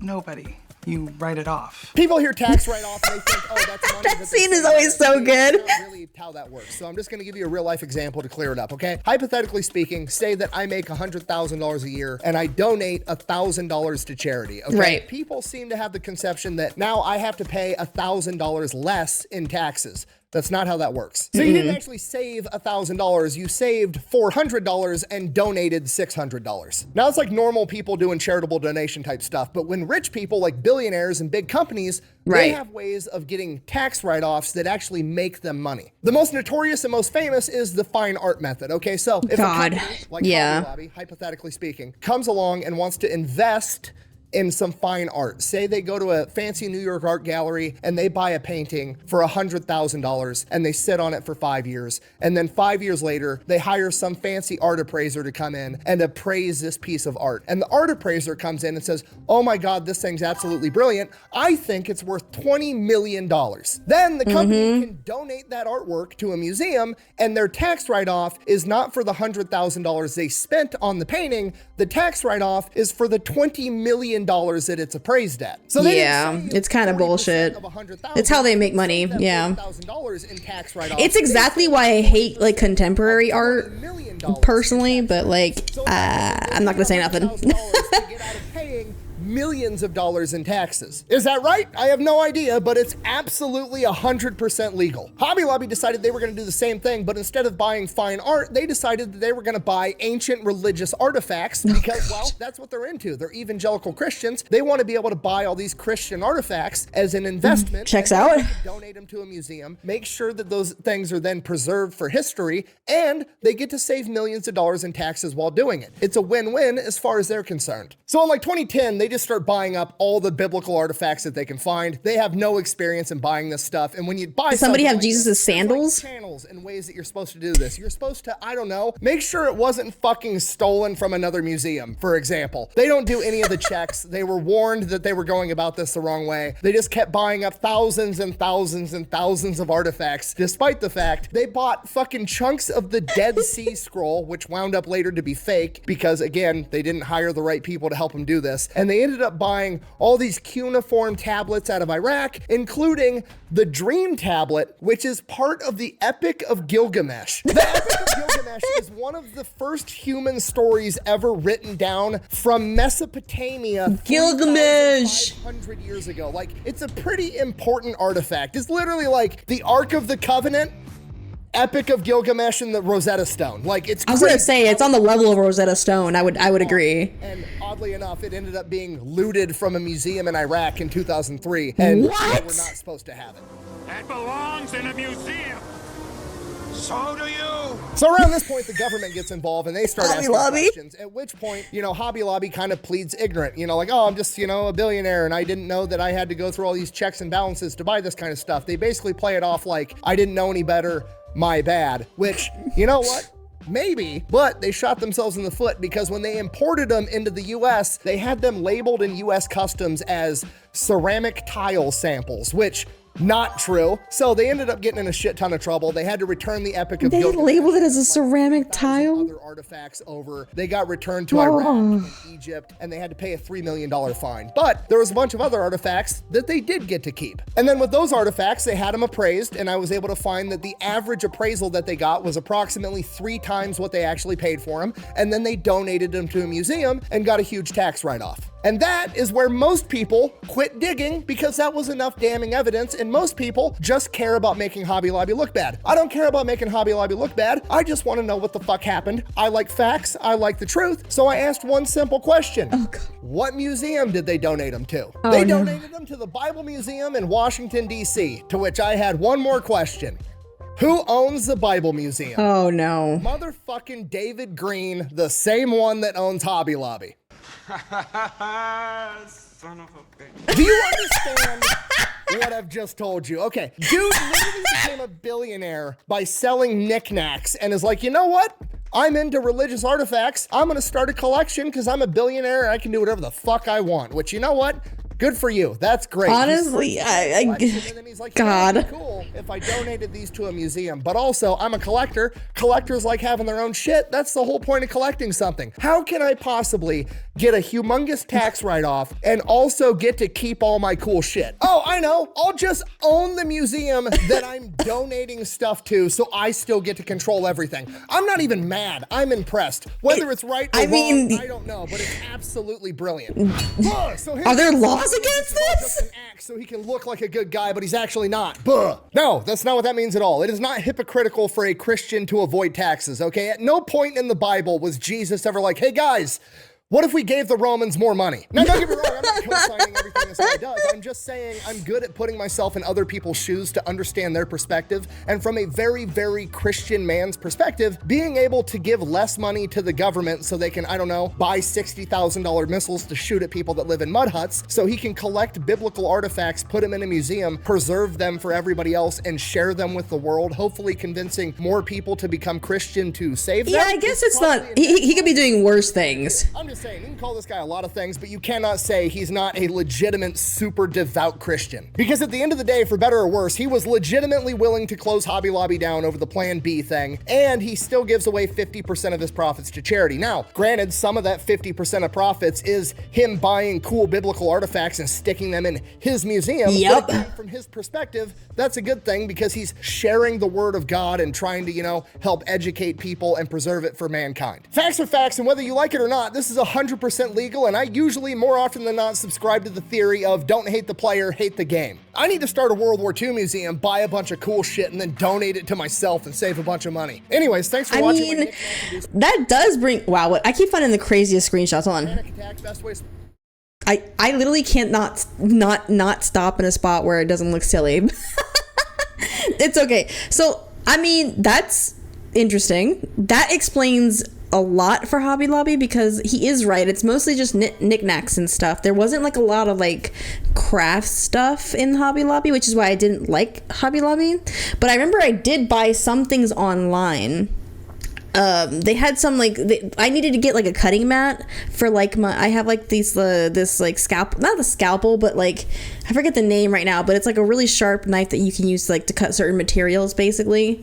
Can someone explain in a nutshell what that was all about? Okay, so basically this company got X-Acto. Thank you, Clover. X-Acto knife. That's what I needed to get a mat for the X-Acto knife. Then Hobby Lobby sold one for cheap, so I bought one of theirs online. So basically, Hobby Lobby is an arts and crafts store, but they mostly sell like kind of like knickknacks and stuff, and like a religious kind. It's very religious. Like they sell a lot of religious like knickknacks and like decorations and things like that. And it exists because this dude buys religious artifacts and then he donates them to himself because he's the owner of his own museum, Bible museum, and he writes them off for a profit in America. So basically he's becoming a billionaire or millionaire, not billionaire, but like a millionaire. Was it a billion or a million? I can't remember, but he becomes like he's rich because he's using Hobby Lobby as a way to buy religious artifacts, and then he profits off those as a tax write-off essentially by using his owned museum, which is not illegal. If you don't live in the United States, it can be a little tricky to understand why we would think, because every country has, I feel like, its own rules, right? Like they have like their own laws and rules and like what's acceptable, what's not acceptable. I don't even know if tax write-offs are a thing in other countries. Like I think you live in the Netherlands, right, Fuse? Do you guys even have tax write-offs there? Do you guys have taxes like that? I don't know. Everybody's different, so I figured I'd ask. Well, I would say criminal he'd have to be doing a crime, and technically he's not really doing a crime because he's donating those artifacts to a museum. Only in the smuggling part. Exactly. He's only a criminal in the smuggling part, but afterwards it's all legal from there, basically. That's like it's kind of gray. It's kind of like, which is, you know, how most of the world is. Not everything is black and white. It's like very gray. We have taxes for everything. Oh, well, Hobby just sits all day and does it all by telephone. Oh my god. Okay. Now I guess we can watch the. So somebody in Blue Sky posted. Let me see if anybody on Twitter posted anything.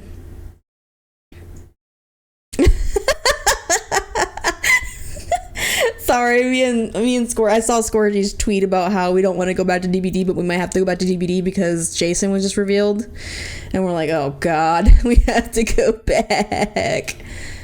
Let me close this. Okay, so Enigmatic Voidling shared some Chaotic Good Barbarian video or something, or like some shorts. I don't know. I'm gonna click on some of these videos. Oh shit. I have a key. Hold on. Let me put this over here. I don't know. He sent me like a bunch of stuff on Blue Sky, so I'm gonna try to watch that. Hey, hold on. Where? Save your wife. No, I'm not cool. There you go, baby. It's a fairy tale. I know. You're welcome. That's me. I do what I can. Such a good man. Did you make the jump? Tina?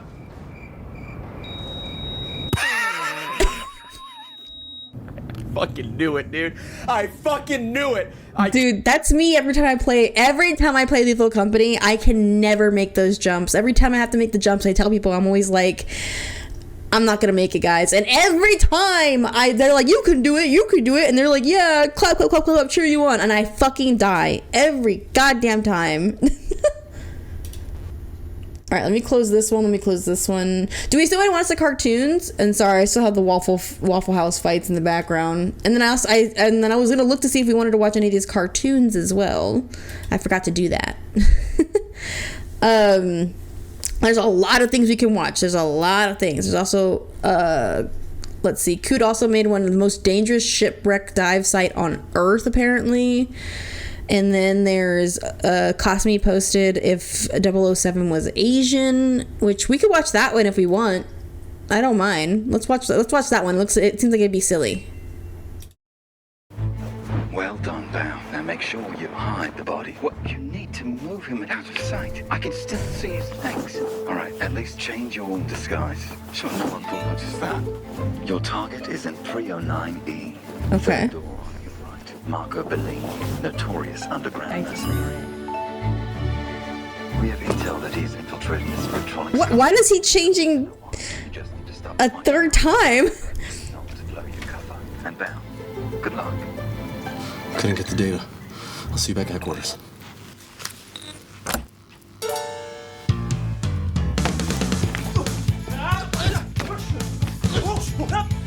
Okay.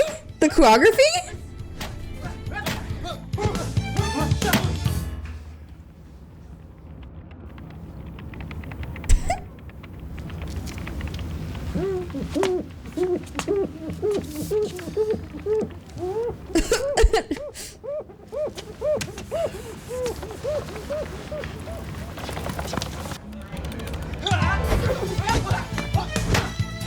Damn, okay, the stunts are great.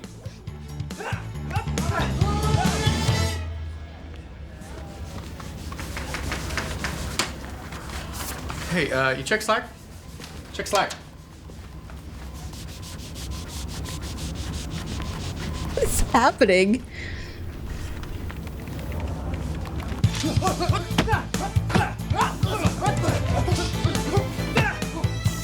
How do they rent this fucking office for this? We didn't hit last year's quota. What do you guys think about this budget? If we reinvest more into our marketing efforts, we can hit KPI by Q3 next year.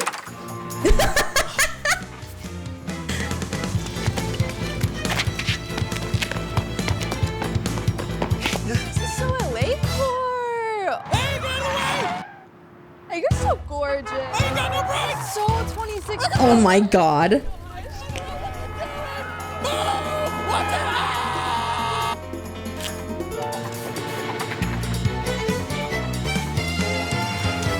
Come over here, go to the side, get off the road, okay?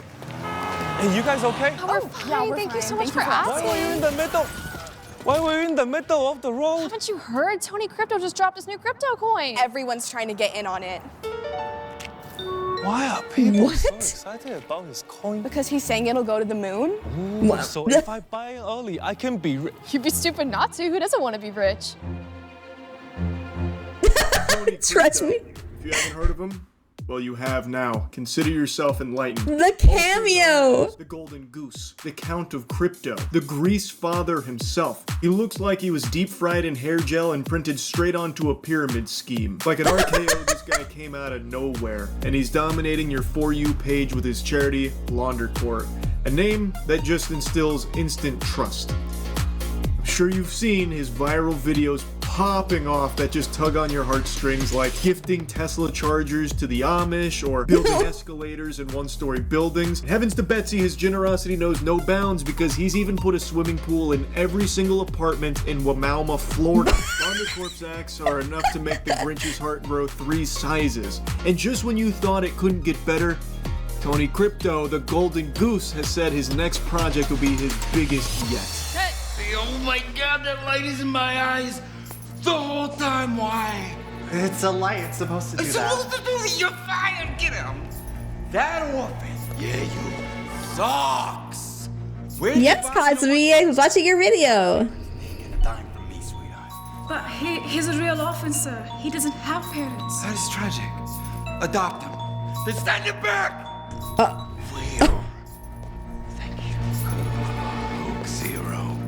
You're so fired, all you. Your bank account balance is now matched the Coke Zero. Sweet Marco. Big announcement tomorrow night. Tell me everything went well for my blood pressure. The CEO, he didn't take the bribe. CEO didn't. You know what you do? Invite him to a nice pasta dinner, huh? You got it, boss. You know what I'm saying? Hey, don't muck this up. What is happening? We're about to make the biggest rug pull of all time. What are you doing? Give me that coat. What is happening? I'm so lost. Secret Service?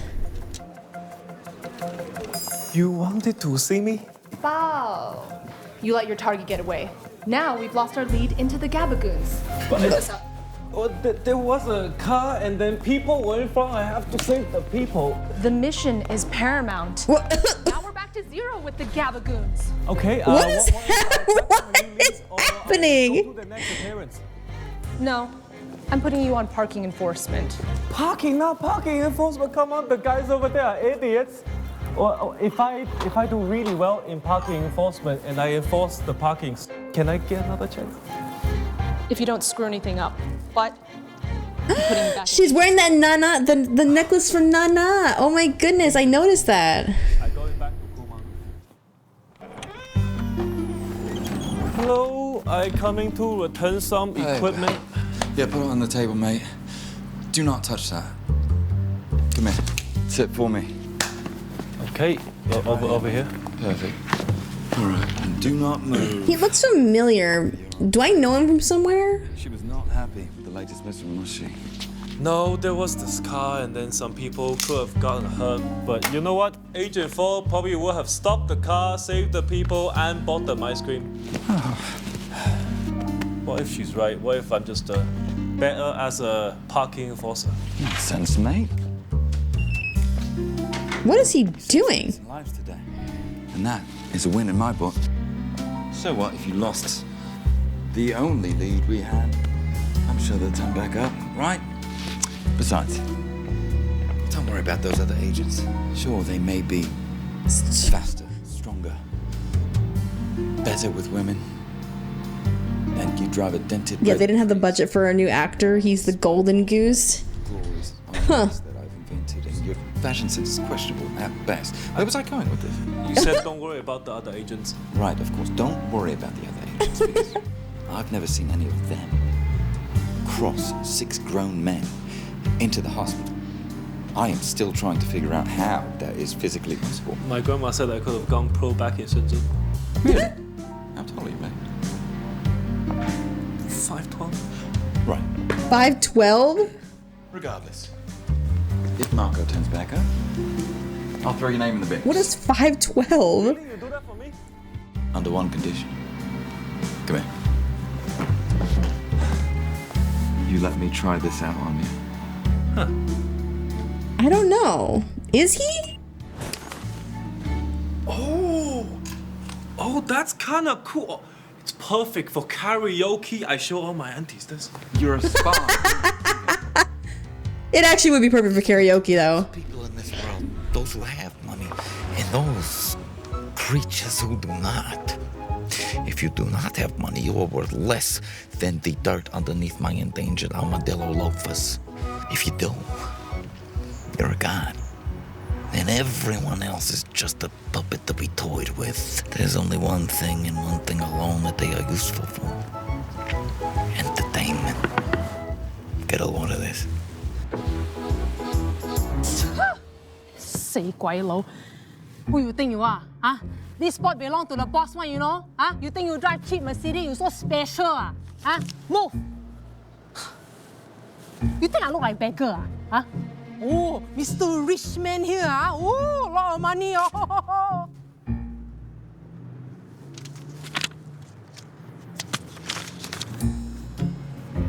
Five minutes.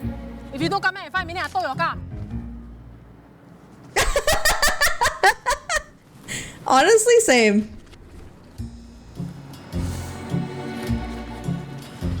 Okay, 1 hour. I enjoy your meal, sir.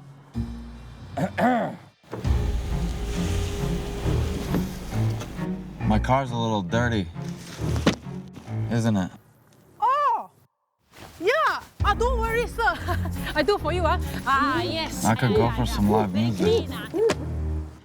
Long bun, long round. You know, I feel like having duck tonight. We don't do.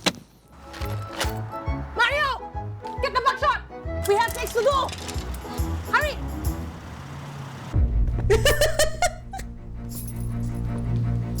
Honestly, I'd be the same way if someone offered that much money.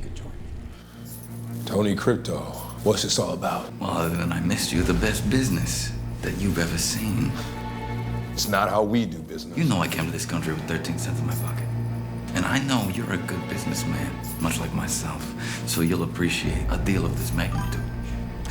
I'm making a new crypto coin called Pump a Dump. Yeah, no, it's catchy, right? And everyone's gonna buy it because I'm gonna tell them it's gonna make them rich. And then I pull the rug out from under them, stealing billions from all the hardworking people out there. Because they're too stupid to realize they're even being robbed.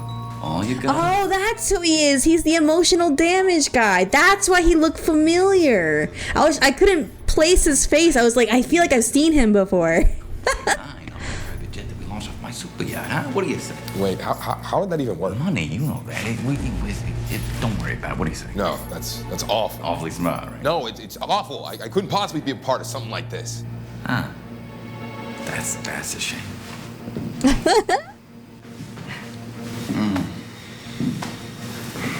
Maybe you should think about it. Because it's a good business move and otherwise.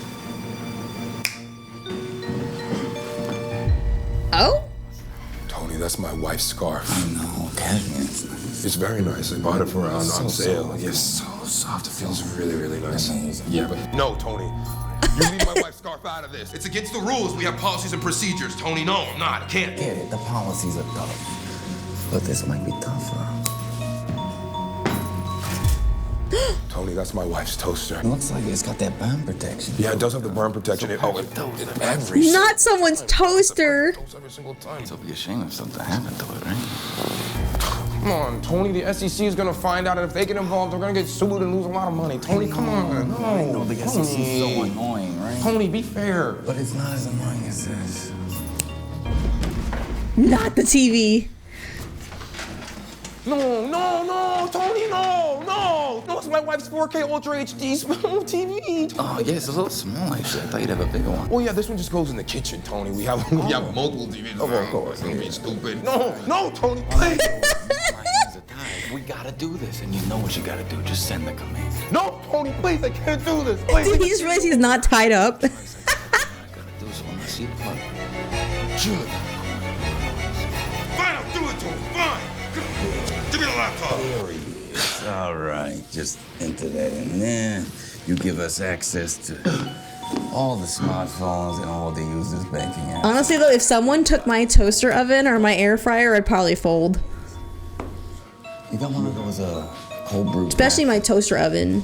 I don't know what I'd do without it. I'm gonna pop by at some point. Oh my God, please, yeah, come through. I'd love to see this. We got a nice little mini golf course as well. Yeah, it's a little rollout. It's very. That's good company culture. I like that. I told you we're working on it. Hey, start the video. All right, I'll catch you. All right, at the country club. Oh yeah, okay. Make the right move. Oh God. Oh no. Oh no. Idiots, citizens of the world, Tony Crypto here. You know I came to this country with 13 cents in my pocket, and I made $19 billion working minimum wage just like you. Sure. That's why I had the kindness of my heart. I'm giving back tonight. I'm letting you know about my new coin, Pump It Dump. It's gonna be the greatest coin of all time. His suit looks uncomfortable. I'm just looking at the texture, like the fabric. I feel like it just looks so uncomfortable. $100 you get 500K. Are you seeing this? I know. Can you believe it? No one bought my poster. Oh dear. We need to get this taken down before people lose billions. Is Agent 4 available? He's busy. Agent 7? Just got back from Amsterdam. Needs time to recover, if you know what I mean. Is anyone available? Seems like the only agent ready for deployment is Agent Battie. Ugh, fine. Put him on the mission. Before Tony Crypto robs every person stupid enough to put money on this coin. On it, man. I'm putting all my savings in Pump a Dump coin. Yeah, Pump a Dump up. They say it will 100,000x in one night. Listen, I tell you something. We put $10 in, we're gonna be millionaires. No, he said it will work. He said it will go to the moon, huh? I can sell my Prius. I can sell my manga collection. Not the manga collection. Shaman King, that should go for some. I have to go. Walk out. I'll call you back, Mom. Okay, bye. Yeah, bye. Okay, love you too. Bye.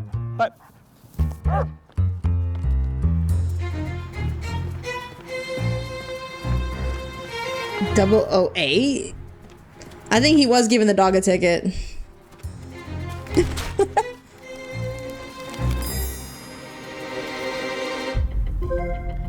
Agent James Bao. Mission, greatest rug pull of all time. We suspect Tony Crypto to be linked to the violent criminal gang Gabagoons. At 1400 hours, Crypto announced Pump a Dump Coin, which will cause devastating harm to the general public. You must infiltrate the Gabagoons, hack into their servers, obtain damning evidence, survive the deadly Italian mob. Your mission, should you choose to accept it. No. What? I don't accept it. It's too hard. It's not a question. It's more like a formality thing. Infiltrate the Italian.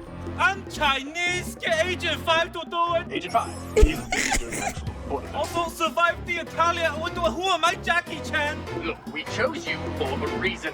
What reason? Everyone else was busy. So here, I'm clicking confirm for you. Good luck. Wait, hold on, no time. Location 3855 South Franklin Street, B2 Unit C147, key code XJ294LM26. This message will self-destruct in 10 seconds. 10, 9, hold on. I didn't write that down. Let me get a pen. Okay, you said X. 4, 3, 2, 1.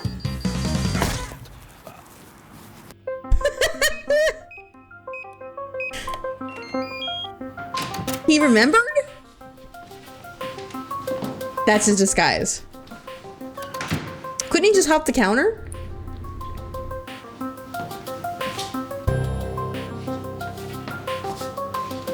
I feel like you could have just hopped the counter.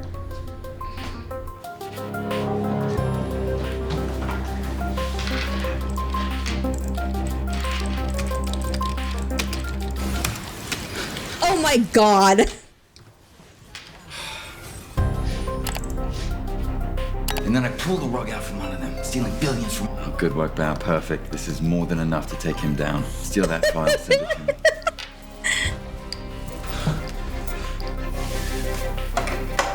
His mistake was playing League of Legends. Oh, you're done. Gotcha. No way. They're hacking us back. Huh? I don't think that's how that works. No, correct me if I'm wrong, but I don't think that's how hacking works. They're hacking at inhuman speed. At this rate, they'll have to be pixelized the surface. Bam! Boom! Kick the tires and light the fires, boys. We're going to the afterburners. I genuinely don't think this is how hacking works. Oh, we need more RAM. That's not possible. Downloading more RAM.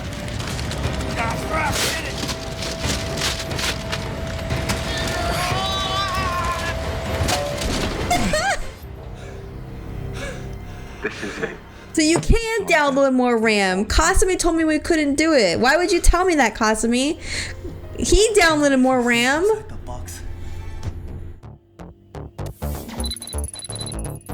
What the hell is even that? Currently defrosting the proprietary microwave technology to turbo defrost the engine. What were you hacking on a toaster? Popcorn reheat, add 30 seconds? What is this guy doing? Is he making dinner? Rerouting the entire neural network to the HP printer using multi-color wave vector. Is he sending me a fax? Dude, what year is this, man? Do we even have a fax machine? With the full paper double C. HP printer? Go find the printer, dude. Shut it down. Kinetic energy to stop the carburetor. This is some next level hacking. Where is he, dude? Don't just stand him. Honestly, sending the fax is where he really shined. Most people don't even know what a fax is these days. Oh, we're cool. Happy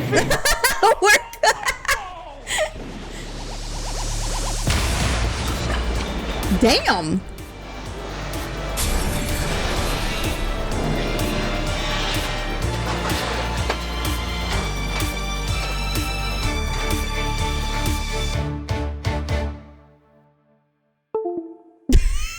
That was my computer. I know, right? Hacking with a DDR mat? Damn, if I was that skilled. I wonder if he was playing Butterfly. Oh.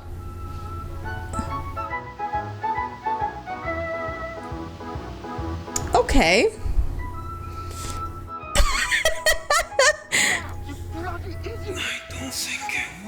You're supposed to wear something underneath it. How was I supposed to know that? Oh, I don't know, Bao. I'm fairly confident that literally any other agent would wear something underneath a suit that is designed to rip out of you. Maybe you should have written it in. Maybe we're happy that he at least wore something. Come with me, sir. Your signs are terrible. This doesn't look like the swimming pool. This is the kitchen. Damn.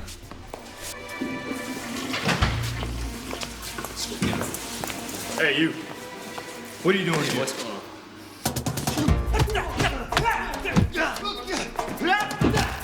He's got the fucking, like, Asian Kung Fu movie fight script down perfectly. It's so funny. The stakes have risen.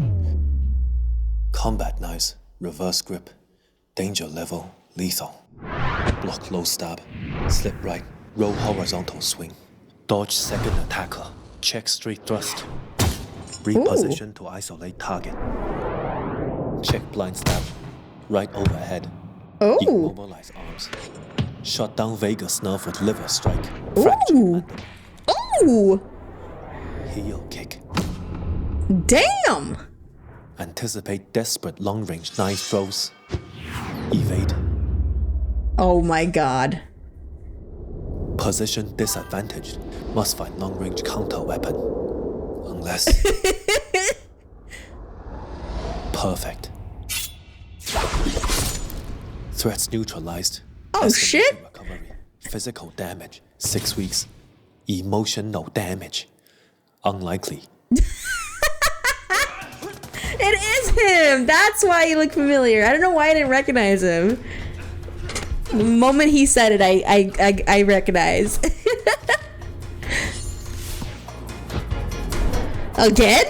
There's more knives? Damn. Emotional damage. Oh! Oh! Oh! I mean, they could have hit him in the balls. There could have been worse situations.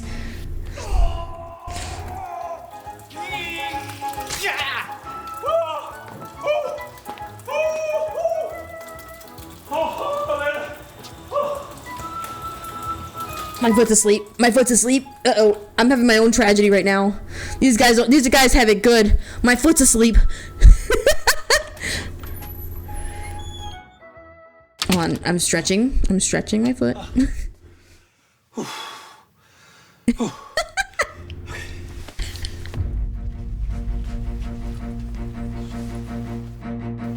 Alright, boys. Boss is almost here. Meeting time. Let's go.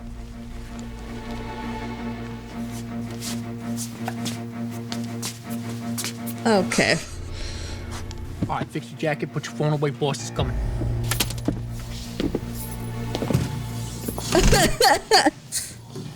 You all know why I called you here tonight, don't you? Some secret agent got into our servers last night. Took a file that could end my entire operation. Now, there's no way he could just waltz in here unless one uses a rat. I'll catch the rat. Greasy Bobby. Where were you last night? You know, I was over at Lorenzo's. I was getting some bolognese made. I was there with Marguerite, my Discord kitten. You know, my Discord kitten. She likes the grease. You know, I'm trying out some new fish grease. Disgusting. Smell that? I wish I didn't.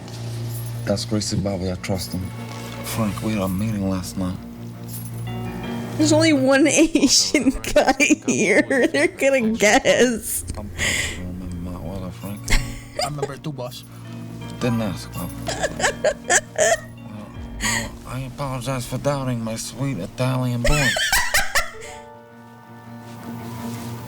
Who the hell is this guy?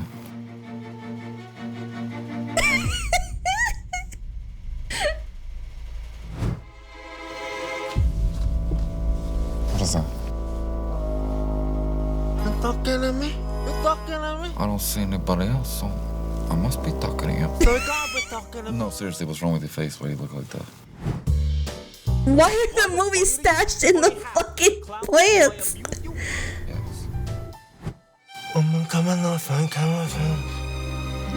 Okay, that was actually pretty spot on, I won't lie.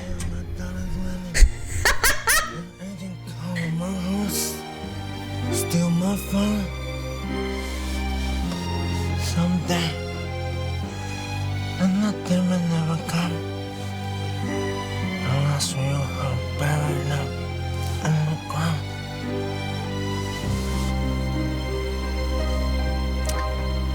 Well said, Paisan. What's your name? It's me, Mario. Mario. It's a good strong. What's your last name? That's a good question. It's a strong name. I like you, Mario Spaghetti. Oh, God. I want you next to me at the gala. You're gonna take Greasy Bobby's seat. And you're gonna be with me when we rob all those dumb idiots. They're dumb as well. Alien investors. Pump a dump coin drops in 1 hour. You know what that means. Make sure you sell everything. The Prego on the table. Sell the pet, sell grandma. Who cares? Do what you gotta do. So I actually have some Italian friends and... Mario, you haven't touched your salami.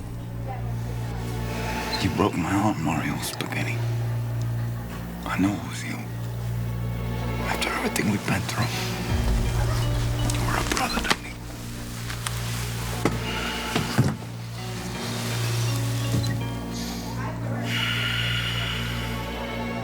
Mario. I wouldn't do that. Now they have guns? Oh, that looks delicious. Oh my god! I thought it was delicious. Not the fucking spaghetti. He looked like he was trying not to laugh.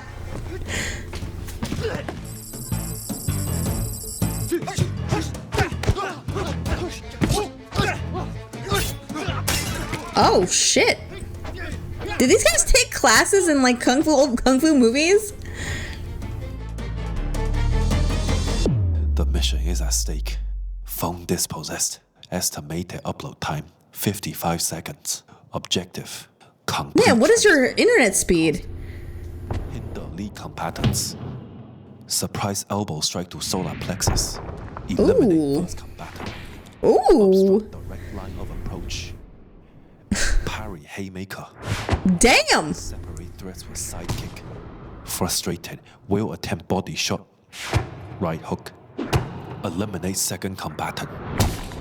Anticipate knife thrust from blind spot.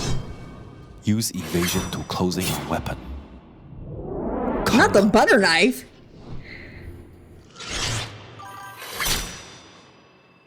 All combatants. That's what I'm saying. And those and all that, I mean, it's crazy. Success.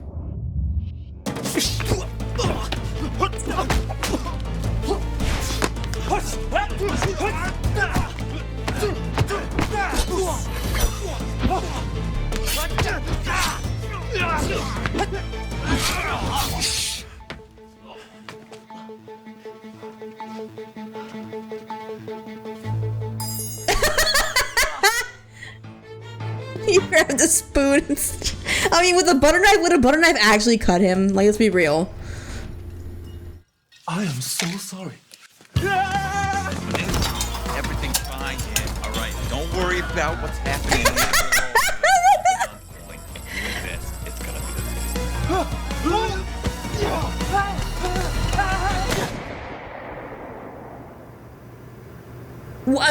What? What is it? You have a shotgun? Lights, camera, pour up here. Okay, everyone.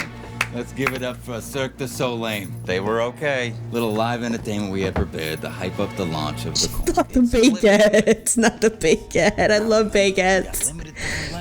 I'm hungry now.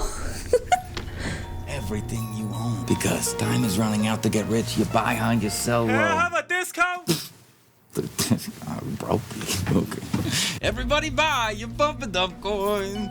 Full price. Everybody buy Will it. you do 2 for 1? I have a coupon buy 2 get 1 free.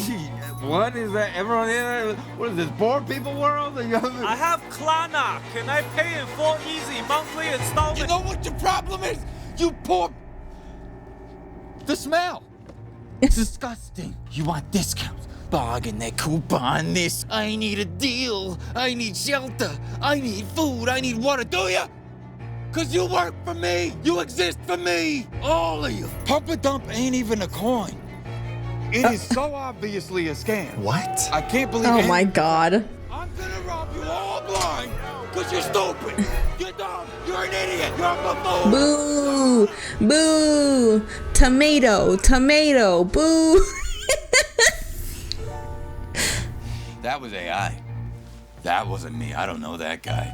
Technology's getting out of control. What are you doing? Whoa, whoa, whoa, whoa, whoa. Crypto, we got concerns with FTC compliance. Like the football kind of. I'm rich. You can't do this to Tell it me. to the judge. Takes bribes, cash a check. Oh, that's good. Hey, spaghetti. You do this to me on the day of your daughter's wedding. I don't actually have a daughter. Are you even Italian, Mario? No, I'm Chinese. Mario Spaghetti, I'll get you for this. You were my brother. When I get out, I'm gonna buy this prison. When I get out, I'm coming for you, Mario. Do you know my tax bracket? I don't have one. I don't pay taxes. I bought the IRS. He's fine. He can pull the hawk to a girl. Hi, Charlie. Yep. I'm sorry to say it, sports fans, but he just had a full factory reset on television. Dude looked like he blue screened blacked out, and Sukuna took over for 30 seconds. That short monologue was enough for him to speedrun his way straight into the Shadow Realm. He's currently being held, and Laundercorp is being looked into. Dude is collecting fraud charges like he's trying to fill out the Pokedex. Also, you hear that sound? You hear that? That's the sound of people not putting their money into this scam. A great catastrophe was prevented thanks to this random guy in the audience. What a hero. It'll be a while before we hear from this goober again, but he'll make a fine addition to Arkham Asylum. And yeah, I mean, that's really about it. Yeah. How did you even think to... What kind of tactic was that? A normal agent would have just taken down their servers. I mean, you wouldn't have had that crash out video. It was kind of entertaining. Well, Bitcoin got delisted, nobody spent money, people's accounts are safe. As unconventional as that was, mission accomplished. I'm proud of you. What the fuck? Okay, that was not so bad. If 007 was Asian too, apparently. So this is like the second one. He must have had a first one. Oh yeah, it's up there. That's 80 minutes. Nice recommendation, Kasumi. That was recommended by Kasumi. Logan Paul and Hawk Tuah Girl. All of it could have been prevented if we had an Asian guy. You know, whatever happened to the Hawk Tuah Girl? Is she still around? I actually have no idea. I never really look into that stuff, and I ignore the Paul brothers like the plague because they're just I don't like them. I know that one of them's like a wrestler now, like in WWE, but as beyond that, I don't keep up with them because meh. She made an only really? She went that route? I thought she had like a charity or something, like an animal charity. No, I don't think he's boxing. I'm pretty sure he's in wrestling. I'm pretty sure. No, there's two of them. Isn't one of them a wrestler as well? I swear it. I thought he's a wrestler. I don't want to Google the Pauls because then I'm going to get recommended stuff on my feed and I don't want to do that. I love my life. One's the scammer, one's the rapper. There's a rapper? Which one of them is rapping? He was going against Mike Tyson, who is retired grip. I mean, that was Jake Paul. Yeah, but I think Jake Paul also does wrestling. He looks like a fucking electric gym character. He looks like an electric gym leader from Pokemon. And I stand by that. I will Google the WWE, but I'm pretty sure Jake Paul is the one that looks like an electric type gym leader. Let me Google it. Hold on. Jake Paul wrestler? Question mark? Is it Jake Paul? Is it Logan? Is he the wrestler? Oh, Logan Paul wrestler? Question mark? I said a question mark.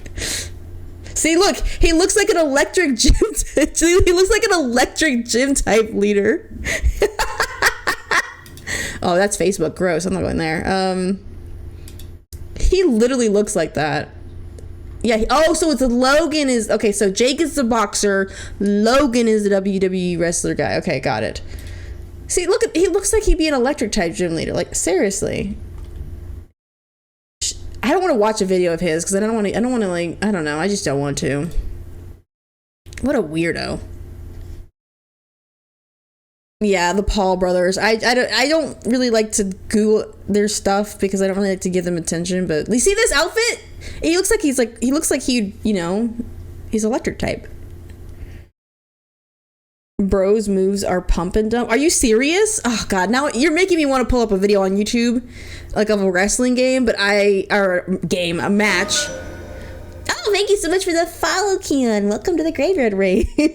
I'm gonna do it. I'll do it. I will search up Logan Paul wrestling.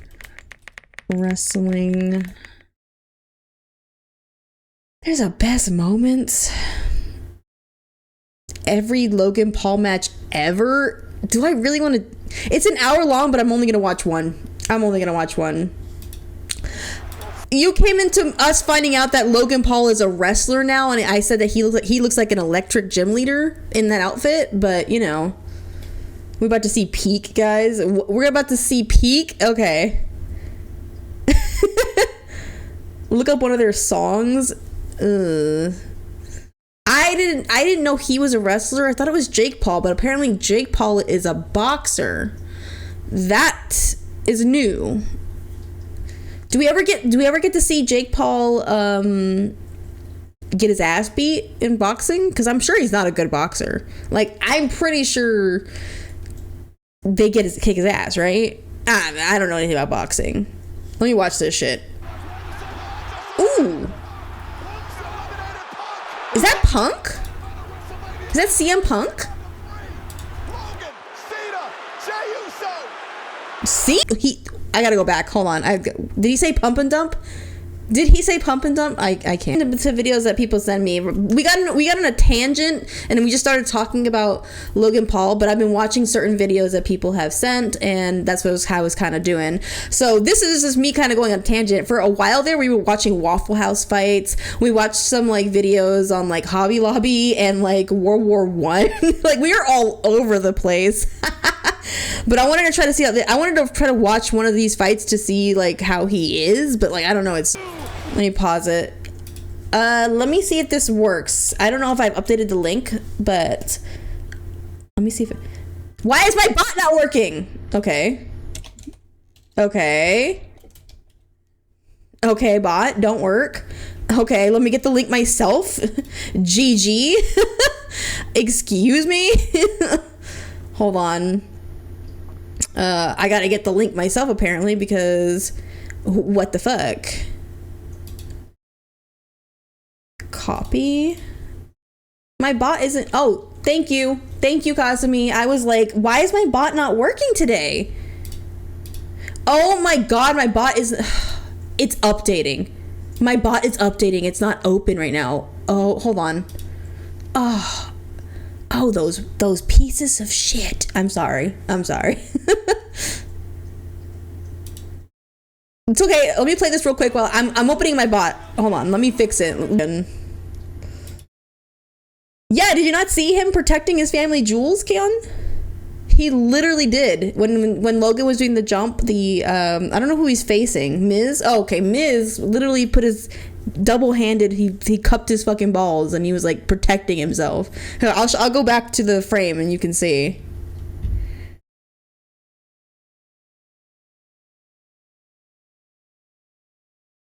See what again? Come on, do it. Land on him. Oh fuck, I can't hit the frame. See? I'm just stopping at the weirdest frames. I know. I'm actually pretty good at finding these frames by just eyeballing it. That's crazy. I'm actually pretty good at this, guys. All right, let me take a look here. Okay, let me see if anybody else submitted any other videos. I know that you sent another one by Stephen He Kasumi, but those are sometimes kind of long. How do we feel about watching a scary, interesting video?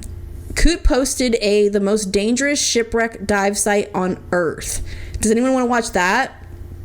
For videos, the rules are for them are the same as the server ones. Yeah, yes, of course, nothing against like Twitch TOS. You know, like obviously like no gore, nudity, like nothing like that weird. It's just 5 minutes. It's 5 minutes. That's true, but that one was the last one we watched was like 35 minutes. Ooh. Thank you so much for the daily blood. Welcome in. Hello, Breen. Okay, do I have my phone? Is it this one? Oh, I didn't take the sleeve off. It's fine. So common sense stuff. Exactly. Common sense, obviously. And of course, like, no hate speech, right? Obviously, like, nothing that incites hate. you get it. If you're anyone that has, like, you know, you're an adult and you have common sense and a brain cell, you know. Now, let's watch, since no one else has suggested anything else just yet. I'm gonna play this one. It's a scary, interesting one. How do I open up the server? So if you go in the rules, there's like a code word to type in there to get access, basically. So it's basically to help like you read the rules and also to protect us from like bots and scammers and things like that. So there's a hidden word in the rules. Just type that, and then you'll get the access. Bada bing, bada boom. And then it's pretty simple. Oh. There we go.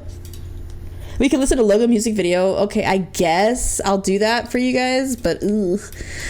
Logan music video, question mark? I'm like, I don't know.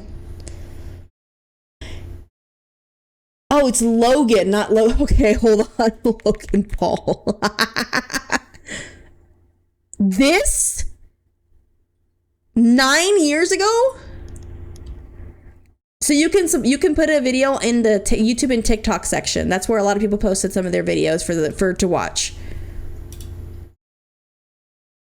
It's only 3:38 the video.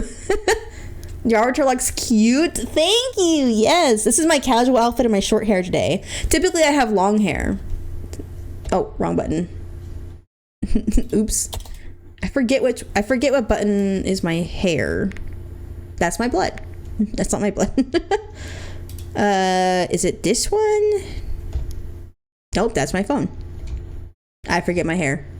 Oh, I have so many toggles and I forget them all. Sorry. It's okay. So what do we think? Oh, God, do I really want to listen? I will give this a minute. If it sucks, which it probably will. Help me help you. Yo, you coming to the party? No, bro, she's taking forever. Bro, it's almost over. Yeah, I know, bro. Oh, you're kidding? Oh, okay, thank God. Thank God. I was like, don't make me watch this. I mean, I could if you guys want me to. You know what? I'll do it. I'll do it just because just 1 minute. Just 1 minute. What? I don't. Oh my God. What do I wear? I only told you. Anyways, I tried. I didn't get that far. I'm sorry.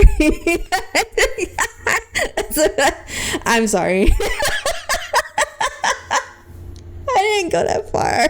I didn't go that far. Anyways, I'm gonna die coughing of laughter. Do we want to watch this one, which is the most dangerous shipwreck dive site on Earth? This one is 21 minutes. I do see that Keon posted spaghetti. What is this? F&F D-sides. What is this? Is this what is this called? Friday Night Funkin'? Is that what is? It looks familiar, but I don't think I've heard of it. It's a song. Oh, okay. Well, you know what? It's probably better than the Logan Paul one. So let's give that one a try. Let me open that up. Okay. 3, 2, 1, go!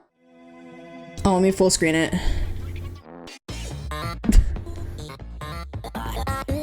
So is this a song or a game? Oh my God! Drink some water.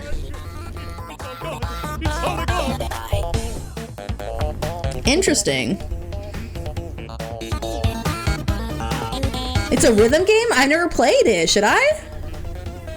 I suck at rhythm games, though. Ow!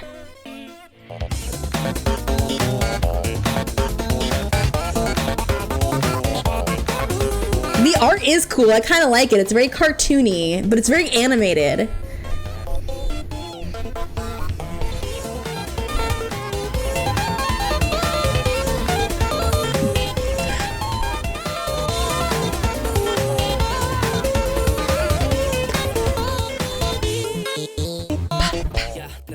Oh!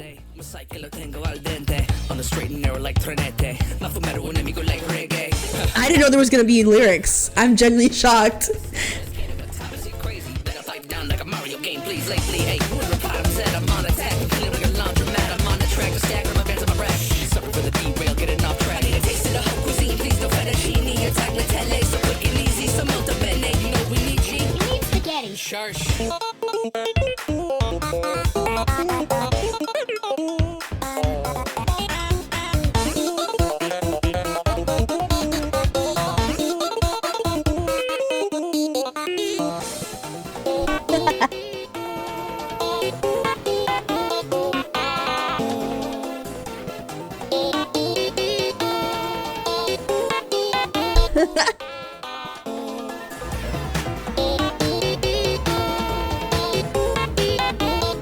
vibing.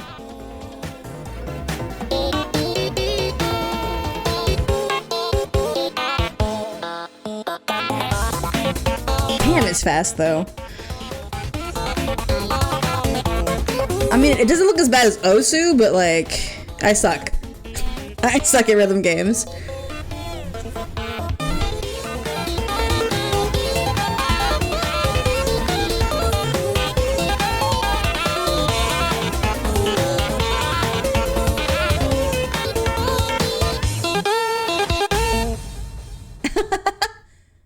I like the art style. It's really cool. It's really cute. I like the music. It wasn't that bad. It was not that bad. It was actually pretty catchy. This would be fun if it went faster. Like the arrows or like the actual video, because I think we could play it like higher speed, like playback speed. We can like literally do like 2.0, 1.5. I suck at these games, but I try them but never can get it. There's like one I can't remember the name. I do too. I suck at rhythm games as well. Don't worry, you're not the only one. I used to play back in my day. Back in my day, we used to have DDR and fucking Guitar Hero 2. And nowadays I can't. So funny thing is, me and my friends went to like a Dave & Buster's one day, and they actually had a Guitar Hero like arcade game there, and we were like, oh yeah, that's like the back in the olden days. Let's just do easy mode because it'll be easy. And I couldn't even do this shit on easy mode, and I'm like, what the fuck happened to me? I was like, what the fuck happened to me? What in the skill regression is happening right now? I used to be able to do this shit on hard, like master level. Back in my day, we used to play on the PS1. And technically, Rocksmith is a rhythm game, but it's more like a learning program. I loved Rock Band 2. I used to play on the drums, or my friends would force me on vocals, which would suck because I suck at vocals. Back in my day, we had Atari. Oh god, back in my day, we had Jax. That's all we had. And it hurt too. Okay, I play Guitar Hero. That's what inspired me. I love Guitar Hero. I love it. My mom sold my old Guitar Hero guitar, like the controller that was like shaped like a guitar. She sold it. I had it, but she got rid of it, and that was really sad. I think I'm gonna watch this one next because I know that Coop posted this one, and I'm definitely curious. Back in my day, we had Sega and Nintendo. I never played good either. I have my OG Rock Band 2 game for PS3. Do you have the OG like set, like the drum set and stuff like that? Dude, that'd be sick. Let's play. So this one apparently is the most dangerous shipwreck dive site on Earth. So this is about to get dark. We're about to get dark. Rubs hands together like a mosquito or fly. Is the Andrea Doria, or at least it was when it was dun, still dun, dun, dun, dun, dun. The channel, by the way, is Scary Interesting. If you guys ever want to like check the channel out, it's called Scary Interesting. You can go subscribe to it on YouTube. Like the Titanic decades earlier, almost all of the ship's 1,706 passengers and crew were saved. 46 people would end up dying in the sinking, but a much worse disaster was ultimately averted. That is not the end of the story, though. After sinking, the ship would come to rest over 200 feet or 60 meters deep on the ocean floor in remarkably good condition. Oh shit. It's not that far, right? 200 feet, considering how deep the ocean is? On the surface, almost like a time capsule. And for this reason, it became popular as a dive destination. But it didn't stay pristine forever. Salt water and strong ocean currents have been wearing I don't get the appeal to dive into the water, into like these ocean, like these wrecks. I just don't get it. And it's impossibly dark and it's maze-like. Yeah, it's deep. I'm not saying it's not deep, but like compared to like the Titanic, right? Like for these reasons, I feel like this is more doable. Slowly accumulating a second death toll, possibly making it the most dangerous shipwreck on Earth. These are some of those incidents, and as always, 200 feet, Kasumi. Strongly advised. No, yes. Wait, was it 60 feet? Or 200 meters? Fuck. I have to go back. I can't remember. Whose feet? Was it 60 feet or was it 200 I think it was 60 feet. I'm pretty sure it said 60 feet. My brain is not braining. Was it 200 feet or 200 meters? I don't know anymore. A ship known as the Andrea Doria. That's what I'm saying. Look, I have thalassophobia. Hold on. I have thalassophobia really bad. I ain't going in that ocean. Gun to my head, I'm taking the gun. Straight up. If somebody tried to make me do this shit, just take me out, bro. I ain't going in the damn ocean. I ain't going in there. God. I know it's hard to get dark, but like, I'm being real. The Italian liner had left Genoa days earlier, then made a few stops before heading west for New York. By that Wednesday night, the ship was less than a day from port, and for the passengers aboard, the long voyage was almost over. I know, it's really creepy.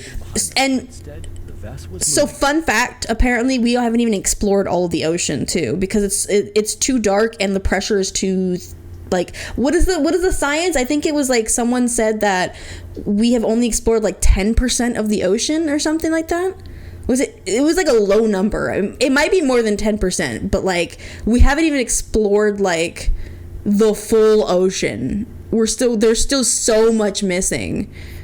It's like no thanks. It's a stretch of ocean where it would come to rest forever. Several years earlier, in 1953, the ship was launched as one of the pride pieces. Andrea Doria.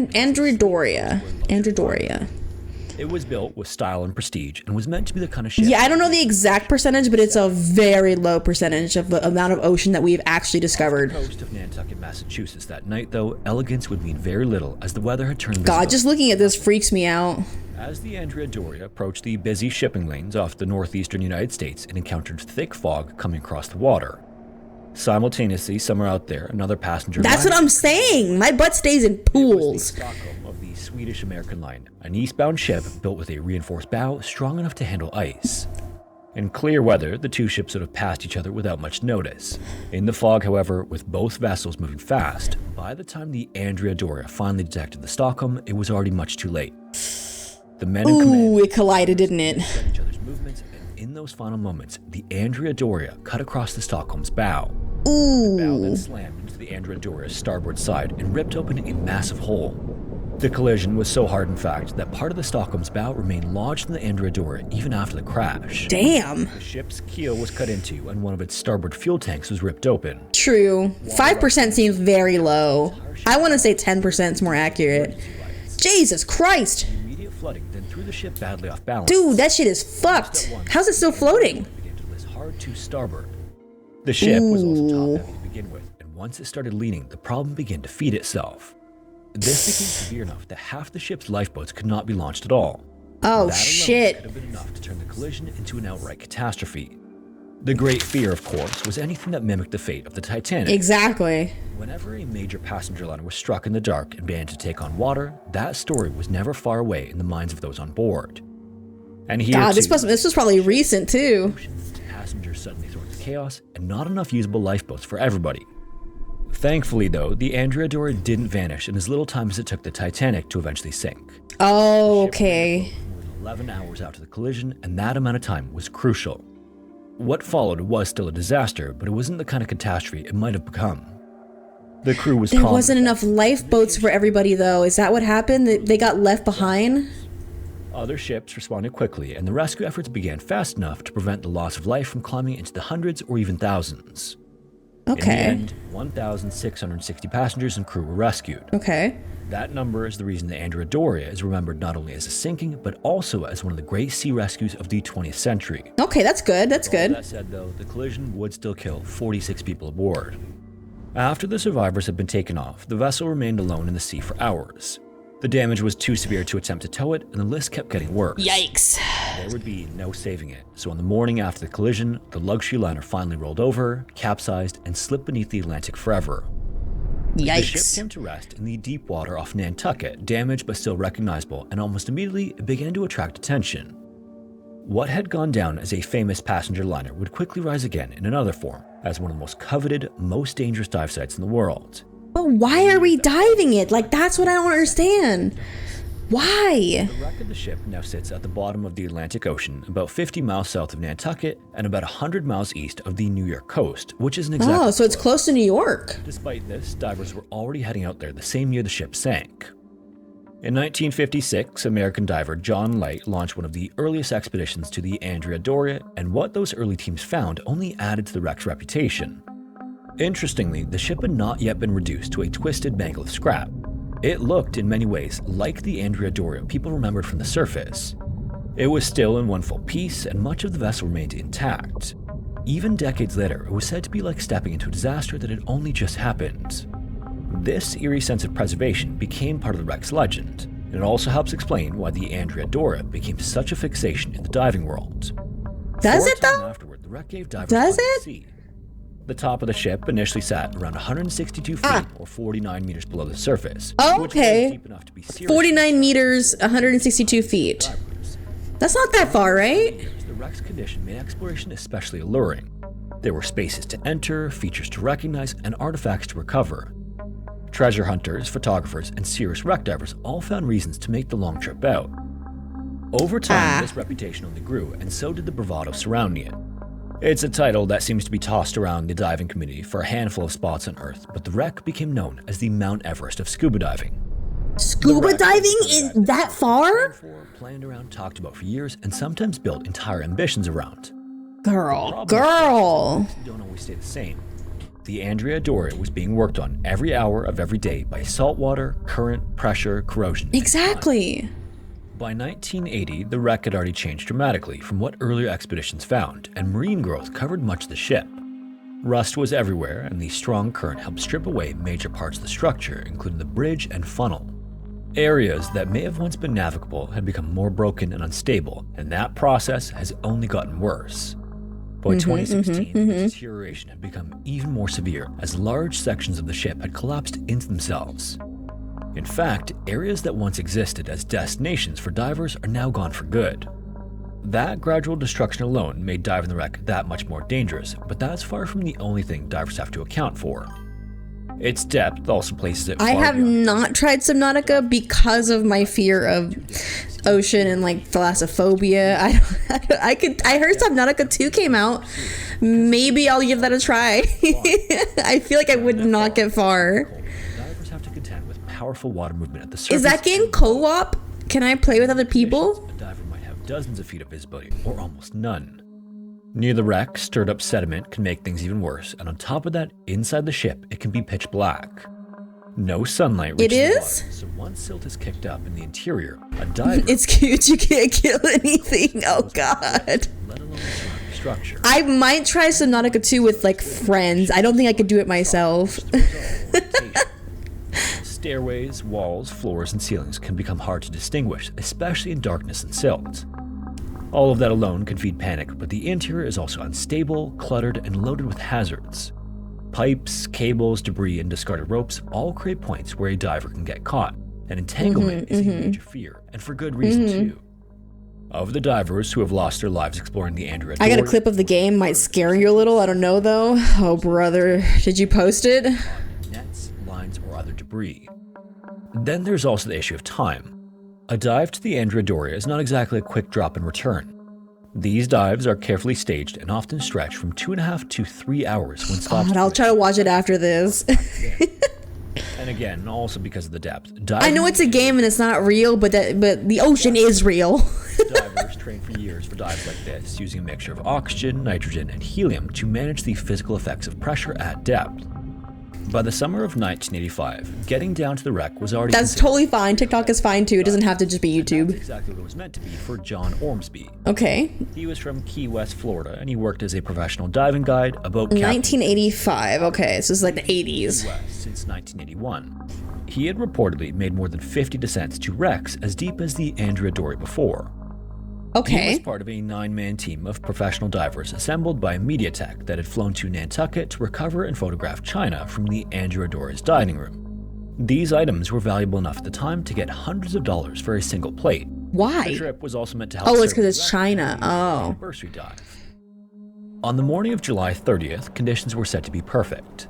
The sea was calm and visibility was just about pristine, which can be a rarity for this part of the Atlantic. Okay. John and his diving partner, Billy Dean, were the first pair to descend that morning. And they John Ormsby. That sounds familiar. Minutes exploring the wreck. 17 minutes after entering the water, though, Billy sent up a slate with a short message on it. It informed those topside that John had become trapped in a hole. Oh no. A standby diver was then sent down immediately, and what he found confirmed everyone's worst fear. Oh no. John was down around 204 feet or 62 meters and badly entangled inside the wreck. He had become caught in the ship's electrical cables and in transverse lines that other divers had used and left behind. Oh god. By the time rescuers reached him, John was already lifeless.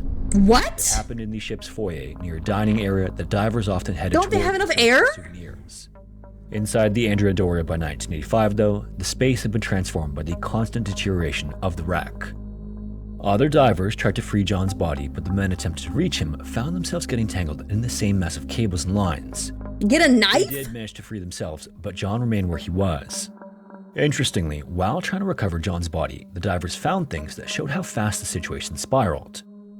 John's knives were literally still in sheaths on his belt, and his cable cutters were still in his pocket. So they had knives? All the tools that might have saved him, but whatever happened down there seemed to have unfolded too quickly or chaotically for him to use them. According to reports, he may have panicked after becoming trapped, and at more than 200 feet inside a dark wreck, with cables wrapped around you and air running down, it's not difficult to see why, if that was the case. Yeah, that's why you don't do this shit. John's body was so entangled that he couldn't even be recovered the same day he disappeared. It remained inside the Andrea Doria for nearly 24 hours before other divers were finally able to bring him back to the surface on the afternoon of July 31st. His official cause of death was drowning, and John became the 10th diver known to have died at the Andrea Doria since the ship. 10th? 10 people? 33-year-old Robert Santulli from Port Jefferson, New York, was believed to be on his first trip to dive the wreck.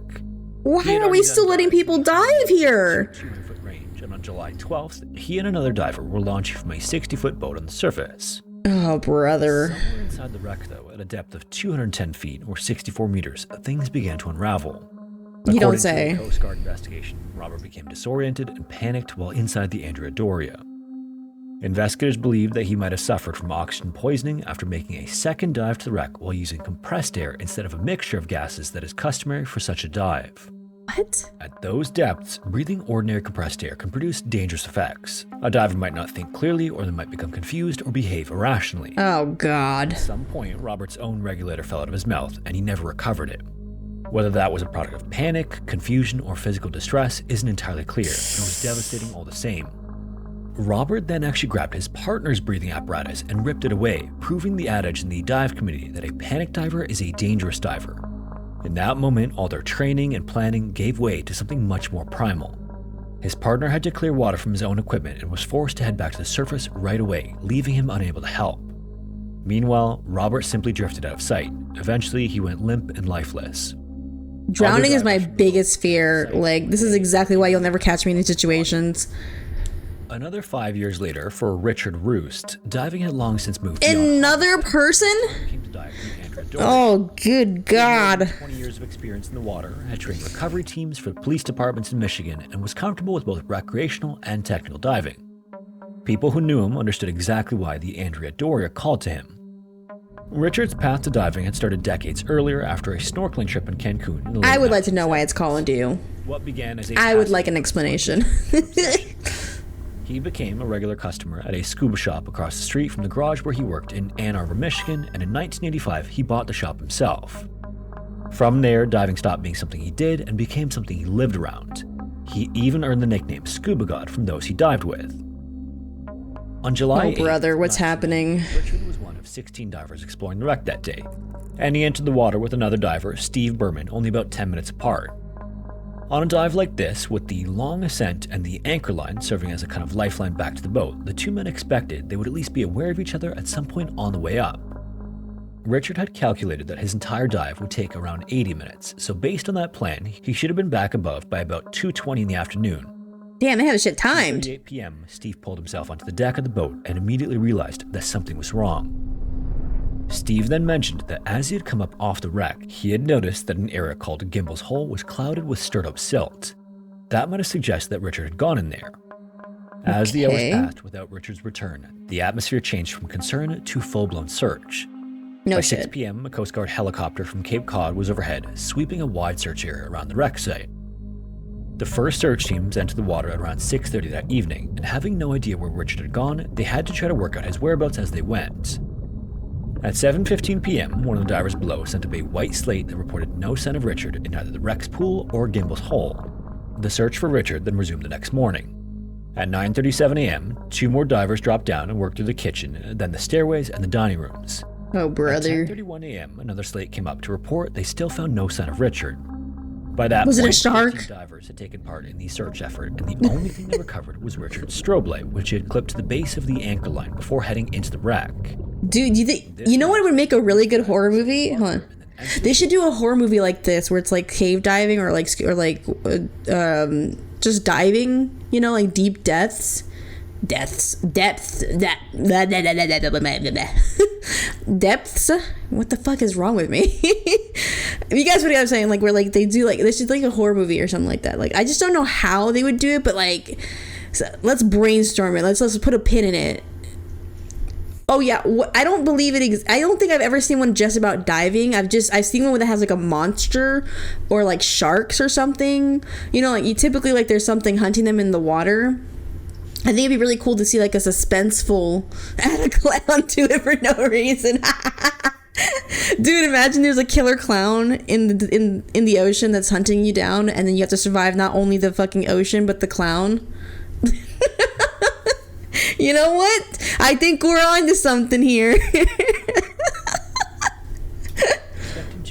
I'm just saying, it'd be a pretty scary horror movie, I feel. 15 p.m., another 2 divers went down, this time heading for the promenade. You know what they should do? Hold on, pause again. I'm so sorry for pausing about it so much. But what they should do is they should have like a lot of like first person angle, like camera angles when they record the movie. So like you feel like you're going through those like super tight crevices and like just you're so you'd be so uncomfortable. Just think about it. Like most of the movies like filmed in like other POVs, like in like third person view or whatever, second person, third person, whatever the fuck you want to do, like use. And then like just for like those tight spaces, like they have it in first person view. And so like it puts you in the shoes of like the person that's like, you know, stuck, or they have to go through this like tiny little, oh my God, I would lose it. I would freaking lose it. I just don't know how they would record that. Because how would they record a cave diving movie? Like, you need water, you need to be cave diving. Like, most of the movies underwater. Like, I just don't know the logistics. I'm sure it's possible. I just don't know how. I watched Jaws. No ocean for me. So why wouldn't they do Pennywise in the water? Because I just don't think it would. Well, that makes sense. They should do Pennywise in the water. To get lost, yet somewhere inside the wreck. If I was them, 90% of the movie is first person and only have third person parts to show how big and empty the ocean is. Ooh. It was discovered wedged between 2 tables deep inside the ship. Yes, that's the plan. He was found face down at 213 feet or 65 meters. Damn. Strangely, despite how he was found, there was no sign that he had become trapped or entangled in the way that some other Andrea Doria victims had. The immediate cause of his death was not clear at the time, and an autopsy was scheduled, but the results were never reported on. What the fuck? John, there was at least visible evidence of what claimed his life, but the death of a man known to others as Scuba God remains a mystery. Now, as was already mentioned, divers have been visiting the Andrea Doria for decades, and it basically began moments after the ship settled at the bottom of the Atlantic. Mm-hmm. Only a week after it slipped beneath the water, people were already planning explorations. For divers, photographers, and expedition crews, it was a rare opportunity, and William Edgerton wanted to be among the first to see the ship in its new resting place. He was a member of a privately financed... There's like the death count just keeps going up. Dude, there's still more okay. 2nd, 1956. I'll let it go. I'm just like, Jesus. Filming began, though, there would be equipment checks and practice work. The practice dive took place not at the wreck itself, but in Nantucket Harbor in only about 12 feet of water. William went down with a breathing apparatus that used 2 bottles strapped to his back, one filled with oxygen and the other with nitrogen. William descended, reached the bottom, and tested the setup successfully. Then he surfaced alongside the boat and said he wanted to go back down for a few more minutes. When 10 minutes passed and he had still not come up, though, someone used an electronic... I don't know why he used I don't know. I can't speak to his editing. Search began, and before long, his body was found on the harbor floor. Once he was discovered, William was brought back to the pier, and a doctor opened his chest and was literally massaging his heart by hand in an effort to keep him alive. But oh shit! Nothing. William was pronounced dead at 6:10 that evening. Now, obviously, Dude, this thing is haunted. I'm telling you, this thing is haunted. Feels like the earliest warning sign. Many years later, by 2011, the Andrea door had been on the bottom for more than half a century, and that year, Michael Laprade had spent 6 months training to dive there. He had previously made deep shipwreck dives in Belize, Mexico, and along the west coast of the US, so he had extensive experience. When July 24th arrived, Michael reached the wreck site aboard the charter vessel the John Jack, but there was already a grim atmosphere about it. Just days earlier, a 64-year-old man aboard the ship had suffered cardiac arrest and died despite the crew's attempt to revive him. Again, it was unrelated to the Andrea Doria, but it still cast an eerie shadow over the trip all the same. Dude, Michael it's crazy. Going down to the Andrea Doria that day. After entering the water, though, and beginning his descent, he apparently let go of the shot line and just vanished. What? Michael had gone down with a partner, but at some point his partner lost sight of him and couldn't locate him again. So go up? The 2 remaining divers began the slow process of ascending, hoping they might spot him on the way up, but they didn't. And because of the depth and decompression stops, they couldn't ascend quickly to let everyone know what happened. Oh my god. When the 2 divers did finally make it back Shark. to the I'm calling Jack, Shark on that one. The rest of the crew about Michael's disappearance, and the Coast Guard was notified at 12:11 p.m. While other divers went back below the water to look for Michael, a helicopter, a plane, and a boat searched the surface. Since he had become separated from the line, the strong current could have potentially carried him away, so the search was trying to find a man who could have been below, above, or somewhere in between. Okay. However, just 3 hours later, fellow divers found Michael's body in roughly 225 feet or more than 68 meters of water near the Andrea Doria. What the He was fuck? brought back to the surface at 3:40 p.m., and it was determined that Michael had 6 hours of air in his tanks and had been underwater for less than an hour when he disappeared. What the fuck? He was equipped for a long technical dive, but something happened that caused him to lose his grip and sight of the rope. Dude. The Andrea Doria's location means that separation from the descent line can be a death sentence. If a diver loses that line in such a strong current, he can be pushed away from the ascent route and lose his bearings in the water column. And given that he had gas left in his tanks, it seems likely that at some point, somehow, he lost his regulator and drowned. He panicked, that's probably why. And he went down instead of up? Maybe most tragically, Michael's father had reportedly begged him not to make the dive because the Andrea Doria was known to be so unsafe. In the aftermath of his death, I guess so. This is another reason why not to do this shit. He definitely panicked. in connection with the Andrea Doria since the ship sank. Dude, this thing has got a kill count. Reports conclude that at least 18 divers have lost their lives on or preparing for excursions. So close the damn site. And as far as I can find, there are no shipwreck dive sites on If Earth. 18 divers have lost their lives at this shit, maybe we should like not let that happen anymore. It's not clear if the death toll is simply higher because so many people have dived the wreck. Even if that is the case, though, it's clear that a variety of other factors like depth. Oh yeah, he probably got discombobulated and stuff. Still make it. And he went down when he wanted to go up. Oof. Dangerous shipwreck on Earth. Yeah, I mean, I feel like they should just close it. I don't know. Can you do that? Can you even like close a section of the ocean or like? I mean, I know you can close off like caves. Like people will just like blast like the cave entrance and then they'll block it off or they'll like seal it off and stuff like that. You know, it's kind of like how you could do that for like cave explorers, how they do that. But can you even like block like a section of like this is open basically. This is like open ocean. I don't know if you can actually like just block this area. I guess they would have to like dedicate like what coast guards or something to this yeah, it's Coast Guards. Is there any other designated? I'm trying to think of something that's like for the ocean, but like it's similar to like how in nature, like how you have rangers. You know how you have rangers that protect like the forest from like poachers and things like that. Is there a version of that for the ocean, or is that just the Coast Guard? Is the Coast Guard just like a one-all be-all for like the ocean, or is there a specific role like specifically for this stuff? I don't know. I don't know too much about it, but I'm gonna watch that quick Subnautica 2 TikTok that Death sent, and maybe I'll see if I can find some friends that might want to play Subnautica 2, even though I don't know if I'll be able to do it. But let's take a look at this. Yeah, let's see. What is going on? What is that? Just trying to. Ruby, help! Ruby! Please! No! Ruby! Where? What? I'm coming! Ruby, it sent me in the early access development area, Ruby. This isn't good. Oh This no. is not good, bro. Oh no. No. You're gonna die. Oh, this is so scary for me. I can't. Is it just swimming? Oh. Oh my god. What is that?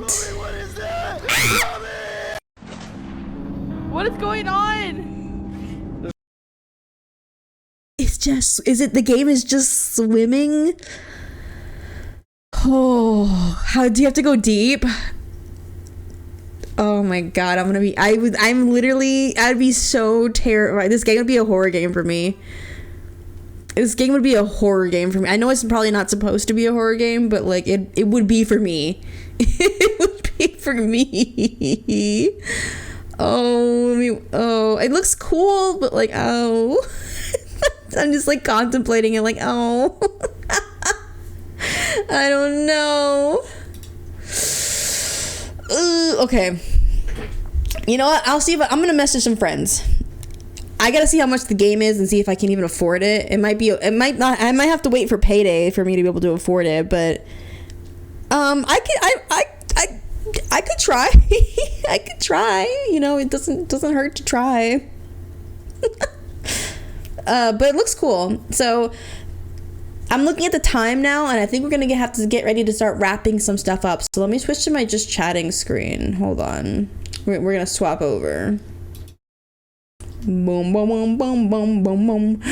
I'm so big.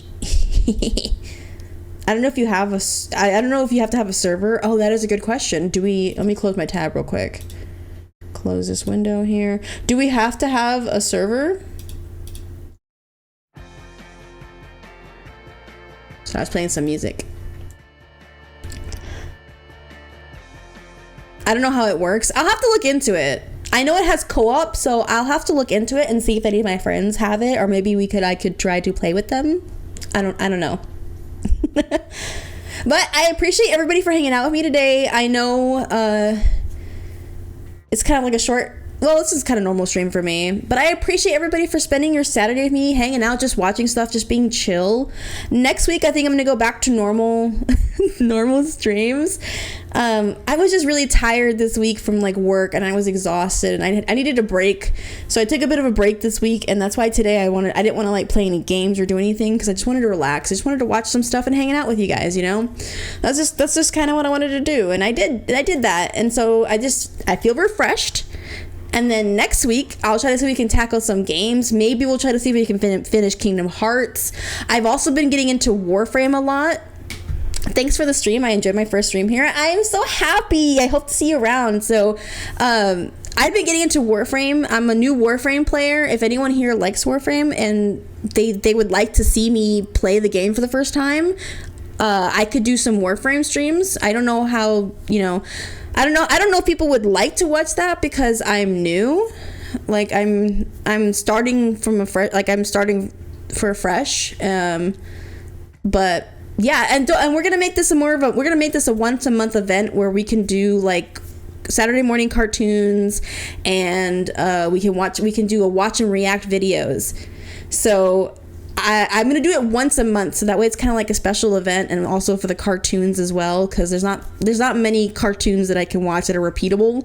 So I'm gonna make it like a once a month thing. It'll be like a big special event where we can hang out and do reactions and stuff.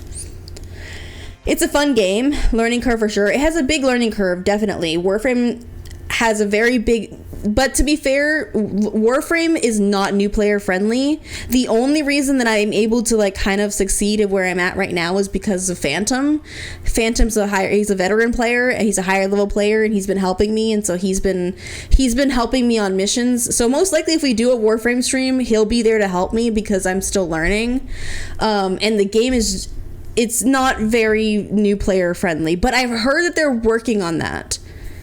I've heard that they're working on making the game more new player friendly, like an easier, because it's, to be fair, sorry, I hit my mic. Sorry about that.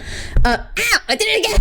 Sorry. Oh my God. I use my hands a lot when I talk. I'm so sorry. And death, that is completely valid. It's really hard to know what to do because they kind of throw you into the world, and it's kind of like you have to figure it out yourself. And I can understand how that can be really frustrating because you don't know what to do. You have like there's like no direction. But to be fair, the game has been out for a long time, right? So there's a lot of content. There's just a lot of content to go through, and them trying to explain like every mechanic of the game and aspect, it's a tough ask, you know. I get that. It's a tough ask. It's a tough juggle for them. So like I'm kind of understanding, but I still do agree that they need to make it just a little bit easier on new players. Like just kind of like you gotta like ease them in, especially to people that are new to the genre of the game, that have never played a game similar to it. They have no idea. It's hard. It's overwhelming. That's the word. It's overwhelming. Deleted it after an hour, but might get back into after seeing you play. Maybe I'll pick things up while watching. Yeah, we can play together. I even made a clan. So I made a clan for myself, and anyone that wants to join, obviously no pressure. You don't have to. But I named it after us, because like my fans, I call you guys my ghouligans. So I named the clan in Warframe Ghouligans. And so I was gonna make a community for people to join in Warframe, and people could kind of play the game with me. And I don't care if you're a new player or a veteran player, everyone would be welcome, and we could all help each other out. Like I was thinking we could kind of make it like where we can help each other out. So, and nobody has to feel like scared, you know?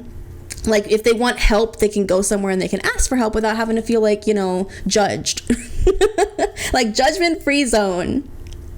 I tried it once but didn't like it, but that was years ago. No, it's totally valid. It's a lot of information. It's very overwhelming. I almost quit.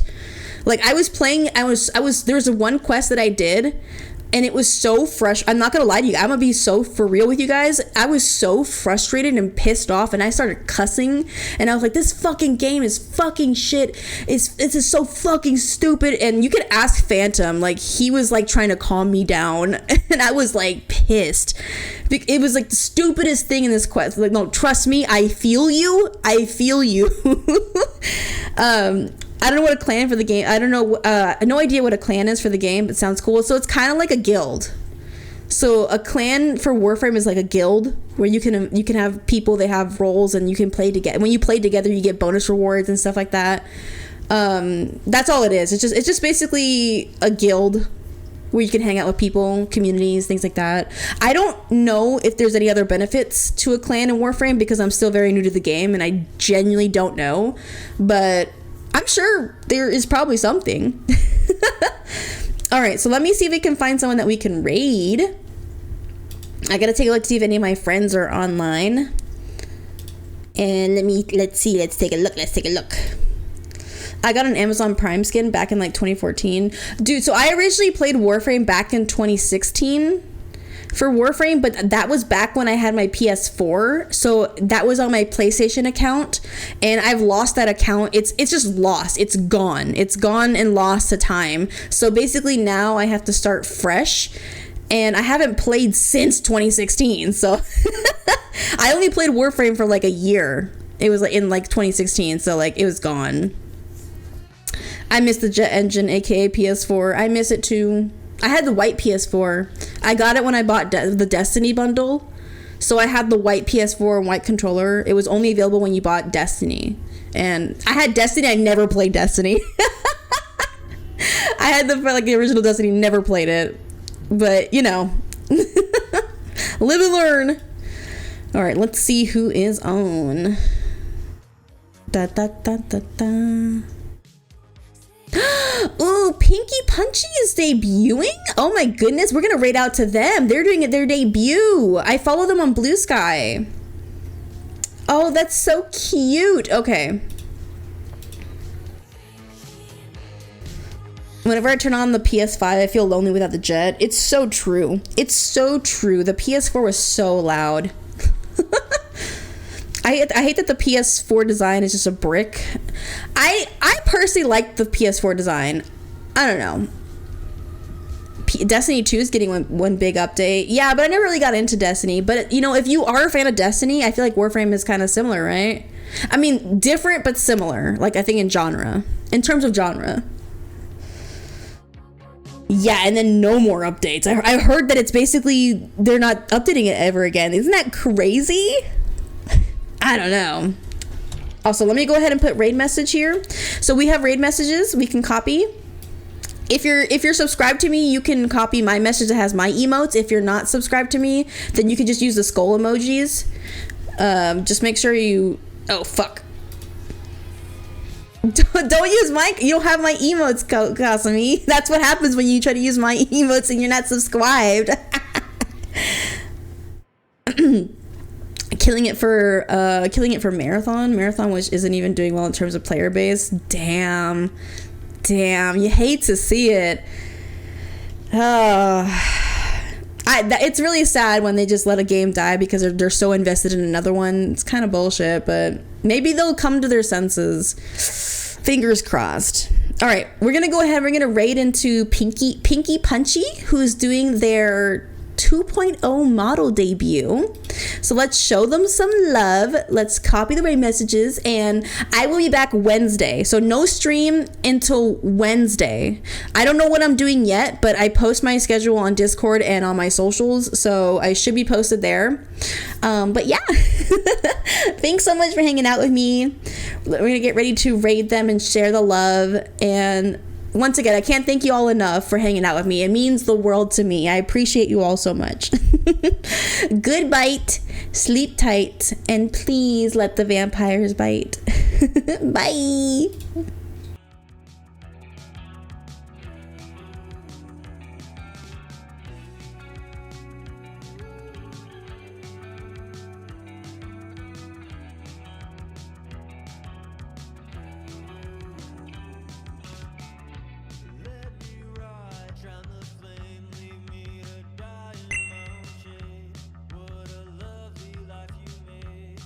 At some point. You get me. And then hashtags! Yay! My general hashtag if you want to talk about me on social media. Oh!